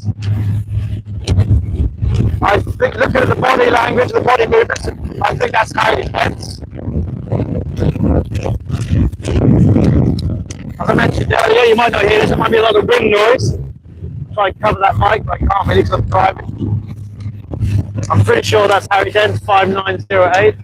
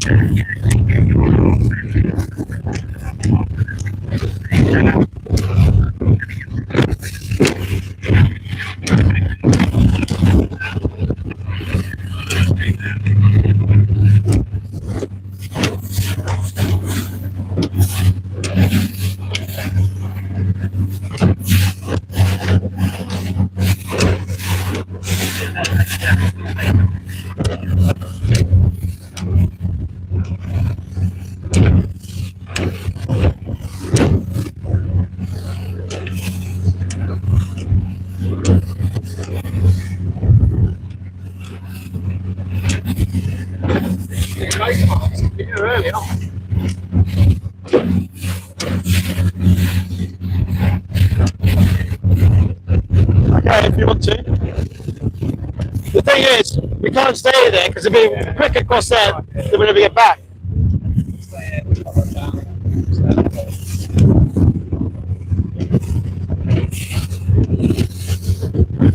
And then it'll be driving.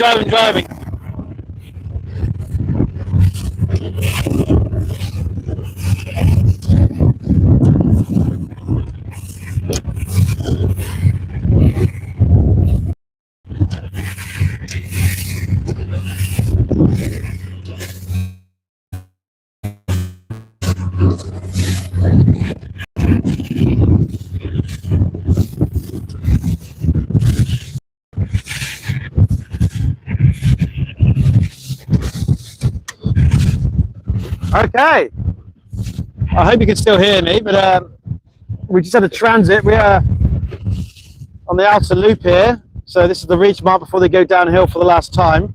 Our plan is to see them scream across the windward mark.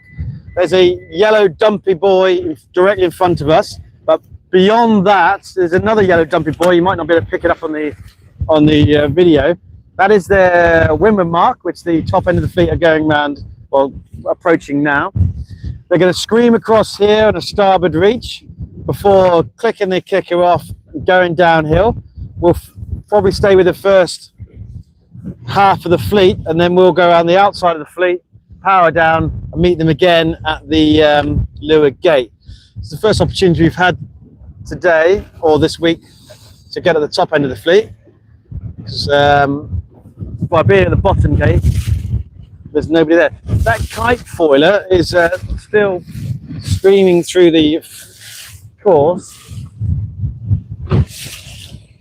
No conflict or anything, but seems to be enjoying himself. The other thing to note is I think there's a little bit more breeze at the top end of the course. I can see gusts on the wind, on the water.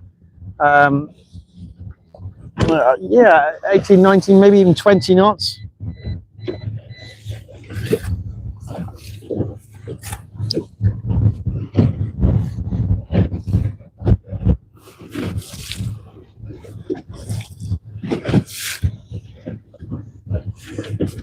I'm just looking out. I can't tell obviously from this distance if anyone's on the ley line. It's quite a long way away, but we're not a million miles from it. I think I just saw a boat tack, so that could give me the impression they are on the ley line, approaching on the starboard tack.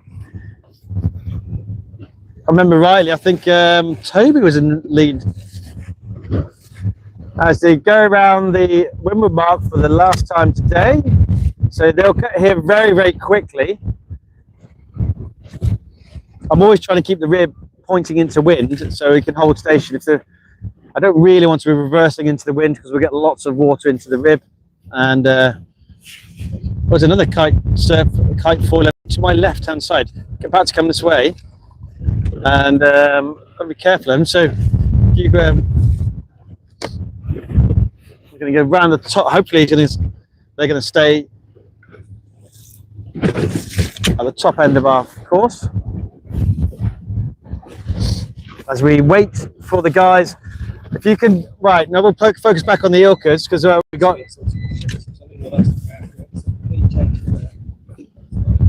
You can see a lot of spray off the boats as they're absolutely maxed out on the fastest point of sail, which is the broad reach, the starboard broad reach at the moment. It's spray flying off the bows. This is why we have to wash our sunglasses in fresh water. I can tell you that a female sailor seems to have taken the lead, my assumption, rightly or wrongly. According to track, that's Iris. Oh, is it Iris, is it? Iris Singleton, is it? Yeah. We're not looking at track, but she's absolutely screaming. Closely followed by Toby Waggett, who's got his foot fully on the accelerator. The Australians pulled through 2 spaces. They're really having a good old sail down here. I like this position for taking photographs because you get a lot of spray in these conditions, lots of boats, lots of faces. It's great photography. And now they go nice and slow downwind. There's Toby. There's our Australian who sailed really well all day. There's Tom Hakes. Alright, so I'm going to stay up here and let them come up towards me.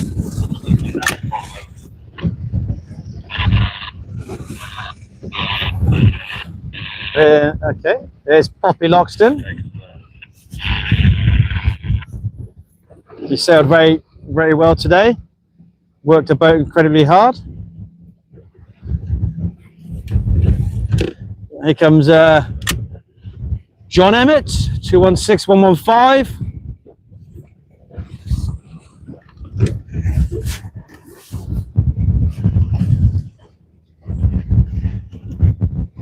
There's Ali Young, she's on the jury boat. Ali Young, Olympic sailor herself on the ILCA 6, incredibly good sailor. Coaches the British youth sailing team.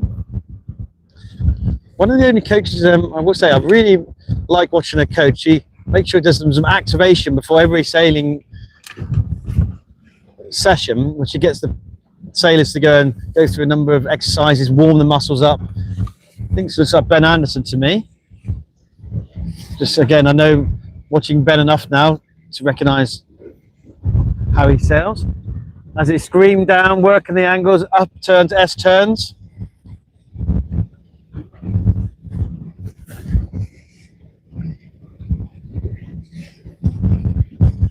That's a kite faller there, still there, New Zealand boat coming through.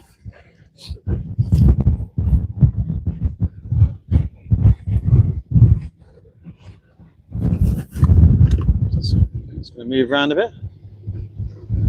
There's 222721, so that's Ethan, followed by his good friend Harry.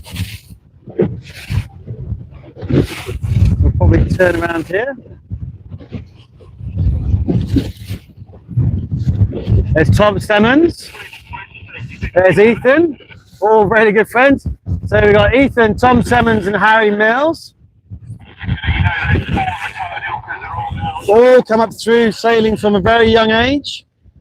And now Tom is known to be an absolute demon downwind. Harry stood up in his boat. So we're going to go and go a bit faster. Hold on, sailor. We're going to get to the bottom end of the fleet. Here we go, ready?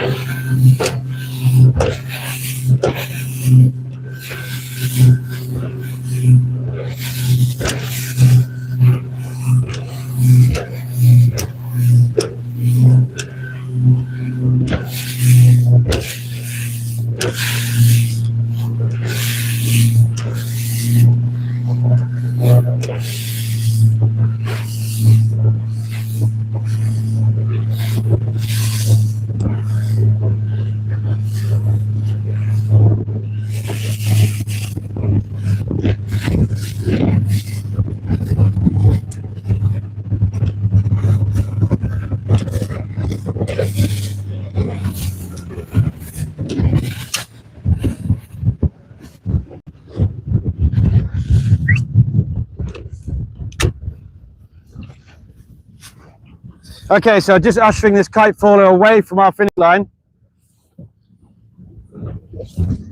I think it's a lady kite faller. She's just unceremoniously jumped into the water, lost her kite board, but just below the finish line. So here comes the sailors for the last time for finishing. ILCA 6 gold fleets.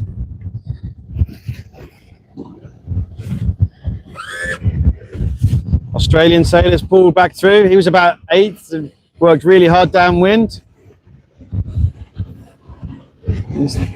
Toby's in 3rd. He was leading the race at one time, but still be pretty happy with that 3rd, I'm sure. We're going to be getting a bit closer.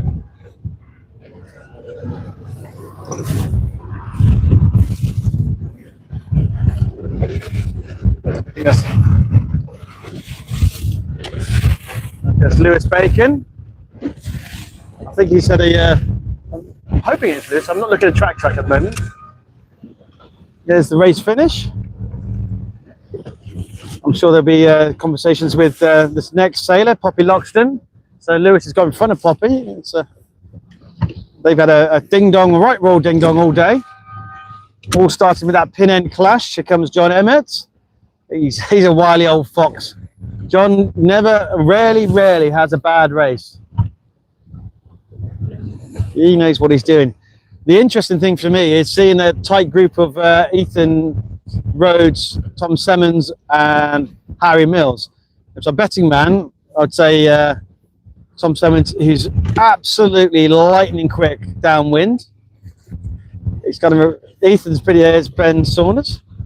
Ethan can pretty much go quick downwind, upwind. Harry's probably enjoying the upwind in this weather more.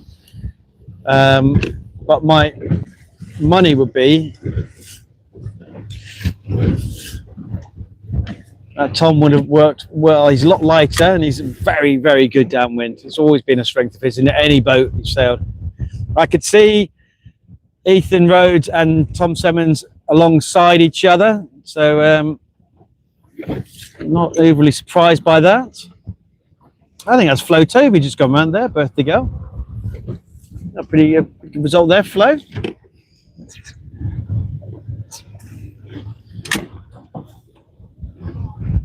I can see Harry is behind Ethan and Tom, I'm sure.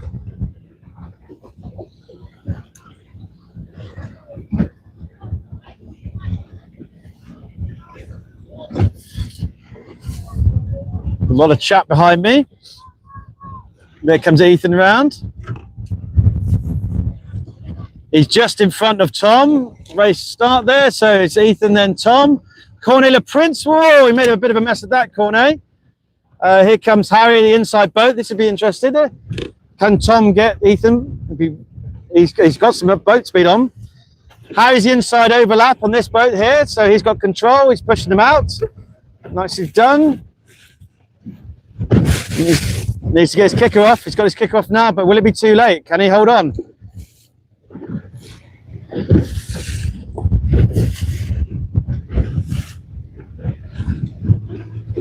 We'll come down.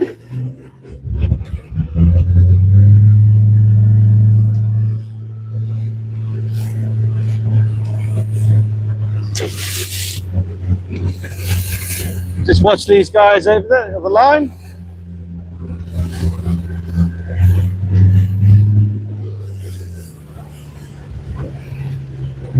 Harry's just managed to go and keep it. So it's Tom.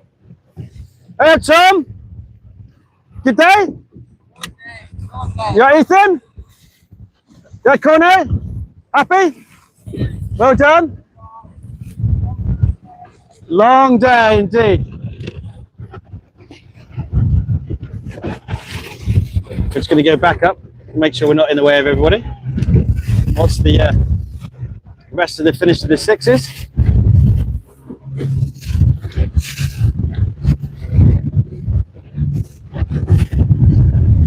Now they've got a long slog back home.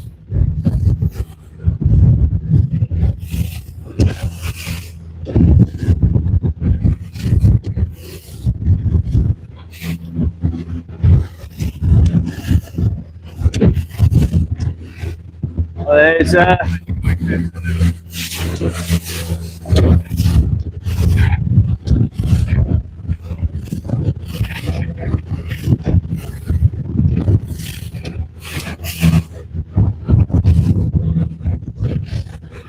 kite surfer, kite foiler. It's foiling through the returning sixes. Runs have finished already. Ah, there's Cat Gun, Smiler.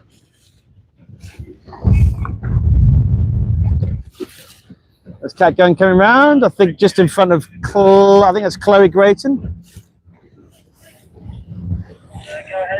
Maybe it's not. I don't know.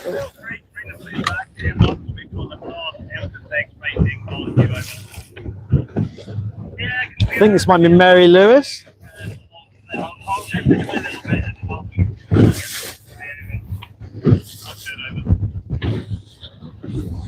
That's Ollie Rawlings I can see there. That is Ava Harris Scott.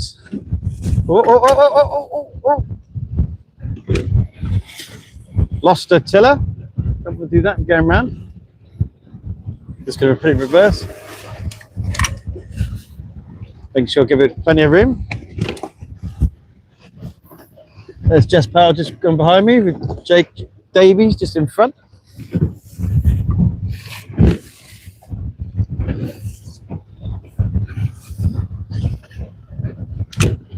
I can see, I think it is Emily Shearer. Is she going to fight for the last places there? She looks like she's just in front. No, she's the outside boat though, so it's a drag race for them. Okay, and there we have it, guys. We're just going to go and not call off yet. We're just going to go up through the Sixth Fleet so you can have a look at them beating the way back home. Zach Chappell.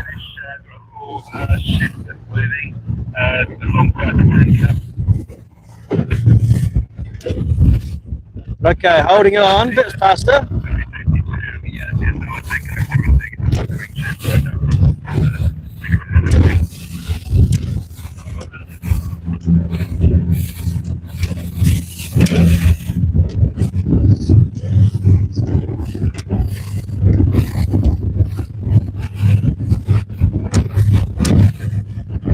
Ollie Aitken. Ollie doesn't look happy. Tough day, long day. They've got a very long beat ahead of them to go home. But they are heading home.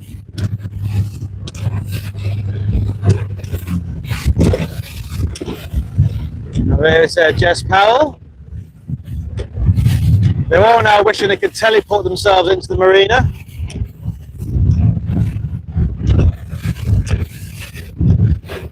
There's Jake Davies there, 6299. Alongside his good friend Harry. There's Wars Ash and Salt Ash. All the ashes.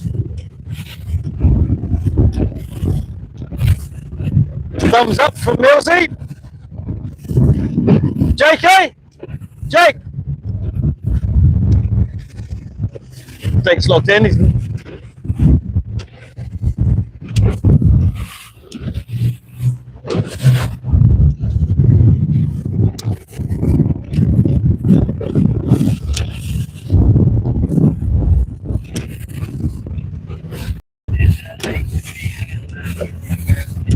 We're just going to go and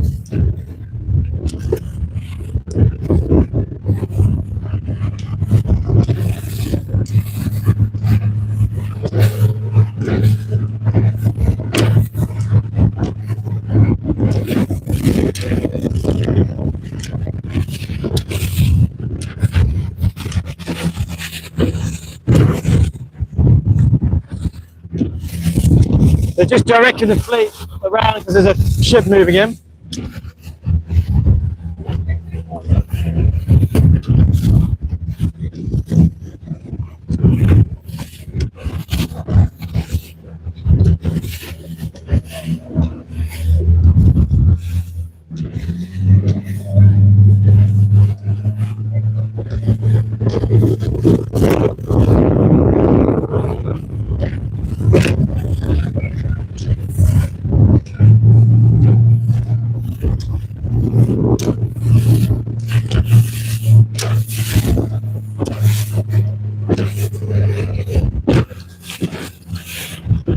See the ship?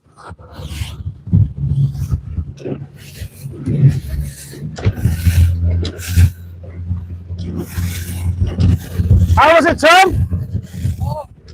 Long day, yeah. Yeah. Well done. Well done.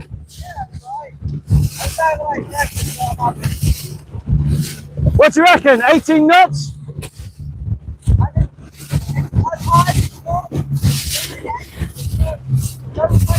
Low 20s, 18, yeah.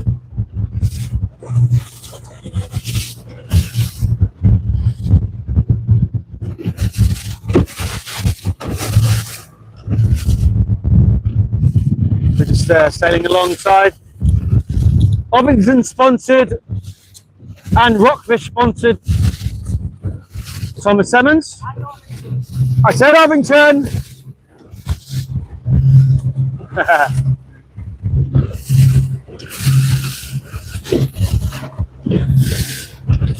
Just to give you an idea, if you look at his yellow Gold Fleet mast sleeve at the lower there, it's fading.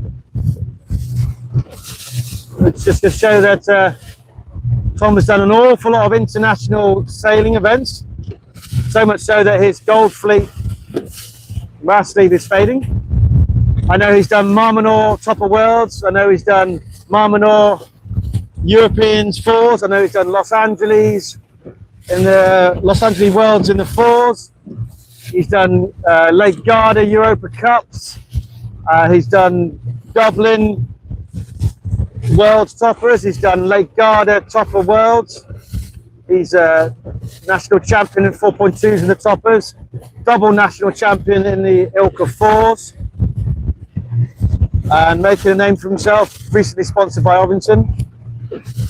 And doing a very, very good job. He has aspirations and no doubt to get into the U squad, and the way he's sailing, it'd be hard to see him, at some point in the near future not being in there. What I will know is the ILCA 4 fleet will be grateful that he's no longer in the ILCA 4 fleet. He's not doing the ILCA 6 Worlds in Aarhus. I think they toyed with the idea of doing it in the fours, but you need to progress and keep the competition there. Much like Chloe Grayton, it's when's the right time to transition? It's always a difficult one to answer that. He's first admitted he's not the heaviest sailor, so it's a very physical boat, but it's a dilemma that all sailors have.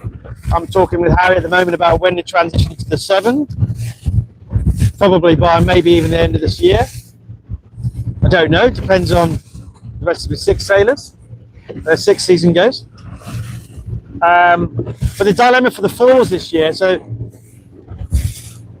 this is the last kind of event, the cut-off period. They've got a new Mark II sail in the ILCA 4 fleet. So this Nationals, they're using the old sail, as were, inverted commas. And for the Worlds next week in Aarhus in Denmark, they'll be using the Mark II sail.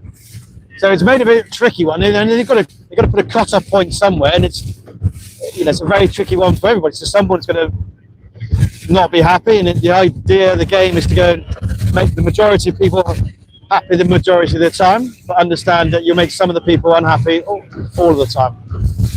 So as in the Worlds, you can still run with your Mark I sail, but most sailors have been training for some time in the ILCA 4 fleet with the Mark II sail, but you will not see the Mark II sail at the ILCA UK Nationals this week because it's not yet allowed to be used in an ILCA competition. So that's the story about the ILCA 4 new sail, which is be allowed to be used for the Worlds coming up in Denmark. Worlds. So we're just making the long trug back. We're doing about 4 or 5 knots just adjacent to the fleet.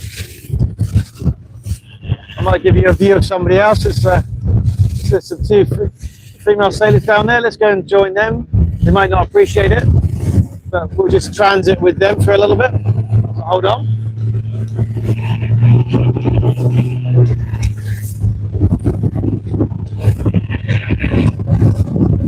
Just to give you a different view.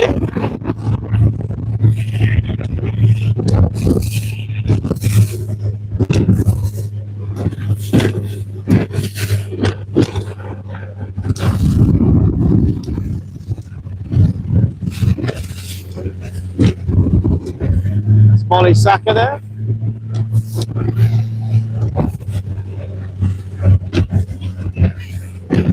Give us a little wave.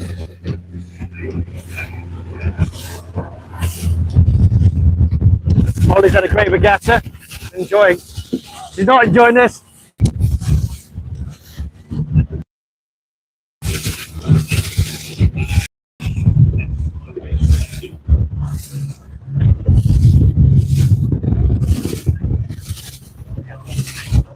Making sure they're eating food.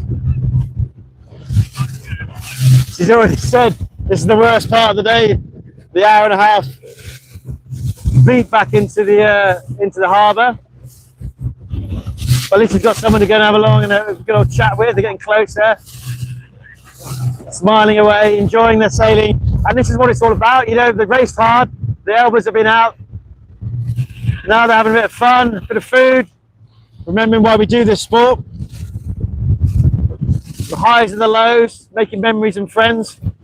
And it's really nice to see these two sailors just laughing away, enjoying themselves, taking the mind off this long beat back in.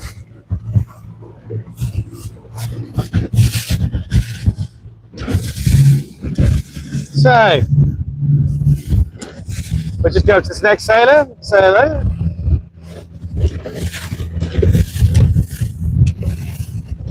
British Youth Sailing Team. Is it Lewis? Oh yeah, how's your day? I saw you and Poppy having lots of conversations today. Did very well today. Well sailed. Feeling about the long beat back home, right? That's Lewis Bacon there. Seems pretty happy. British Youth Sailing Team. Just shows you the quality of the sailors. We're towards the front end of the Sixth Fleet coming home, and there's the Australian. He's had a very dominant sail for the last few days. Enjoyed the stronger breeze. I hear it's due to forecast to go lighter tomorrow. The committee boat's now just entering the harbour. We're still a good mile away from the harbour entrance.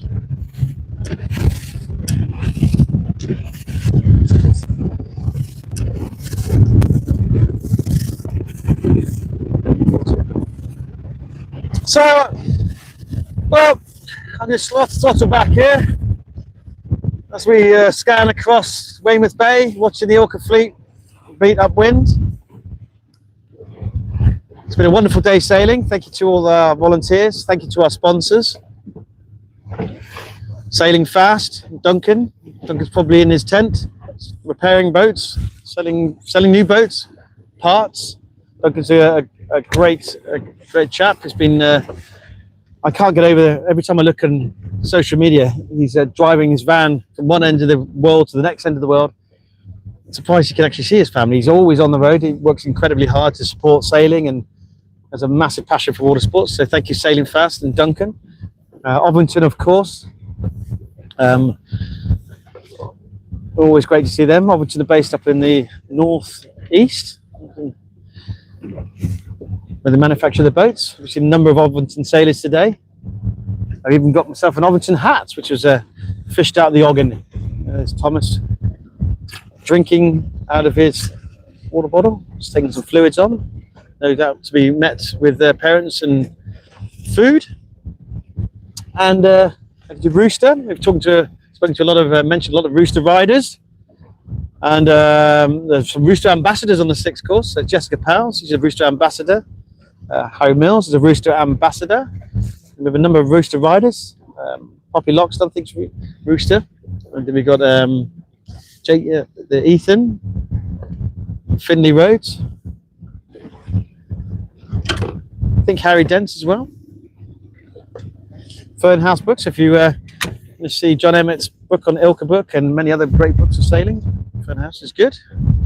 Hopefully we won't have to use call on the Noble Marine Insurance.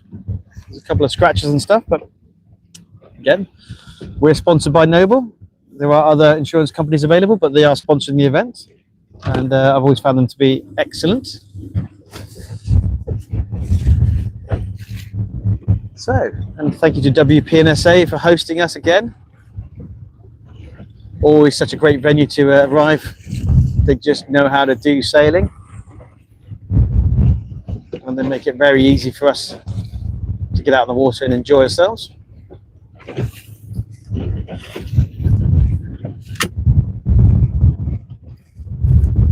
going to go back. Just get looking in for the killer photographs and the videos. Nice. That's one of Duncan's boats. Sailing Fast stickers down the side. Okay, so we're going to sign off now because I've been dribbling on for hours and I'm bored of my own voice, and no doubt you're bored of my voice. It's not a gig I want to do. I'm voluntold to do this, but you've got to go and do what you can. So thank you ever so much for listening. Hope you enjoyed the coverage, and thank you to my cameraman and owner of this rib. He knows who he is, and hope you enjoyed it. And we'll see you all tomorrow for the last day of the ILCA UK Nationals. Okay, that's me signing off, and see you in the dinghy park. Time for a drink. Ta-da!